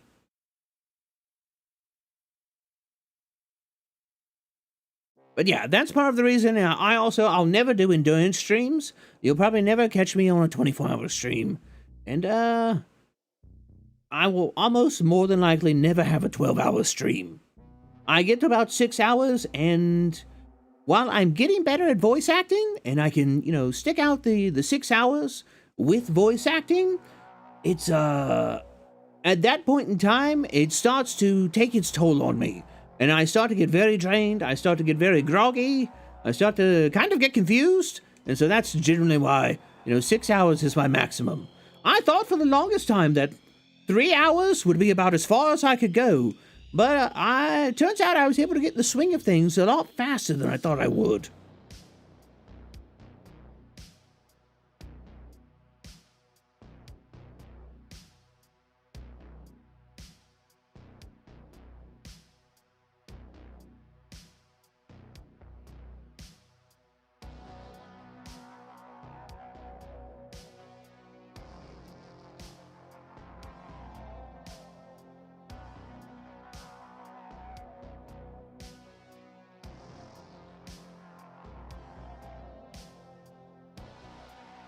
A 24-hour stream would be a recipe for faint. A 24-hour stream would probably end at about maybe, I would want to say about 16 hours with me having a raging migraine and probably being unable to see for the most part.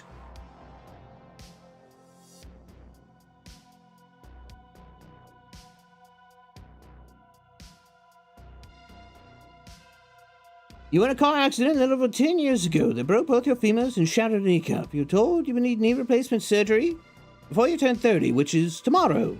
Still can't run, have issues standing for long periods of time. I feel that, hey. Like, you know that I suffered injuries that partially paralyzed one of my legs. So, yeah, you know, I definitely know how that is. I can't run either. So, I feel that pain. And also, you know, standing for long periods of time, it puts a lot of weight on my good leg. And so, yet again, another recipe for getting very tired very fast.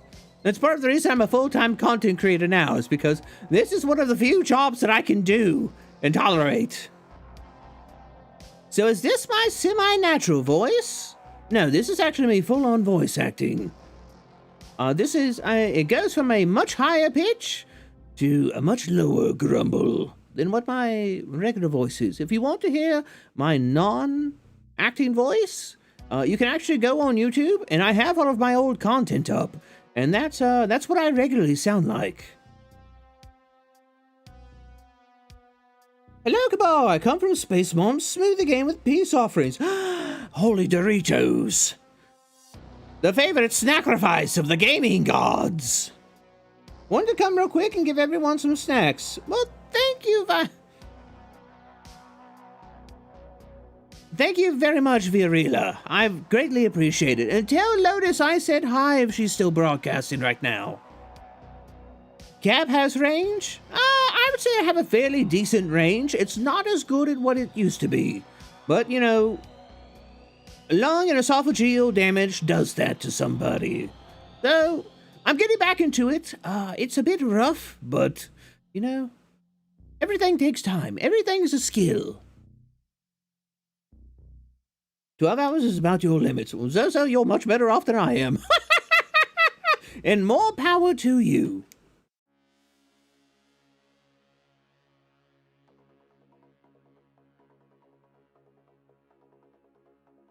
You'll feel like you're watching a cartoon live. It's interesting, if only there were more characters. Well, I'm glad. You know, I do try to be a bit theatrical, a bit larger than life. I try to channel that Crypt Keeper energy, as I am your favorite fighting caffeinated cultist and hooded horror host. I guess you could also say I might be your favorite abominable artist as well.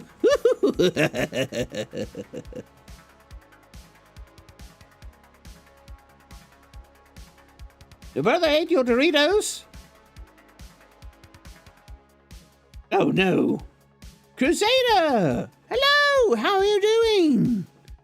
What's up? Nothing much. We're drawing a bit of Zentreya art. Dark fantasy style. So right now we're working on her breastplate. And then we're going to be moving on to other aspects of her armor.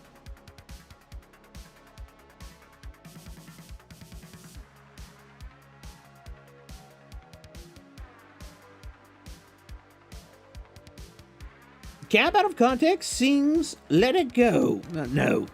Look, if I'm going to sing a Disney song, I'm going to sing a Disney... Wait. Is Frozen a Disney movie? Or is it a Pixar movie? Are they one and the same? I don't know. Scary voice, normal voice. See, and so a lot of people may say, oh, you do the voice to get viewers. I will admit, it's a wonderful hook. A lot of people like it. But at the same time, I have a history of working in haunted houses. And the fact of the matter is I have more fun as a creator when I'm in character. It's not about trying to appeal to people. It's about me as a person having fun. Because if I'm not having fun, I don't really want to do it. You know what I mean? Frozen is Disney? Oh, okay. So yes, the only Disney songs I'm going to be singing are villain songs. And actually, that's a project for later down the road. Here's my point. On VTubers, technically live cartoons, whether they're 2.5D, aka what Cab is, or live 2D VTubers in general, you call them 2.5D homies, or 3D. I mean, essentially, we are characters. Sometimes the character is just so somebody can be a bit more themselves. Sometimes the character is an aspect of somebody's personality that's been dialed up to 11. Because, you know, the speakers, they go to 11.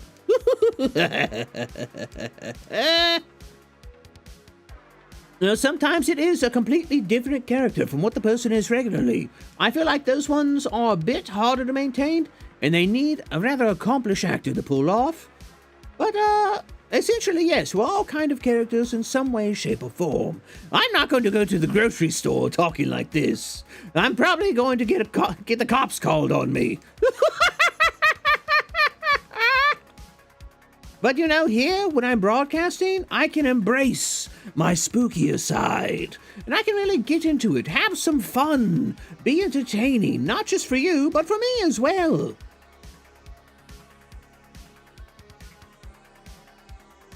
You think I'm a good actor? The character is kind of cool. Ah, well, I greatly and ghoulishly appreciate that.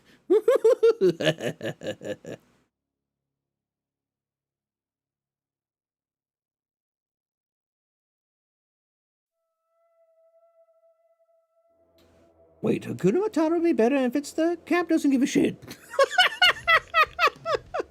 Well, don't go spreading that around, but, you know, kind of, sort of. The only thing I particularly give a crap about are my friends and, you know, trying to make my content better.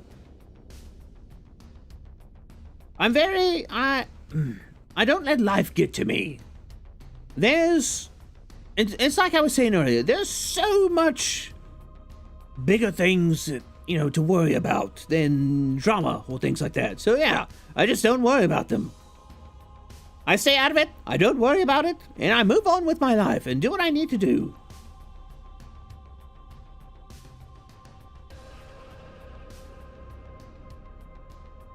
Oh, so you want me to do the line for, oh, what's his name? Is it the trader?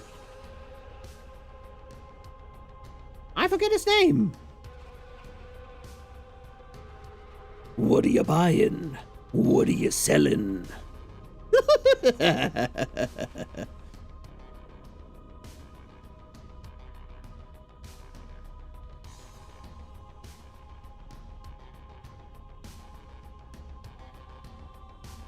You've seen CGI like many on Twitch and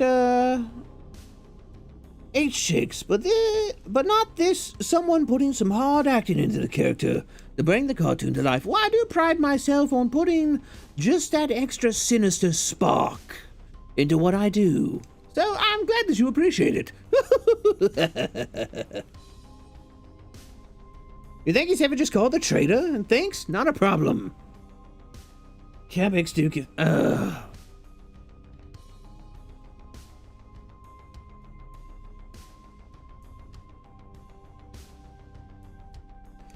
Fun fact, you can't breathe when you look up with the tongue out. Look, if you're trying to make me making a Hago face, that's not going to work. My model just isn't capable of it.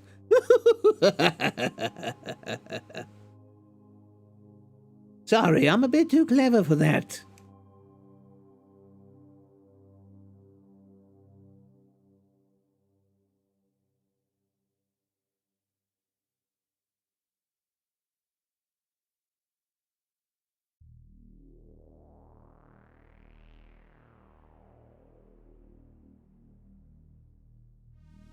I'll tell you what, though. If you go over to my friend Tea Leaf stream, I bet she'll fall for it.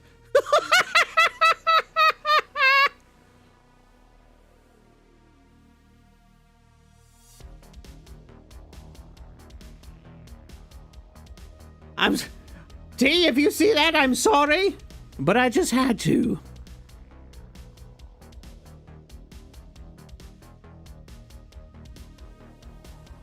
Mission failed. We'll get him next time.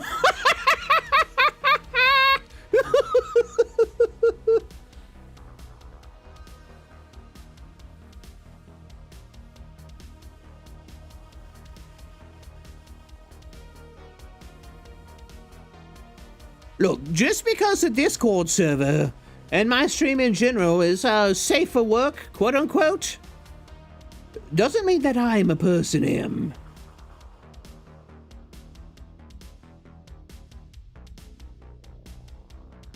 Otis, hello! How are you doing?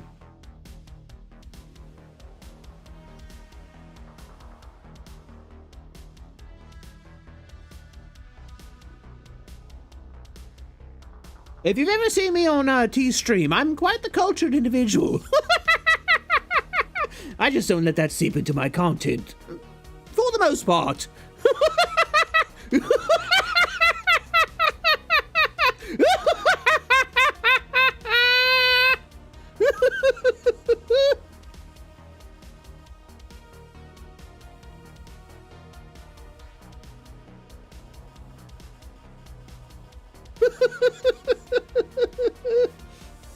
Quite well. How are you? You seem quite spirited today. Well, I mean, I'm having a pretty good time. We're trying a bit of dark fantasy Zentreya art, so, you know, it's interesting to see who turns out, who stops by, whatnot. Agent 007, thanks for the subscription over on YouTube. I greatly appreciate your petrifying patronage. I meant to say petrify, but I say patronizing. I feel like. I'm not sure. I can see your culture by muscle sin drawing right there. It looks like I've been found out. Ah, yes, the eternally patronizing. Oh, no, that's just you, Bjorn. Don't you patronize me. Thank you for the amazing content. Not a problem at all. I'm glad that you find it amazing. I'm just over here trying my best. Eternally defenestrating, just forever being cast out of a window. That's pretty much Bjorn in a nutshell. You love it here? I'm glad. Alright, so we've got this kind of sorted out. I think, for the most part, I want to leave Zin's upper arms bare. Because, I mean, what's the point of drawing muscles in if you don't have bare upper arms, right? But I do think on this shoulder, what I want to do is I want to draw this pauldron.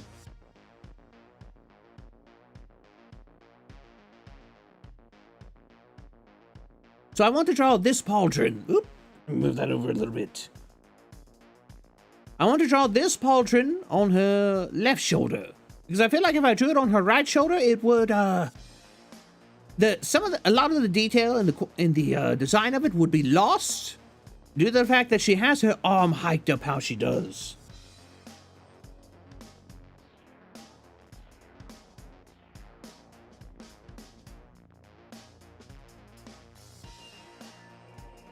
Well, your Wi-Fi is dying. Farewell, brothers and sisters. Farewell, Shady. Talk to you later. Hope to see you in the Discord.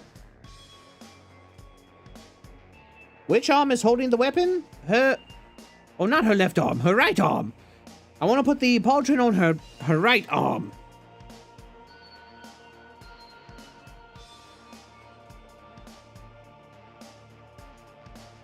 And so I feel like, you know, her right arm would be her guardian arm.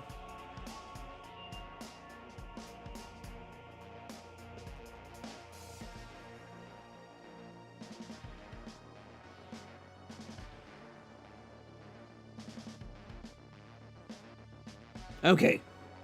Hey, views for a second, I thought we had another follow over on Twitch. I was like, wait a second. Did I just hear the notification? No, I didn't.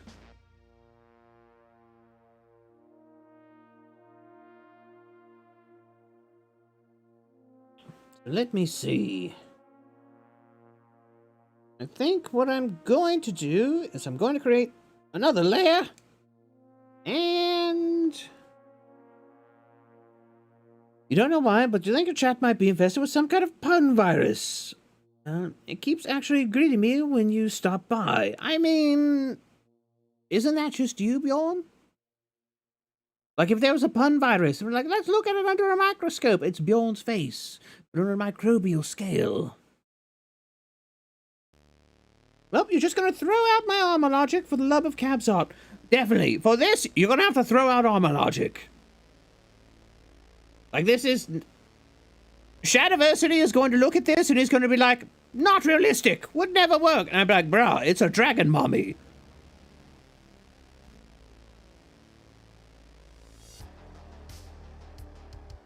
Like, what do you want from me, Shad?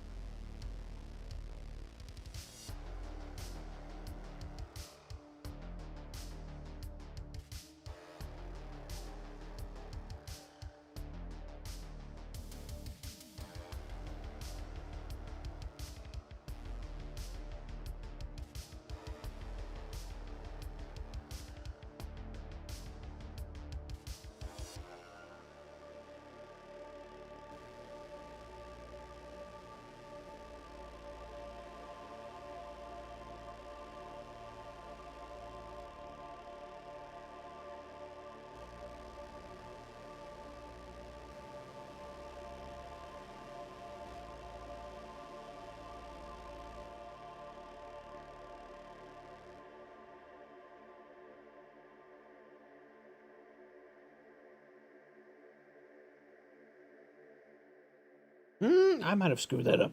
You know what? I'll come back to those hands later. I feel like I should give Zin slightly more feminine hands.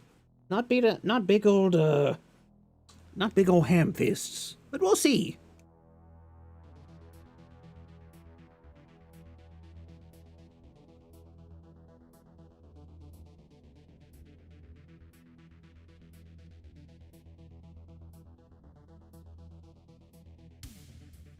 Tuberculosis. Exactly. There you go. That's what it's called. That's the pun virus. Tuberculosis.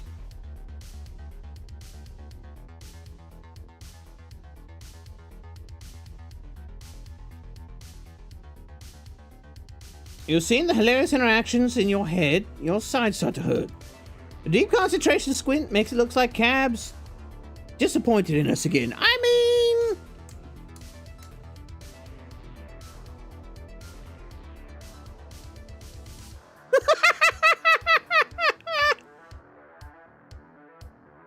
Maybe just her supporting the haft of the axe with a couple fingers? Maybe that's an idea. Yeah, I could see that.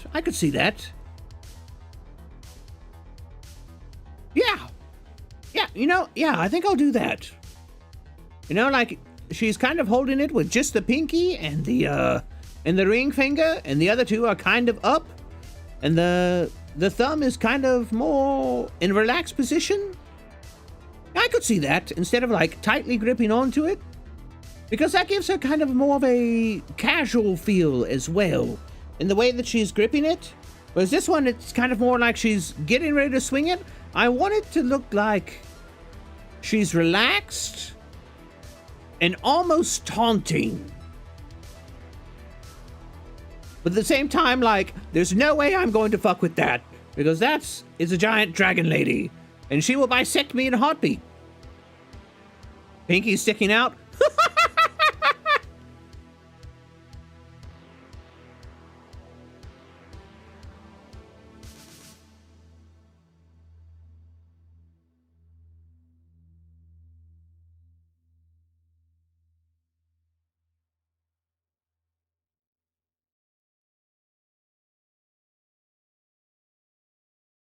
Okay, what was I going to do? Oh yeah, I was going to draw this. Let me open this.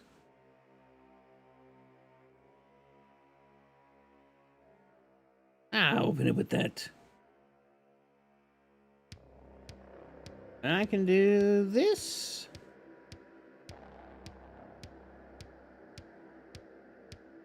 Let me zoom out a bit. There we go.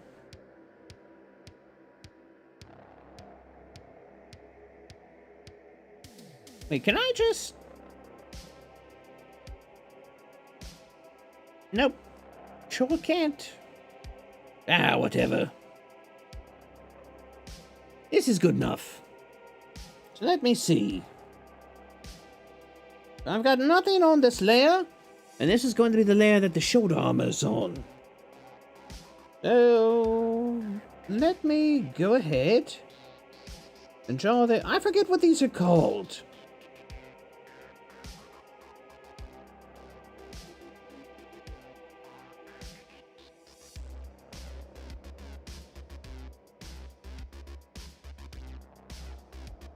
Does anybody know what this piece of armor is called? It's like the plate that sits in the...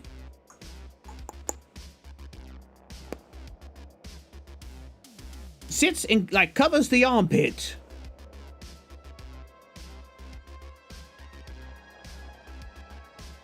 No, not the pauldron itself. The thing that sits between the pauldron and the breastplate that protects the opening between the two of them.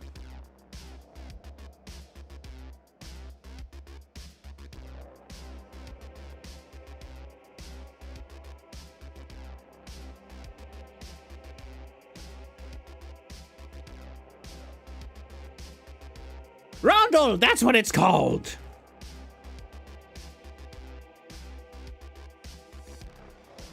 Thank you, Bjorn. Let's see, we're going to do the symbol of Zentreya. The star with the skull. Give it a face and call it a rent. Well, it is going to have a face.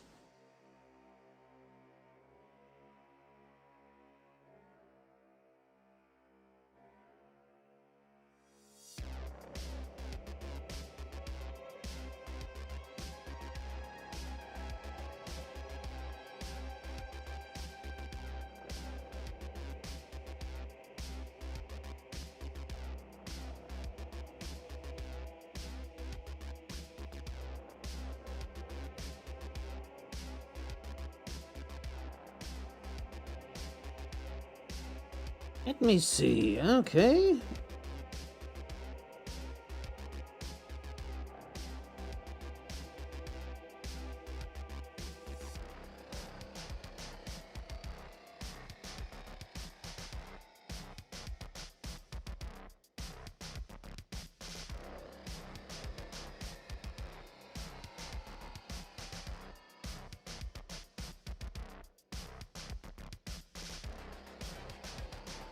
I might have drawn this at too severe of an angle.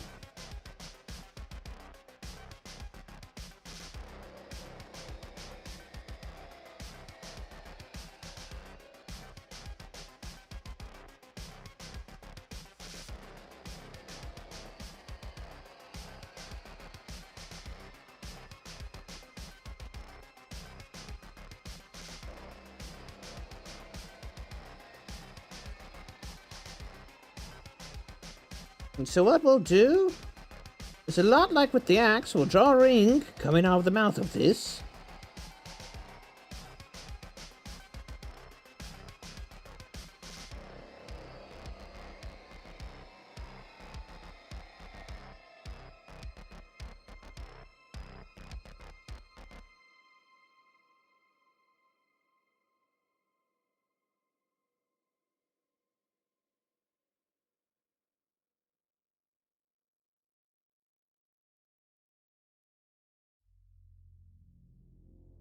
And let me think for a second.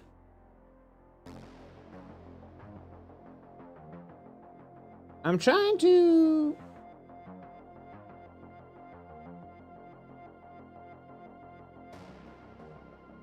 I think this is how the horns would look.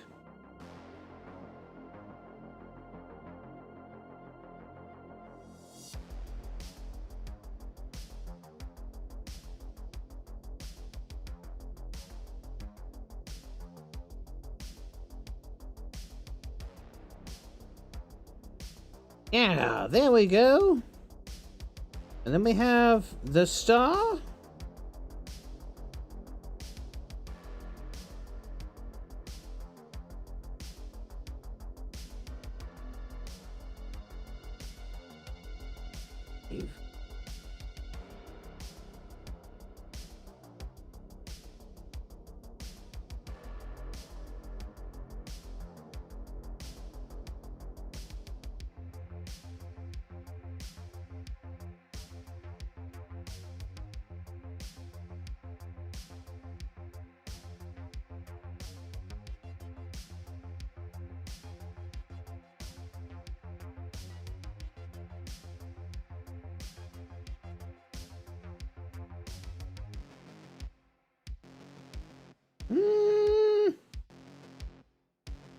Okay. Yeah, I think that's good. And then what we'll do...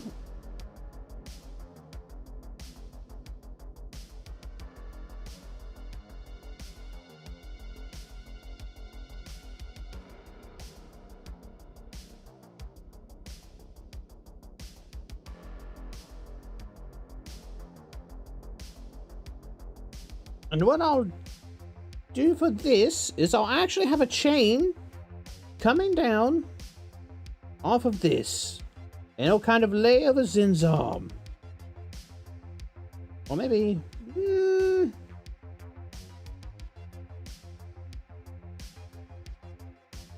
chain that comes around kind of like this. You'll see it behind her. So I have to draw links in there. And that would like kind of protect the armpit area, because I feel like that'd be a vulnerable area on the guarding arm. Or maybe it just looks cool. I don't know.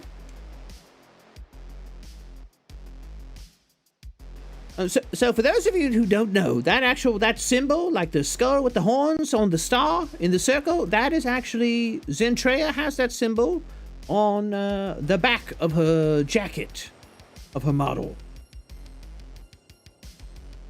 Like, actually, let me go up here. Whoop.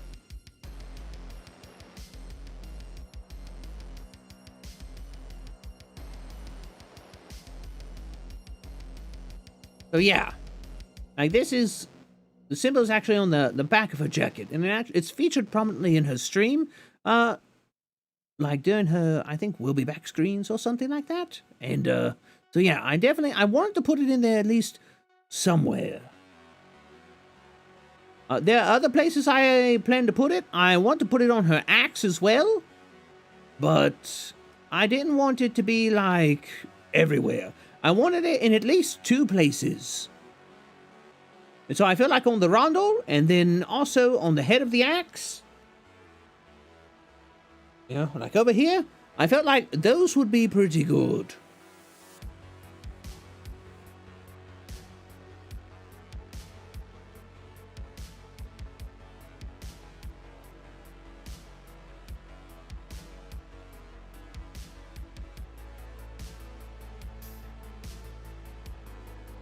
Can't help feeling it'd be a good familiar floating beside her somewhere. I mean, maybe. I'll think about it.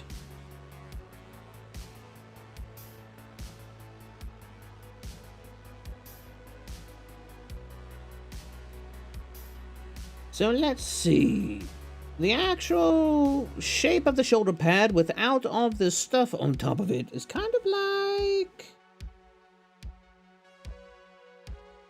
It's kind of like this.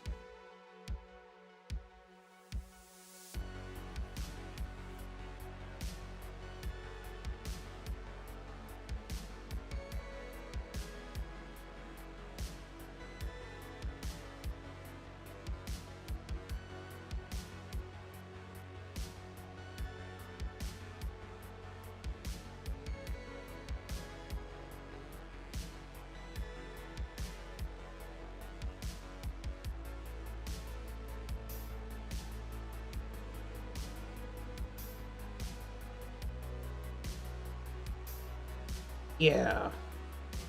Flare that out a little bit more. Have that kind of like dragon wing aspect to it. And then around here, and like that. That's the actual lip of it.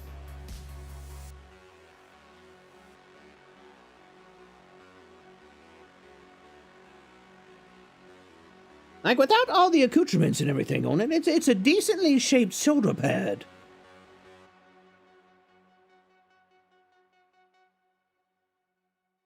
Gilberto would lose her mind about the idea of fighting in those boots.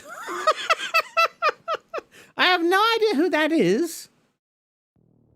But I could definitely see, I'm planning to add the gloves as gauntlets or no? Yes! So I actually have kind of some designs for gauntlets over here. And I plan to incorporate the gloves as part of the gauntlet, like the general shape of them. It's not going to be an open window, but there will definitely be the studs on there, and I will give a shape on the handguard of the gauntlet that looks like the window shape of her gloves.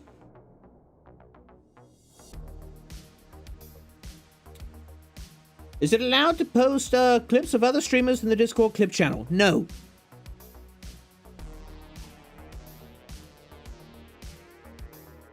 If you want to post clips of other streamers in the Discord, you can do that in the videos channel.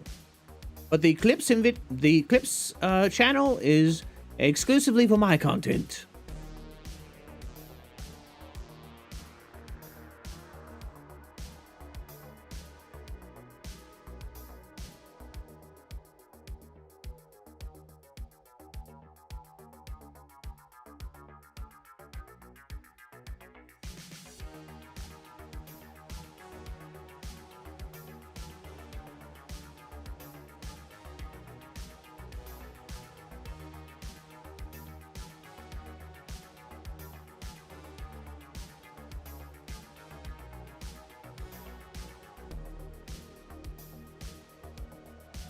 You love the armor, but not bikini armor. I'm not a big fan of bikini armor either.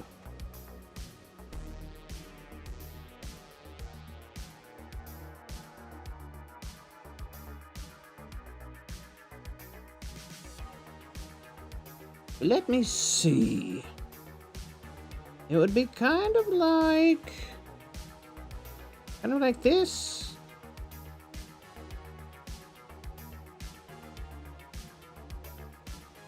And kind of like this, because I have to figure out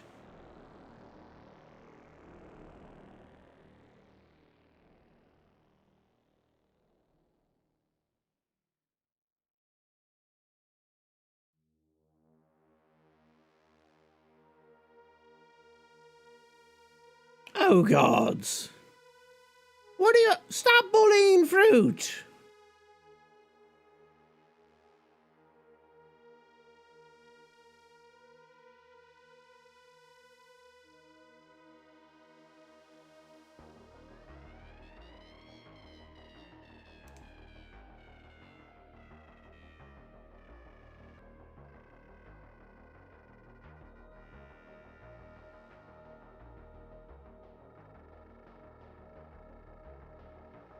So this, let me think.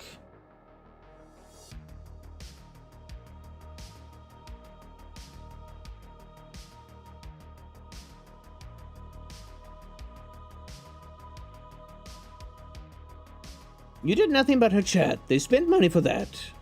Big simps there. I mean...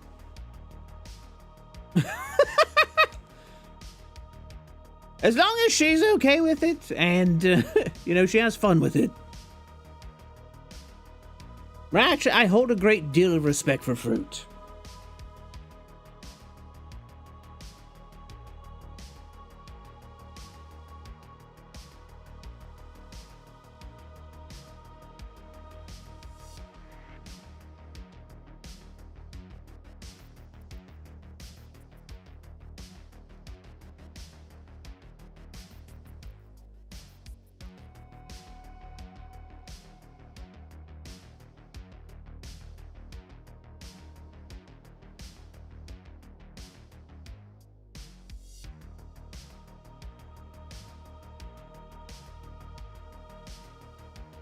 So, if we do this...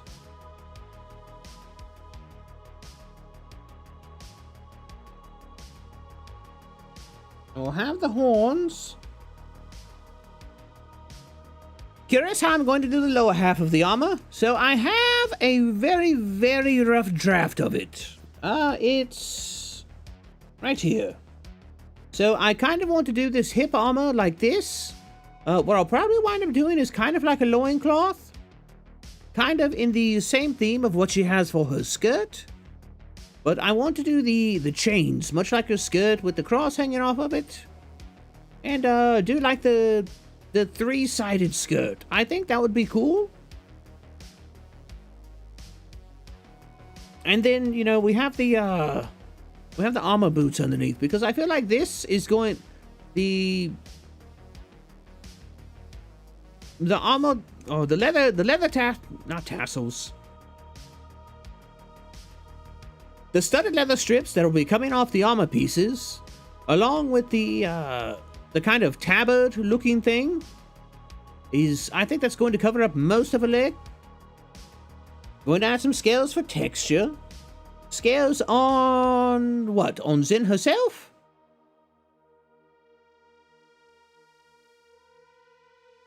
Or scale like layering. I mean, I'm kind of going with more of a, that's kind of what I'm going for with the armor, is kind of that almost like layered, like dragon hide kind of look for it. But I do intend to add some additional scales onto Zen herself. Give her a bit more of a, like she's about to, you know, dragon out, I guess you could say. The skirt, oh, the skirt! Probably not. I'll probably stick with this kind of same looking dragon aesthetic. You know, kind of more like wings and like the flared crests, I guess you could say. I mean, I could add some scale mail. But my concern with that is that she's going to have her tail, right? And I'm also going to add some scales on her skin. And so what I'm concerned with is that if I do scaled armor, that it will look too much like the scales that I do on her tail and on her skin, and that could be misinterpreted, I guess you could say.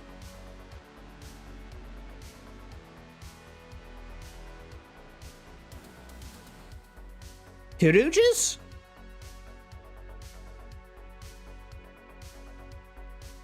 I think that's what they're called.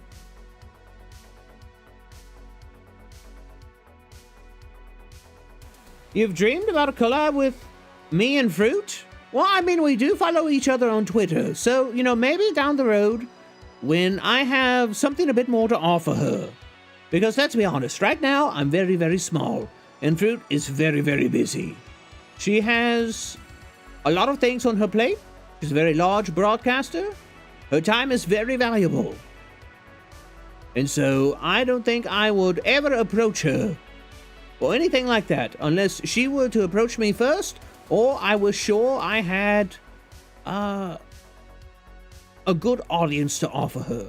Not saying that you're all not good, but we're not on Vshojo level.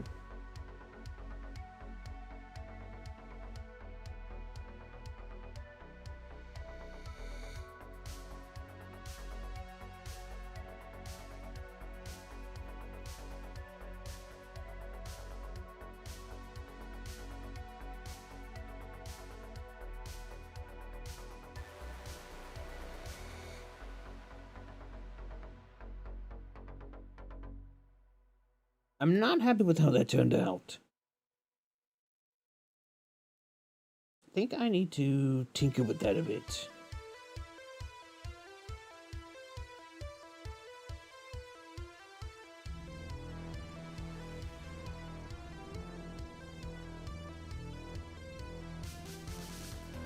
It depends on the coloring. So, one of the things I'm going to do with this drawing is the same thing I did with the Percy drawing.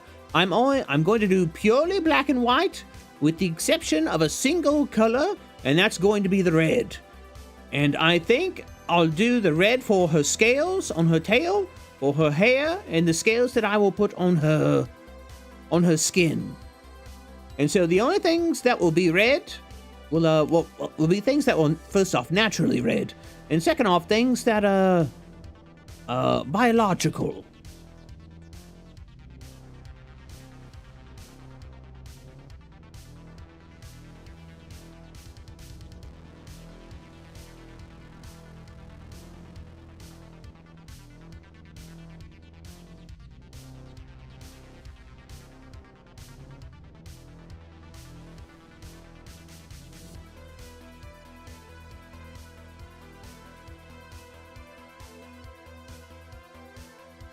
Also, I'm not very good at color, so it's kind of a shortcut.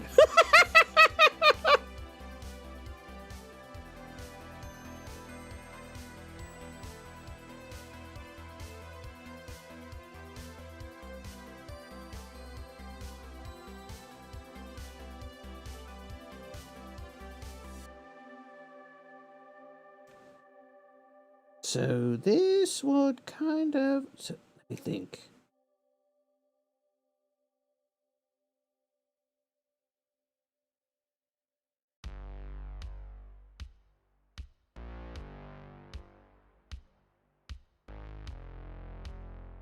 No, that would be more around here.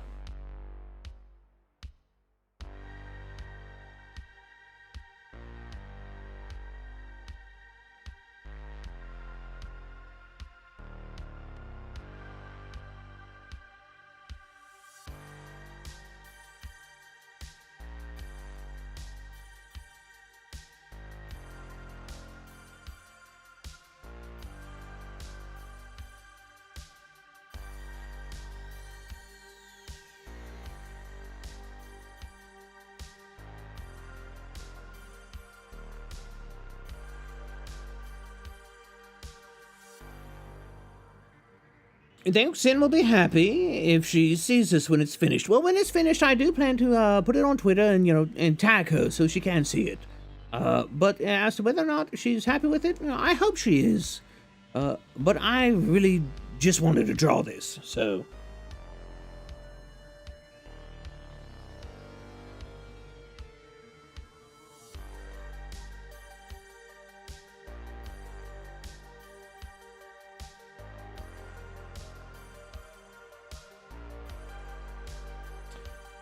let me think.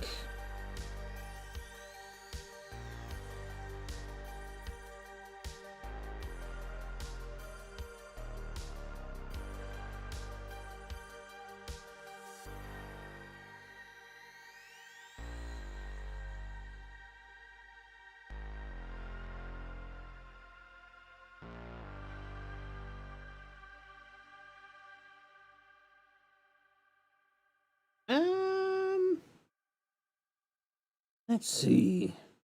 This kind of come over this way. They're going to have that edge. Dip down here.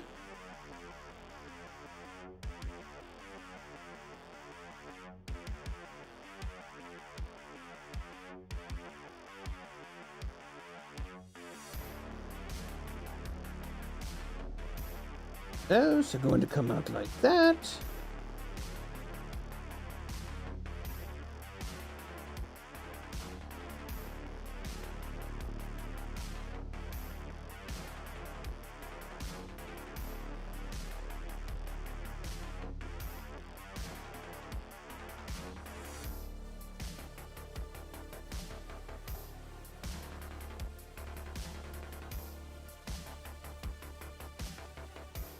Art like that does have its unique attractiveness to it. Yeah, I think it's an interesting way to do it.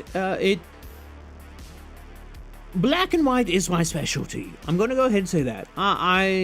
Black and white is where I feel comfortable. That's kind of my happy space. I guess you could say.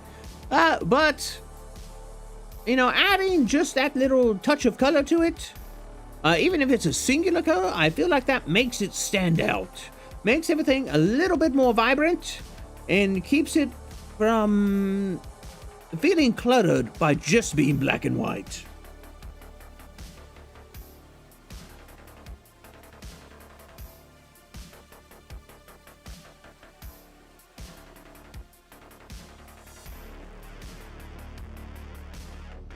By all means, if you're looking to become a VTuber, I do know a community that I so happen to moderate for, and it is dedicated in being it's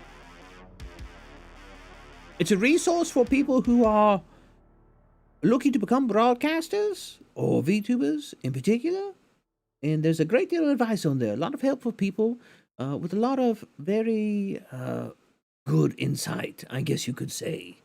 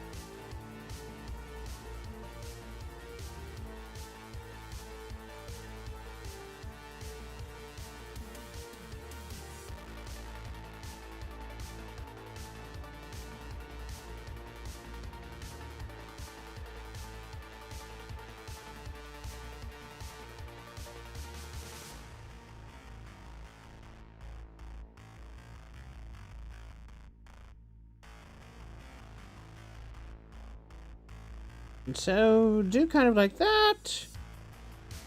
And I think now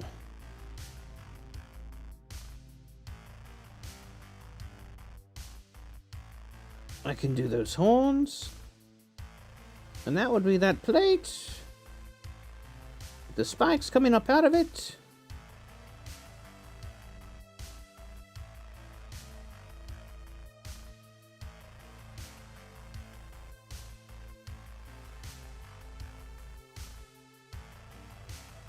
And it's not going to look as good as I hope it would.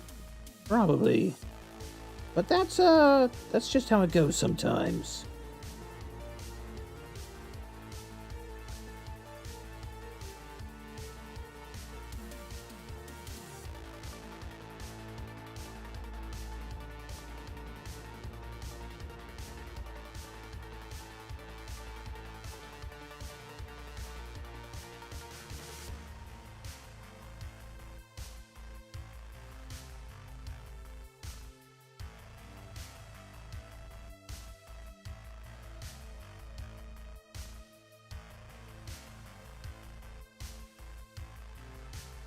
I think that looks all right.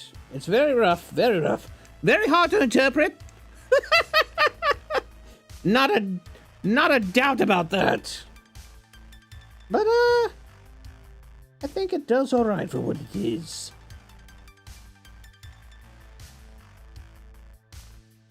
Oh, where do you find that community? Hello, strongest power. Doc, hello, how are you doing? Cap is so good he could draw with his eyes closed. Look, all right. Maybe I need to find a better way to position my tablet.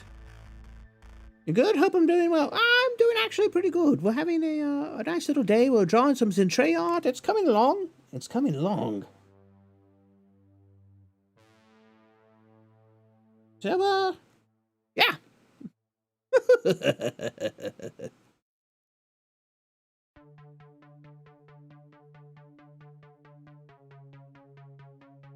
I'm glad. It's very rough. It's very rough. But, we're getting most of the armor laid down, and then, you know, it's going in and doing the lines on it. You didn't know I did art? Yeah, Wednesdays are art streams. I tend to do things that are a bit more dark in nature. I wouldn't go so far as to call it straight horror art, but I can go into the horror art territory. Like right now we're drawing Zentreya from Vshojo, but we're drawing her in kind of a dark fantasy kind of aesthetic. And I have more of a Western comic book aesthetic to my art. So if you're expecting something with a bit more of an anime look, I'm sorry, but I'll probably disappoint.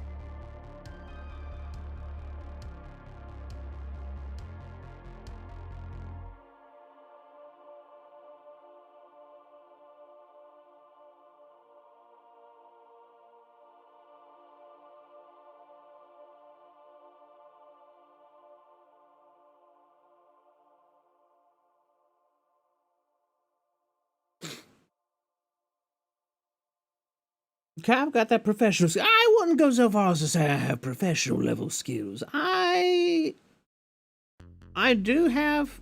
I wouldn't even go as far as to say that I have a well of skills. I have a few skills that I'm rather good at, and I enjoy deploying in the name of content. Do you mind if I ask an art question? I mean, go ahead. If it's digital art, I've got to warn you, I'm only about 2 months into doing digital art, so your mileage may vary on my answer. You like US comic style you have? Kind of reminds me of Jim Starlin. Oh, why, thank you. I'm rather flattered. Well, maybe since you're a weeb and see this type of art is kind of refreshing. Really like Cab's take in the comic book style. Ah, nice.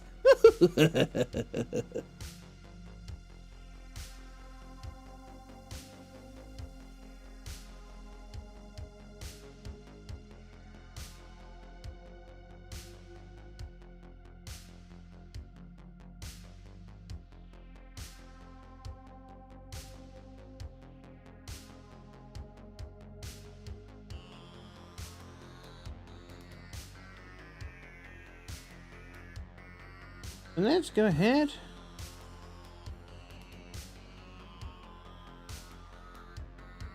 Yeah, I kind of like that.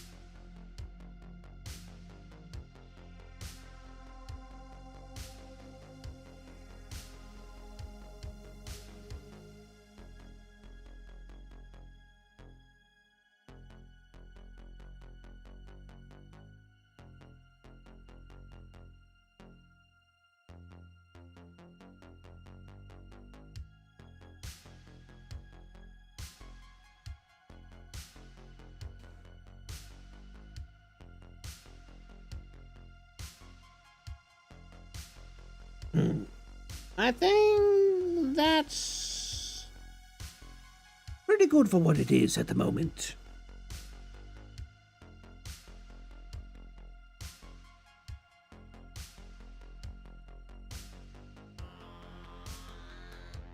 Oop, wrong layer.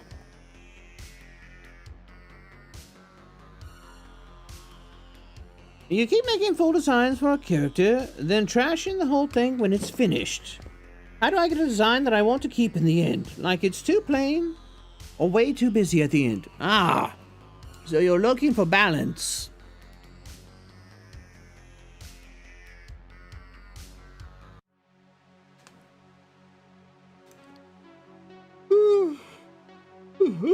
Excuse me. So, all right, I'm going to set the drawing aside for a moment. And we're going to talk about balance and we're going to talk about character design. Because I know this struggle very, very, very well.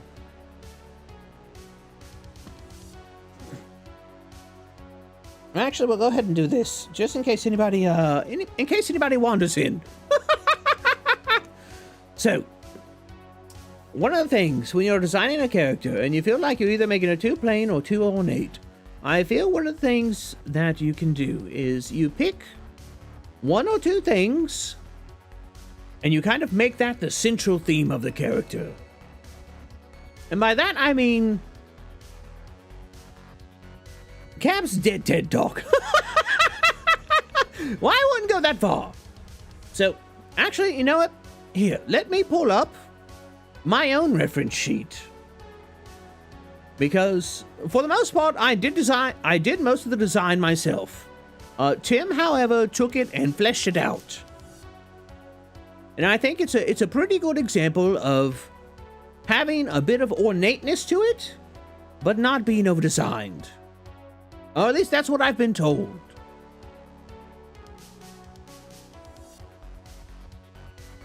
So, it's here. And wait, is that it? Ah, no, it's over here.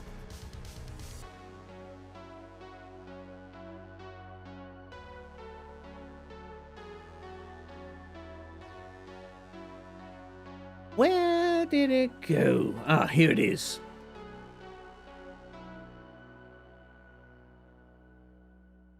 Okay, so here we go. Here's my reference sheet.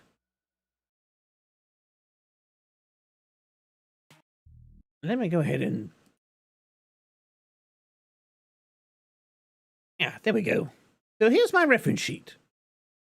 You can see that I do have little ornate bits.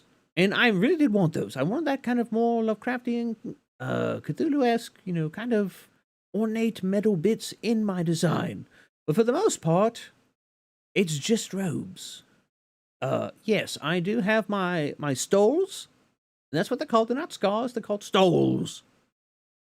And I have my hood. But I basically, the idea behind it was, I have robes. The robes are rather ornate. They have linings that tend to have designs or have extra stripes on them. And in cases like this, they do have the extra designs on them, but they're not too much. And I do have some ornate pieces that kind of draw the eye to them. But for the most part, they stay hidden most of the time. Like if I were to be drawn in a piece of art or something like that, these are something that catch the eye because they're more ornate than the rest of my drawing. But that's those two aspects that I was talking about, that you pick and you decide, these are going to be the core concepts of my drawing. And I'm going to balance the rest around that. So as you can see, my face, incredibly plain. Like, a lot of people have a lot of effort put into their faces. My face is purposely extremely simple. Because first off, well, it's easier to design. Second off, it's easier for people to draw. And that's also part of the reason I have these ornate bits, but I tend to have them in areas that can be outside of the drawing. So if you want to do like a full body shot of me or a full body sketch, yes, I have very ornate bits. But I'm also, for the most part, super easy to do fan art of. And that's kind of where that balance comes in. I have aspects like my backpack that has my microphone on it, but I keep them in areas which aren't going to be regularly displayed, so I don't seem too busy most of the time. And that's kind of, at least that's how I look at it. You find those 1, 2, I find 2 is the best, sometimes 3, 2 to 3 things that you really, really want to be the core concept. And a lot like VTubing and brands, like that's what you build around. If you, I guess I would have to see the drawing for myself to give better advice on it.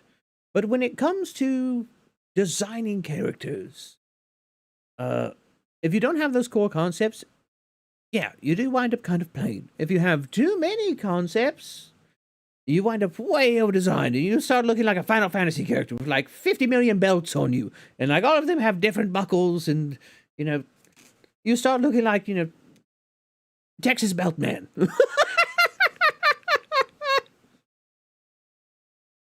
But that's kind of, that's my take on it. And that's, in my opinion, how you get a design that looks good, but doesn't wind up as too plain or too busy.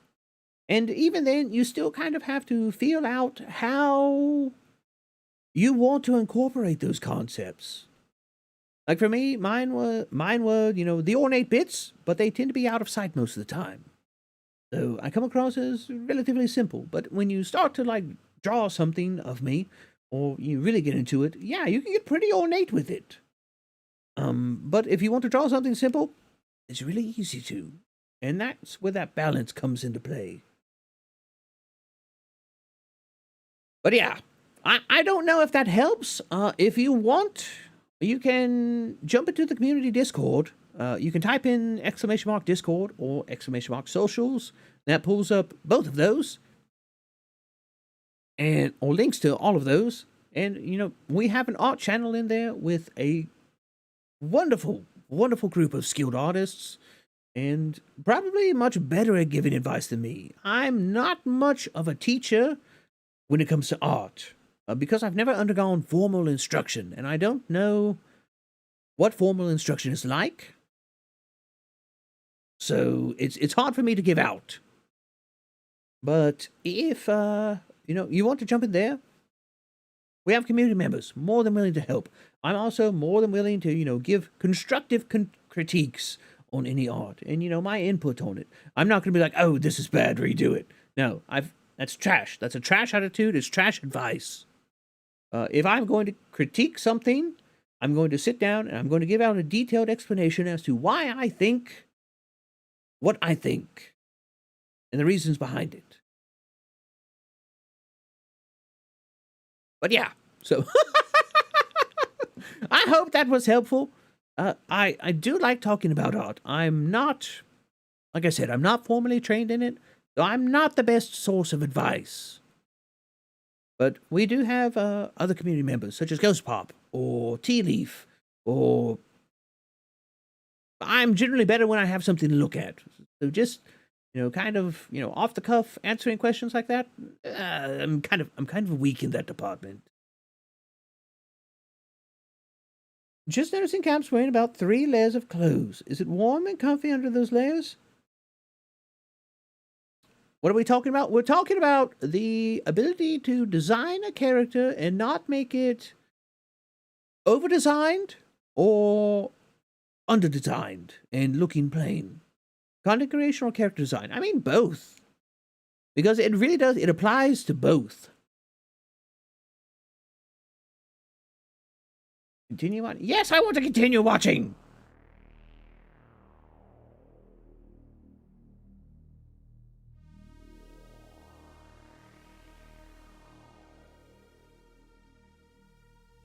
Ah, yes. Yeah.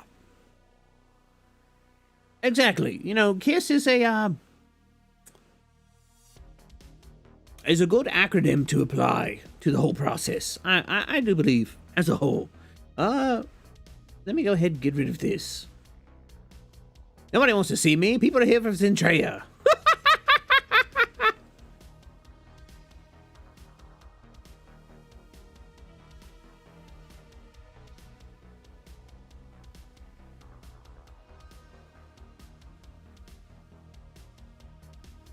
Yeah, this was helpful advice. A friend of a friend told me to make it like an action figure that you want. You didn't know what he meant by that.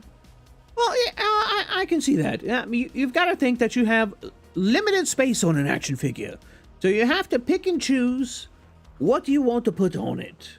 And, you know, that comes back to those, you know, 2 to 3 core concepts. Like, what do you want that to look like? And I think that's good advice. When I give advice, I try to break it down as easily and plainly as possible.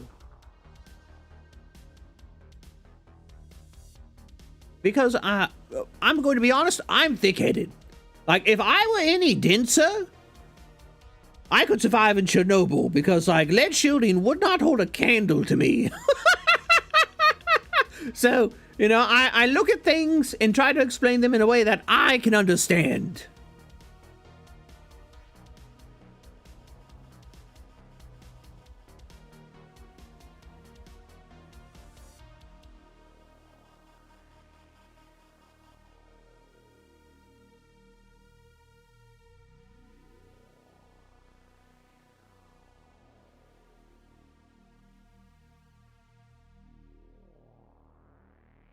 What is on this layer?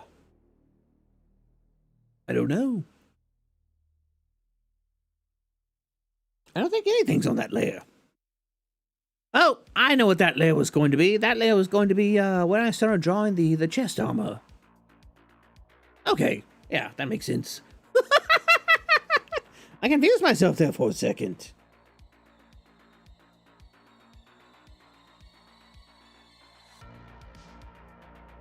So yeah, let me pull my reference sheet back up of my armor I was designing, and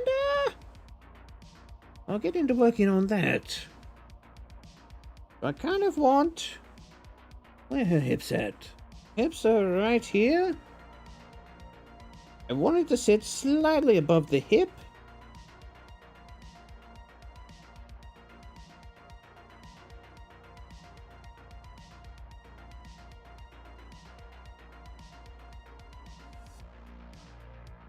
And this is something that's going to wrap around.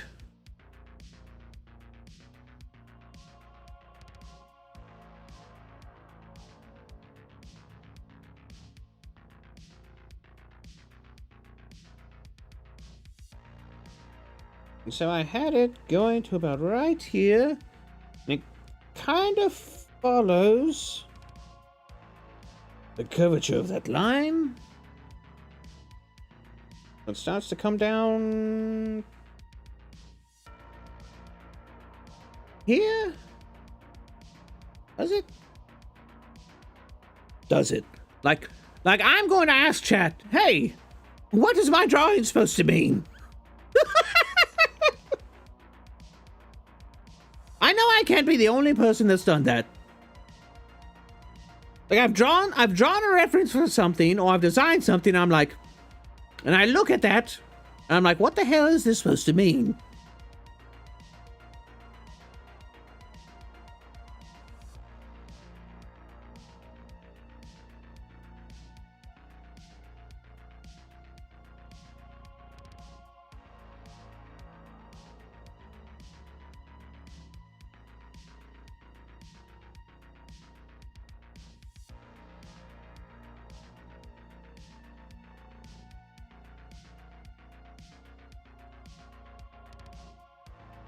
Trying real hard on your audition character right now.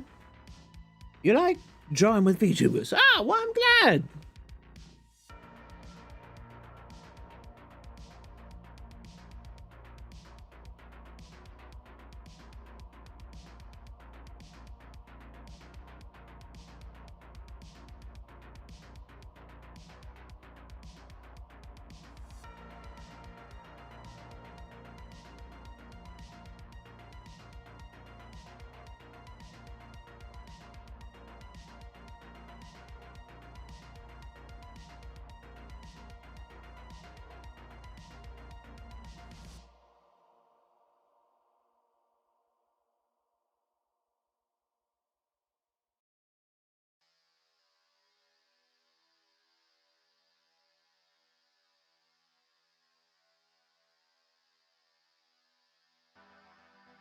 What's my drawing supposed to mean? Easy, you're simping hard. I do not simp for Zen.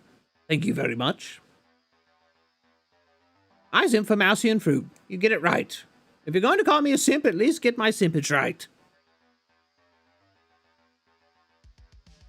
Ask my friend who's an engineer whether this makes sense or not. And asking an engineer was a bad idea.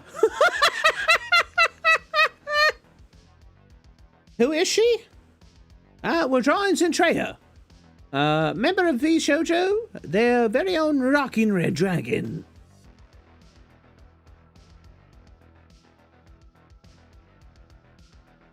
I've had this idea for a dark fantasy version of her, like, kicking around in my head for a couple months now. And, I finally felt like I was at a place where I could sit down and draw it. I felt like it would be good content.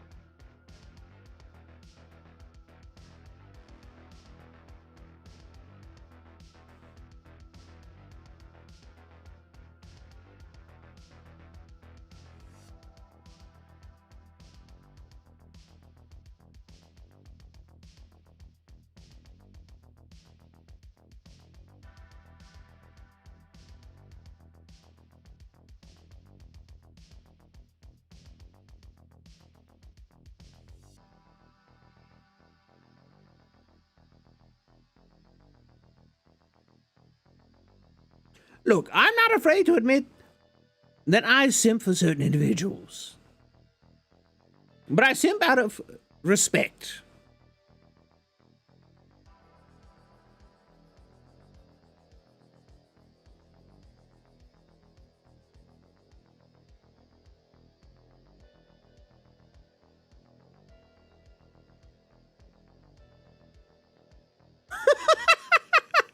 Thank you for the $2 super chat, Ellie and Booster. I greatly appreciate it.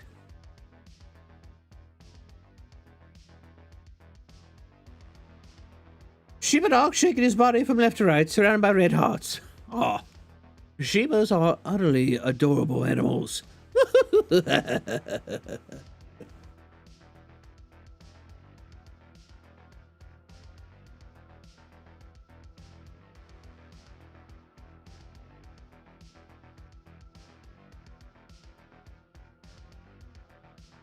Take your money? Gladly.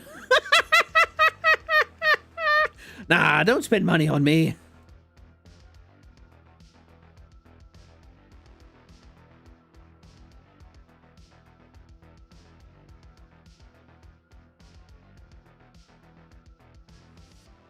I'm just your regular spoopy boy trying to do spoopy things.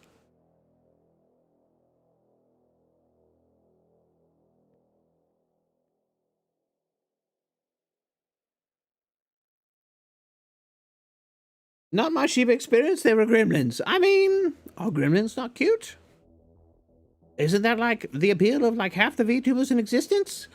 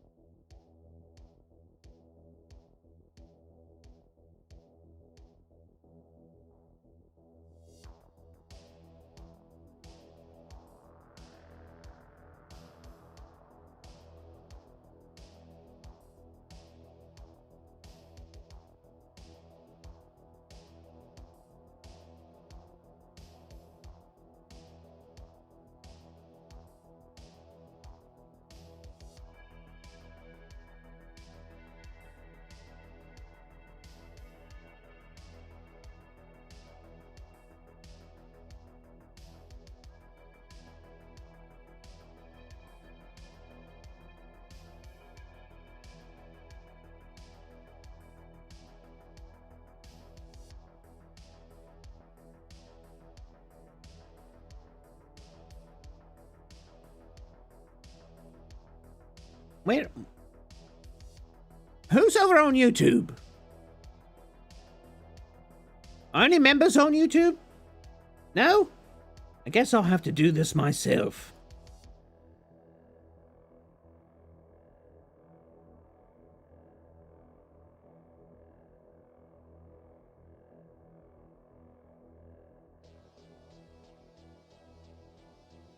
Ah, there we go. Perfect. You get that horny out of here, Armin. You gone, you get it out. Dante, hello! How are you doing?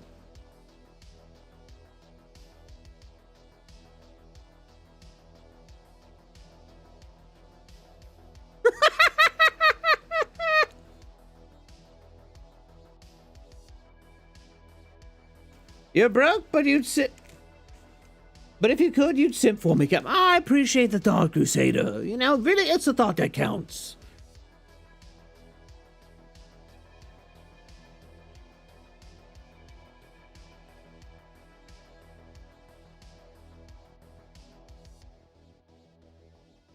Doing great, just got into work? Ah, well, I hope you have a great day at work.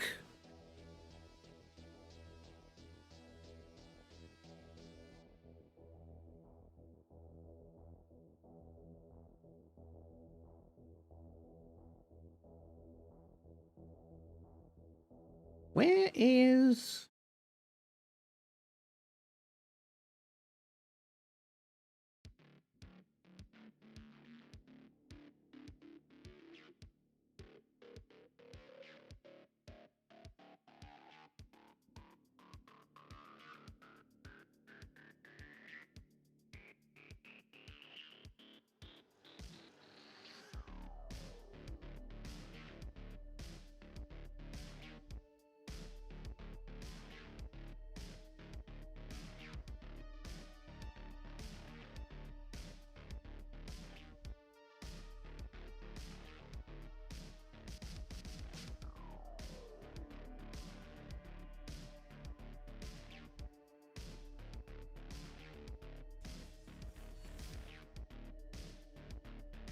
Wait, what the?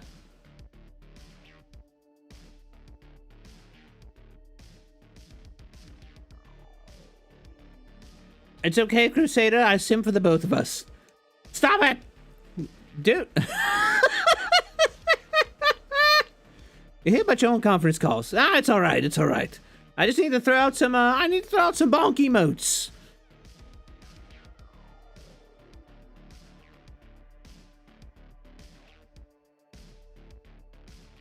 No. Bad omen. Bad. Oh, wow. Dante. Dante, really, thank you for becoming a member over on YouTube. I greatly appreciate your petrifying patronage. So if you don't already, make sure if you have a Discord account, make sure your YouTube account that you just signed up for a membership on is linked to your Discord account. So that way, if you go into the Discord, you will be automatically assigned your role and have access to the YouTube members only channels on the Discord. There's not much in there right now because I think you're member number 6. Yes, you're member number 6. So there's not much in there right now. But as we continue to grow and everything like that, there will be members will get access to sneak peeks and things like that.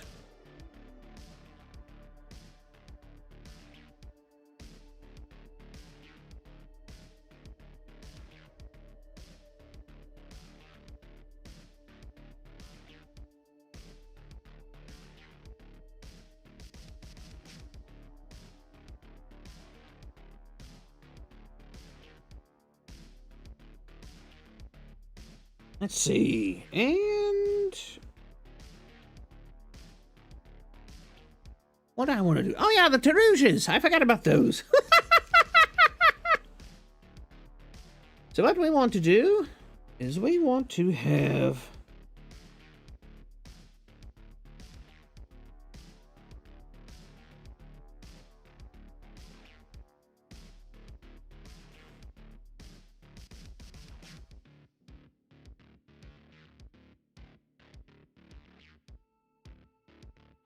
let's see, do I want to do something?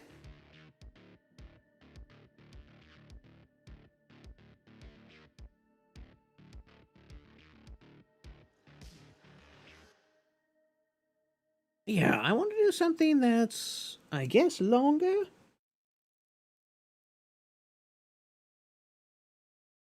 Yeah, something kind of like that. And then we also have... we'll have this kind of be tattered.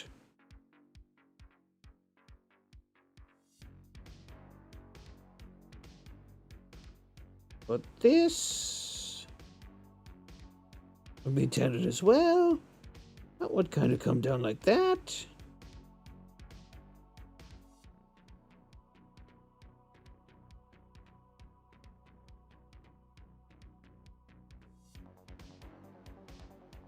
And that would wrap around the leg. And so that way, it is his tail.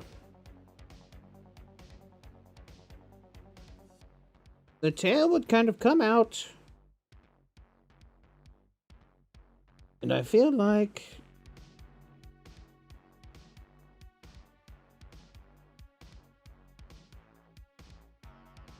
yeah, something like that. That's the underside of the tail.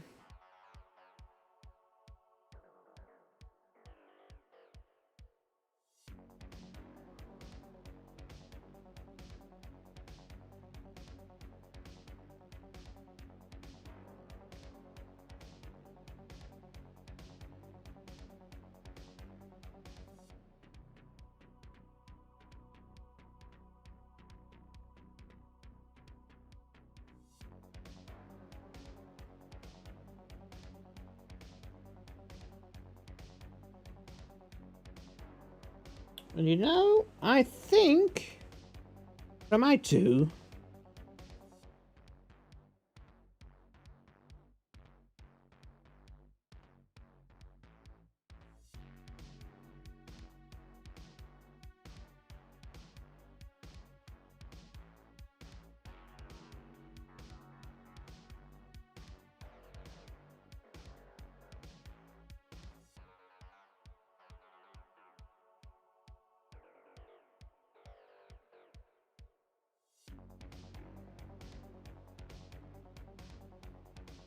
Interesting. But the cross out there kind of looks like a chastity belt. Of course it would to you.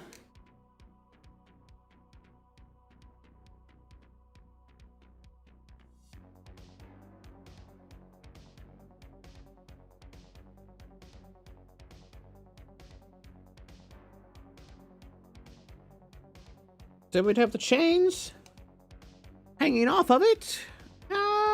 Wait, how many chains does Zen have on her belt?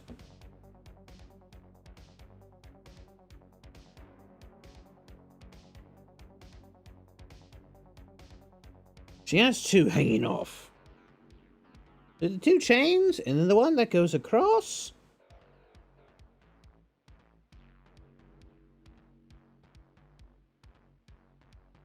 And I think we have to do the Terouges.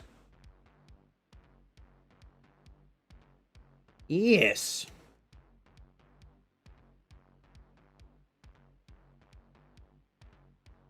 Have the Terouges hanging down to about right here.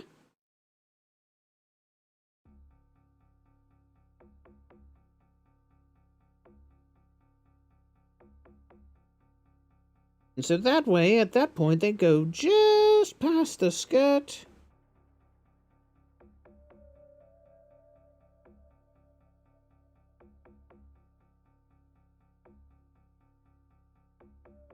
And on that one, it would go on the other side of the leg. And, you know, that's pretty rough. It's pretty rough. You see tentacles and somebody yelling about being horny? You've seen this.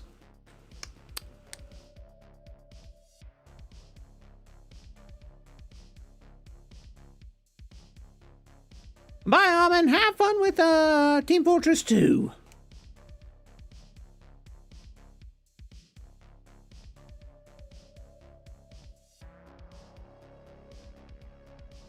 And then let's see.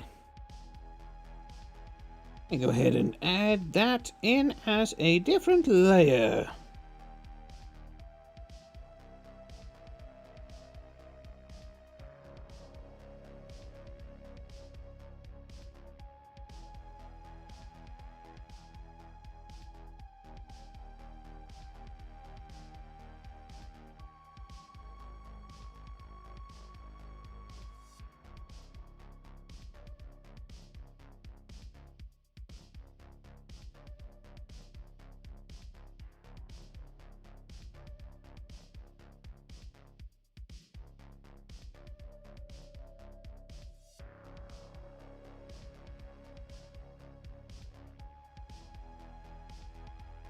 That boot will kind of be like that.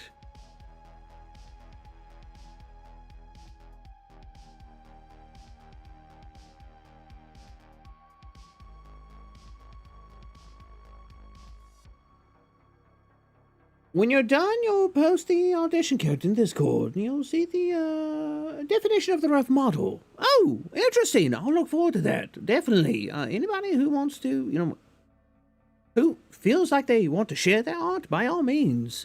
The Art of Madness channel in the Discord is the place for all of the community to share their artworks that they're working on.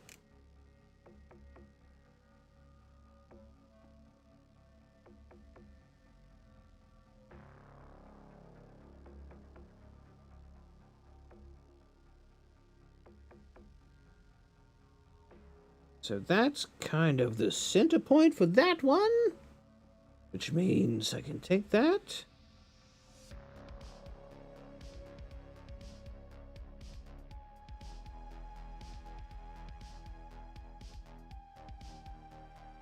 Can bring this one around.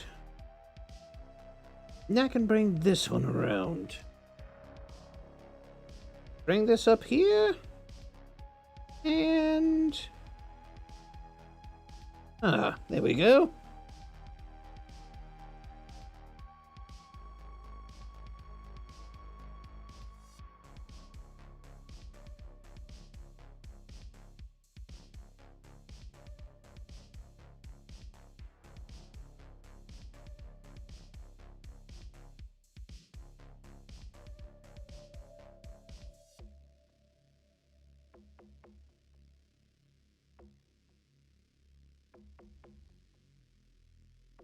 Yeah, I'm not quite sure how I'm feeling about this knee pad. I'd have to... I feel like turn it out a little bit.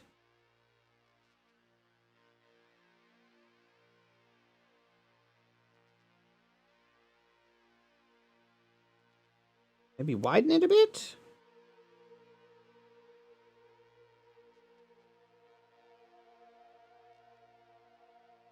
Did I just make her calf way too thick? That's a possibility. Zen is looking great. Thank you, Charisse. Thank you very much. I greatly appreciate it.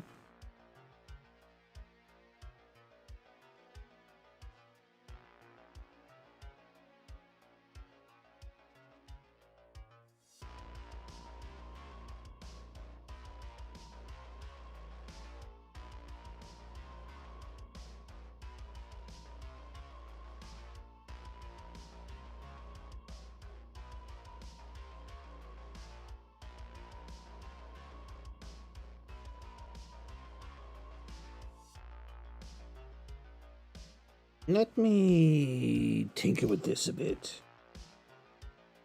I might... Yeah, I need to shorten the toe on this. Make it more like her, more like her actual boots.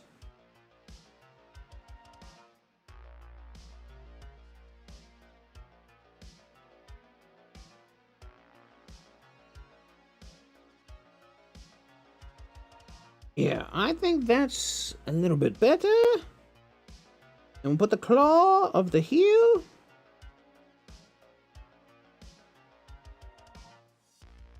And we'll put the claw on this heel. And at this point in time, I can go and I can flesh this out a little bit.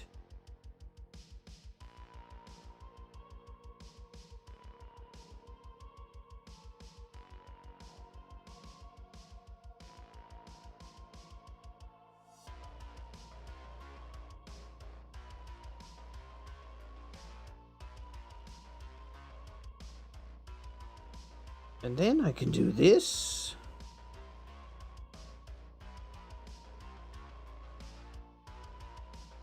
I can put this claw here, push out the platform a little bit, and for the most part, that's her boot.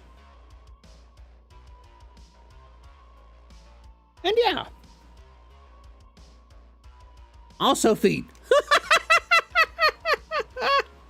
The calves. Maybe that's where the boing boing power is distributed as well. Yeah, I did give her some thick thighs. I felt like Zin would be one of those characters that would have like the thighs that could crush an adventurer's head between them. If they were unfortunate enough to get that close.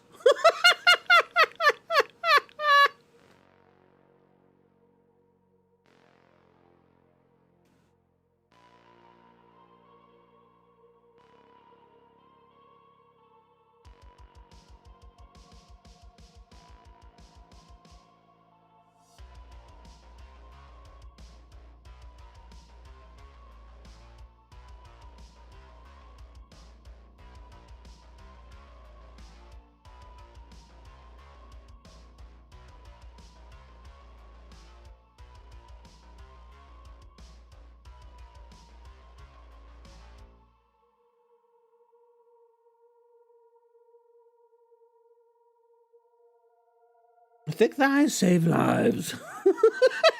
Well, I mean, in this case, it looks like they're probably in them.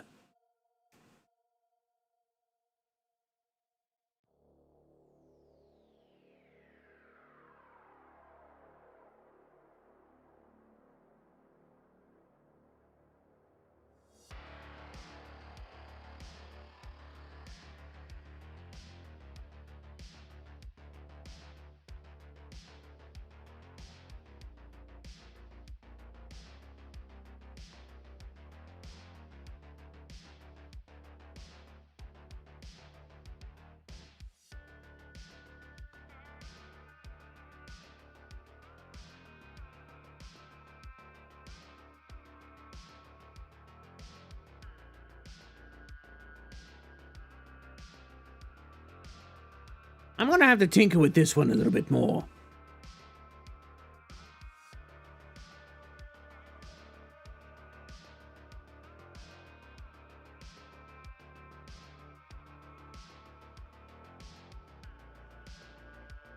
I think on this side, I think I've got the design pretty...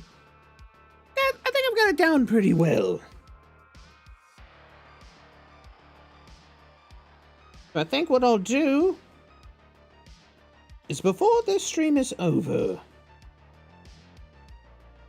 we'll go in here and we'll go ahead and we'll finish doing the line work on Zin's head. Maybe drawing her, Oop, did I lose track in there for a second? I did! Maybe drawing her sideburns. Now that we've got kind of the feel of her armor laid out. And we might actually do the rough draft of her hair.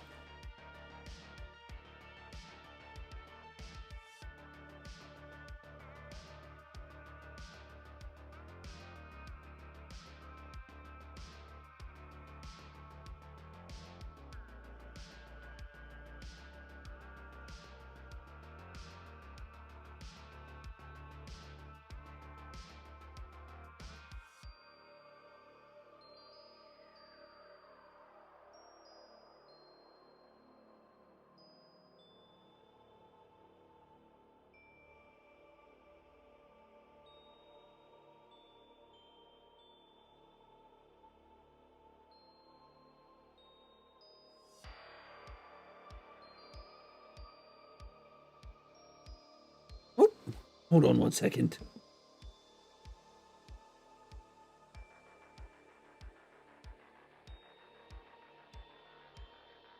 Nope, never mind.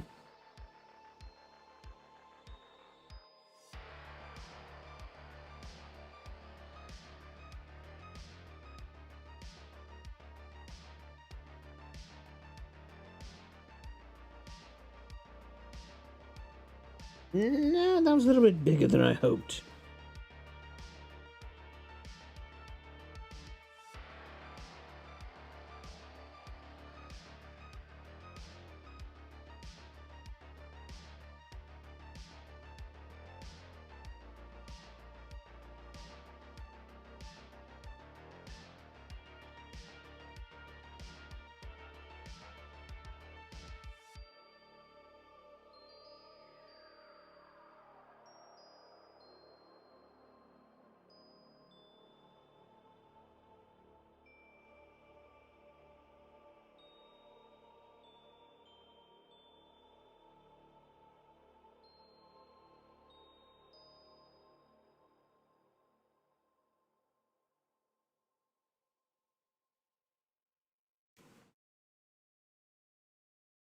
And then I think...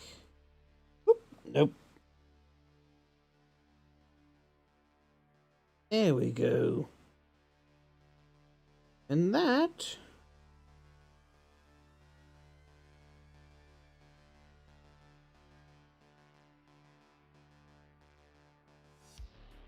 should be Zin's horns. Or at least those parts of them. Are you editing the Percy time-lapse? Yes, because what happened with Percy was that I realized I did not start the time-lapse until I did the, what's it called? Until I had already done, like, all of the rough draft and everything like that. So I have to go back and I have to take the clip of that first stream of Percy, and I have to edit that in. And, so I just haven't gotten around to it yet.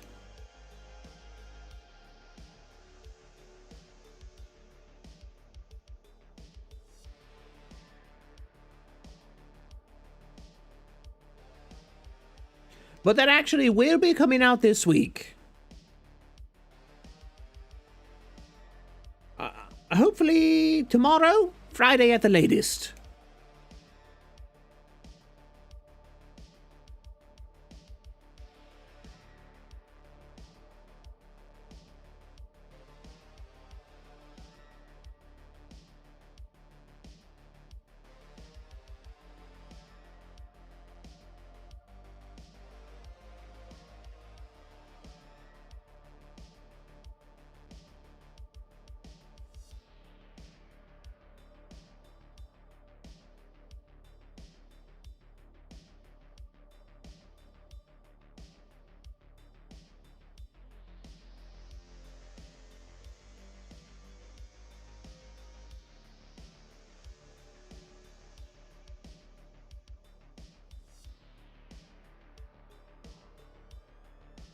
All right, yeah, I like that. I like that.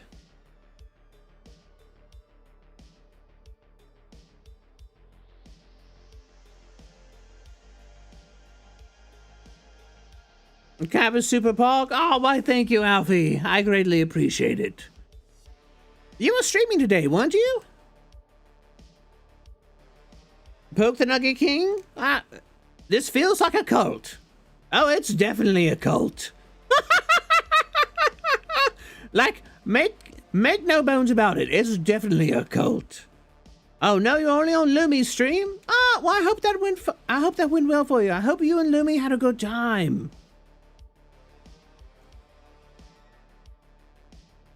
What were you playing?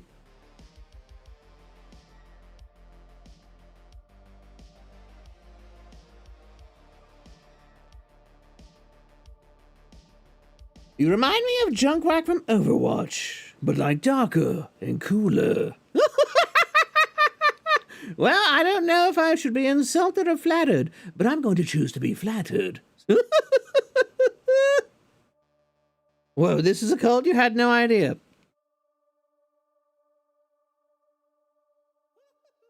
Okay. Sure you didn't, Therese. Sure you didn't. Oh, Poke! Thanks for the follow over on Twitch. I greatly appreciate your petrifying patronage. It's a cult of personality and puns. I guess you could say that. These aren't cult robes, they're friendship robes. I thought they were Snuggies.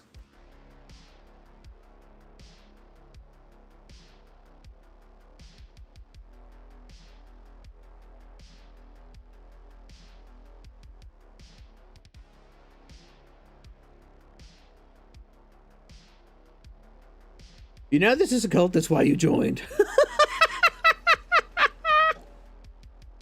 What am I drinking? I'm having a nice cup of coffee. I'm not everybody's favorite caffeinated cultist for nothing. Death Clips! Thanks for the follow over on Twitch. If you're looking for Death Clips, you might want to tune into my stream on Friday. We'll be starting Dead Space 2. I'm sure you'll get plenty of them.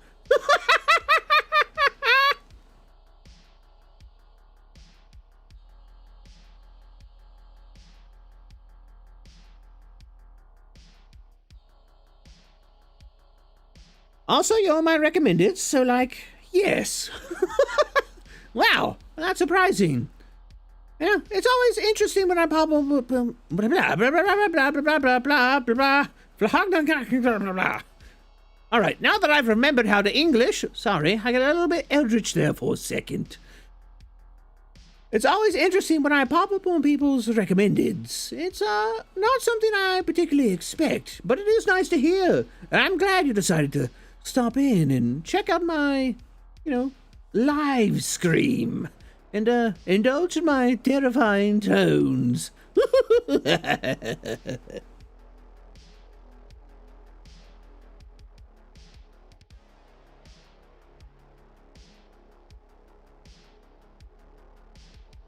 Today I'm just hanging out a little bit with the community. We're trying a bit of dark fantasy Zentreya art. Giving a bit of, a bit of a darker approach to the old Rockin Red Dragon.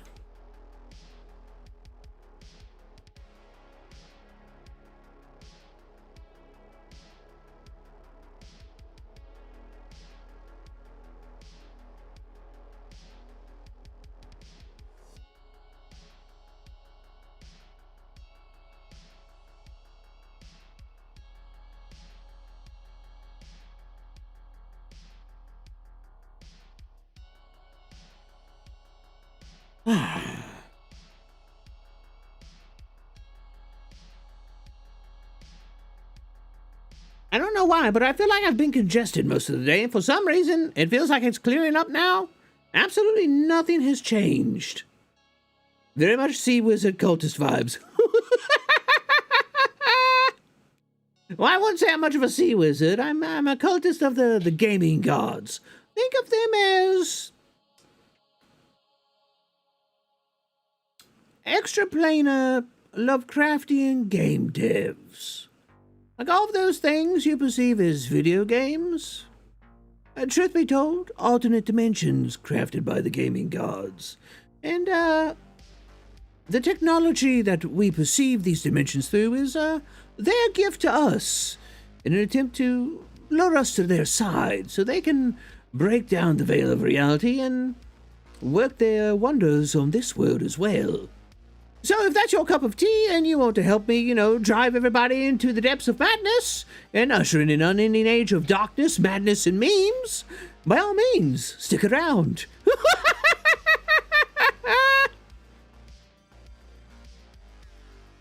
Has the cave been damp? No, not that I think of. Well, it hasn't been damp since we had that bit of flooding earlier.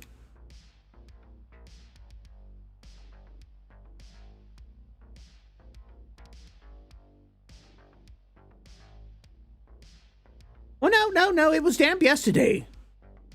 It was damp outside. Maybe that's it. You should sacrifice your kingdom to the gaming gods. The gaming gods will free us from our oppression.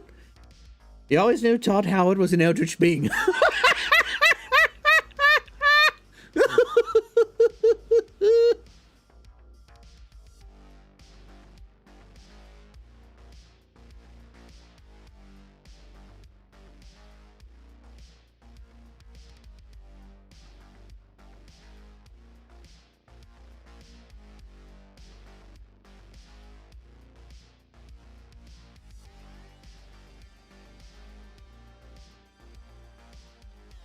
Todd Howard Vtuber win. Now that would be something interesting to see.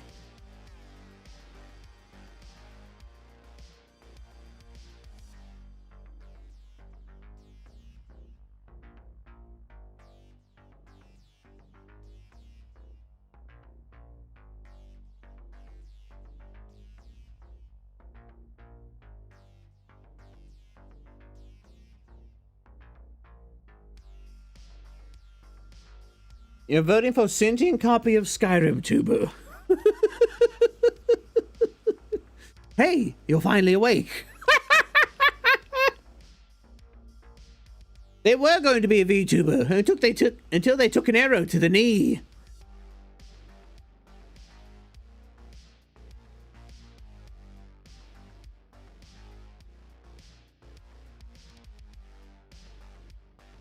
My thoughts on snakes?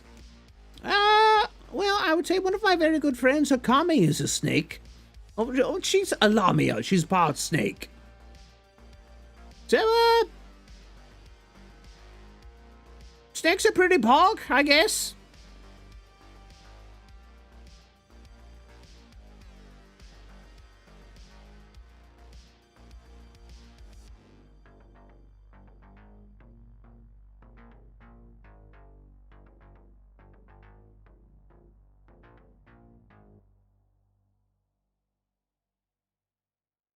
Hey, we know the danger, Lord. Hermaeus more sims for VTubers. Ah, see, there you go. Yes, okay, now I will sacrifice all of my nuggies to you. Well, that feeds the cult for another day.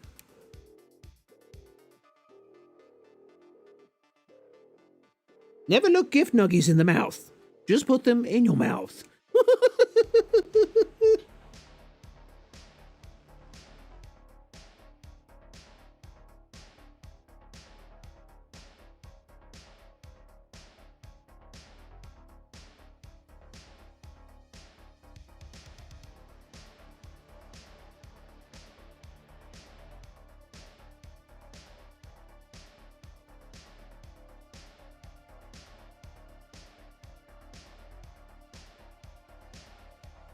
All right, so let me see. I just need to add in these lines.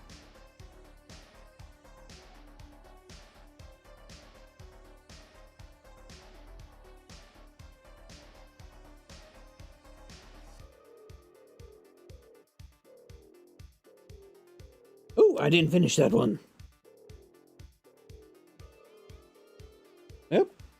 I didn't finish it, and then I tried to and screwed it up.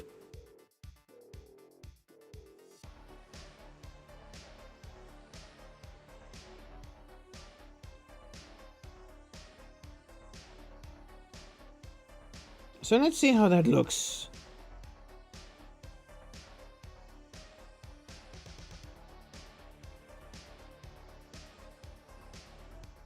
I'd say it looks pretty good. I'm pretty darn happy with that. Everyone knows Lamias are the best monster girls. To be honest, I always heard that. Never looked a gimped horse in the mouth. And was eternally confused until someone told me the real thing.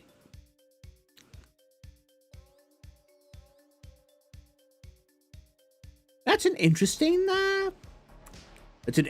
way to hear it.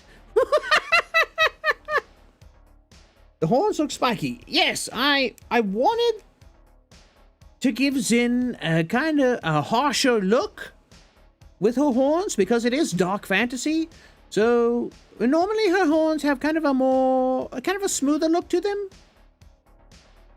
So I wanted these to be a bit more, I guess you could say, jagged.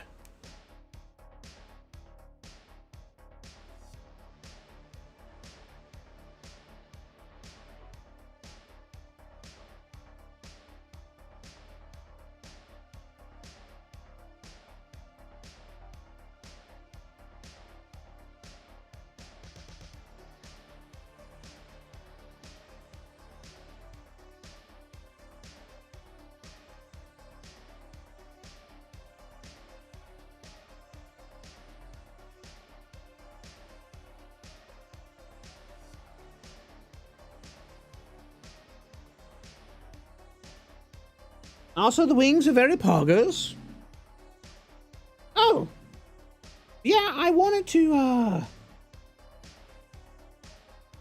flesh them out a bit more. I'm not sure how I feel about the folds and the membranes. I might tinker with it a bit off stream. And, you know, when we come back next Wednesday, see how people feel about it.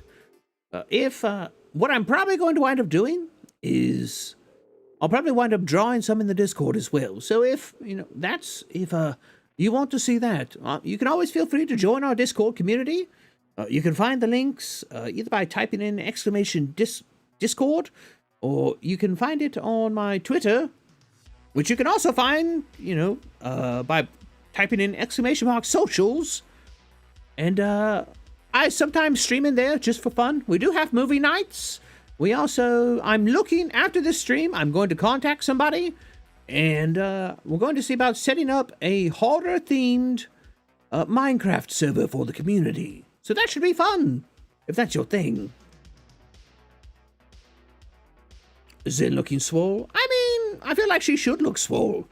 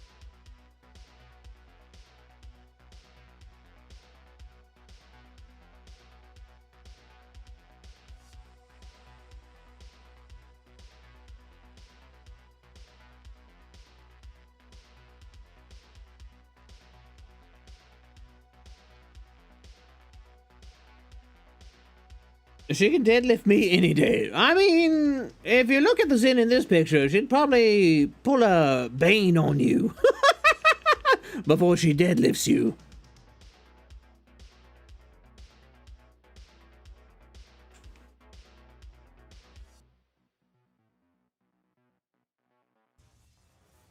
Ah, Shiki!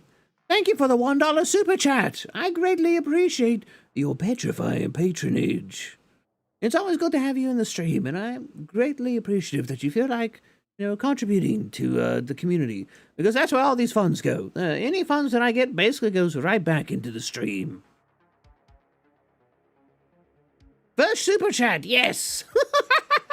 Congratulations on your first super chat.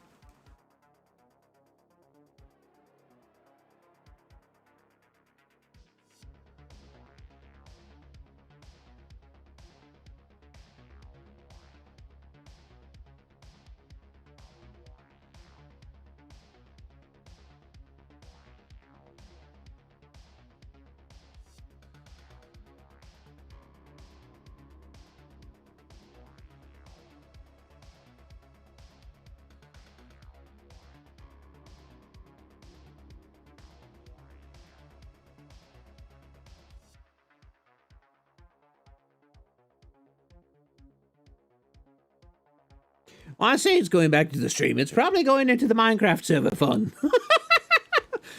Money either goes into the stream or it goes into stuff for the community.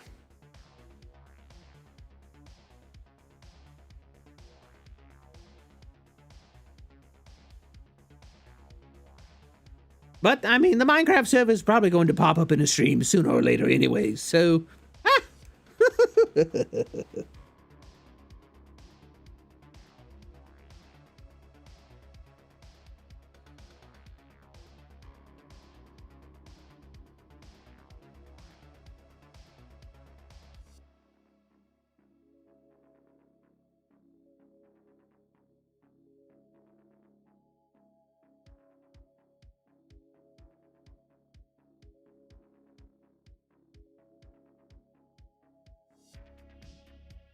Oop! No, I screwed that one up.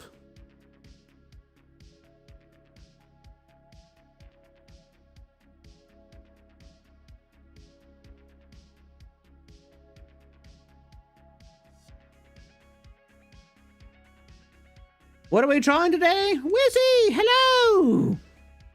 So what we're trying today is we're trying a rather large VTuber by the name of Zentreya. Vshojo's very own Rockin Red Dragon. Except we're drawing her with a bit of a dark fantasy bent. Let me go ahead and zoom out a bit. So we've got kind of this going on at the moment. It's a bit messy.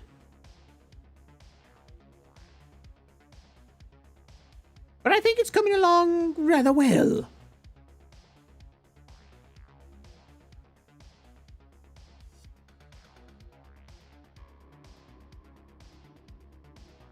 Looks good. Thank you. I'm glad.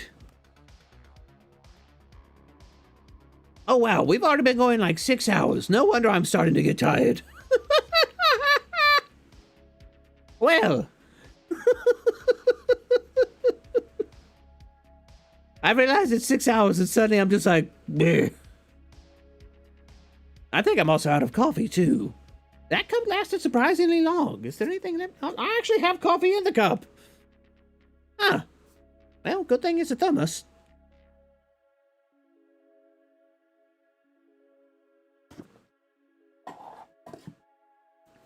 You just looked at the runtime and like, damn, he's been at this a while. Yeah, one of the things I enjoy about the art streams is Oh, no, shut up, Gucci Man. How about not? Well, thanks to that... Thanks to that eerie interruption from Gucci Man.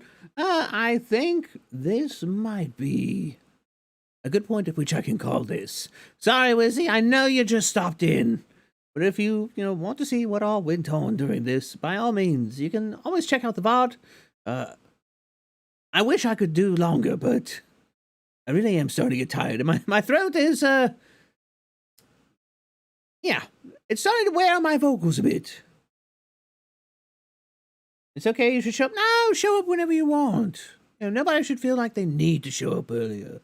You know, if you can't make it, that's never a problem. If you do show up, or you lurk or something like that, by all means, I greatly appreciate that. Lurkers are the backbone of any community. And you know what?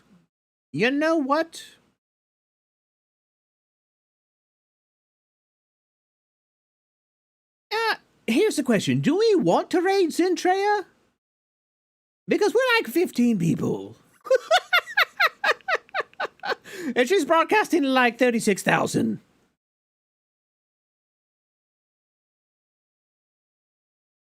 I kind of want to, but I'm not sure if it's a smart move. You know what? No, I found somebody else. Thanks for streaming. I greatly appreciate that. Not a problem. So I have generally a rule. I try not to raid anybody unless I have around 1/5 of their audience. Lotus, we raided Lotus the other week, and we did a collab last week. So right now, I try to raid somebody. I try to keep raids to particular individuals around once a month. Just for, the sake of variety. See what else is out there. Things like that. I think what we might do is there is a certain VTuber who I actually enjoy called Catboy Mech. And they are doing some art right now.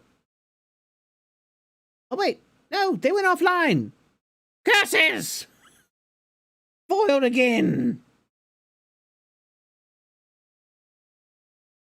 Let's see, who else is doing art?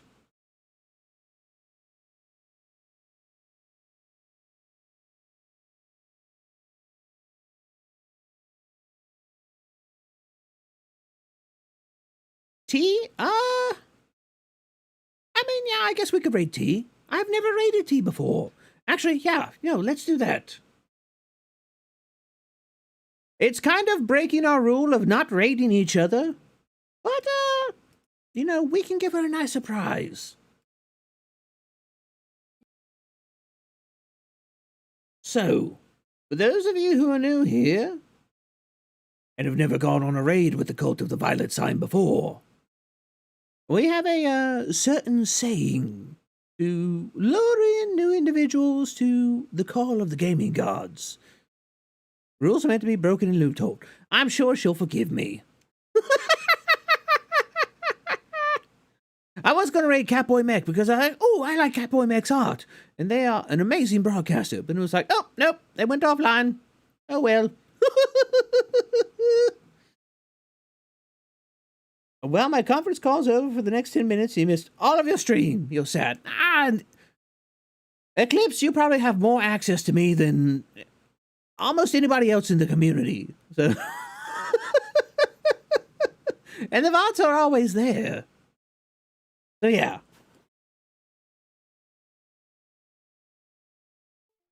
So, we have a certain saying to inspire, new entrance into the cult of the gaming gods. And it's said as, have you seen the violet sign? And I really need to get some emotes to put in there. What are those tentacle emotes? Look at like a tentacle on each side of that.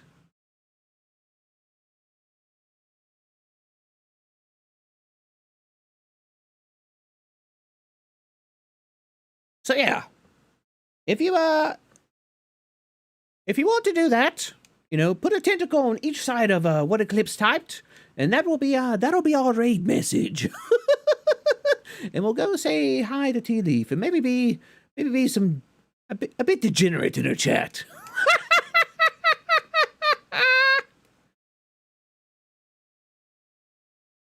Skelly! Not a problem. I'm glad you were able to show up. Yeah, there you go. Get some tentacles in there. Ooh, I like it. It's spicy. That's what I'm talking about. I love this community so much. You've all been wonderful, and thank you so much for tuning in. So, until next time, Kabhaalytes, have you seen the violet sign?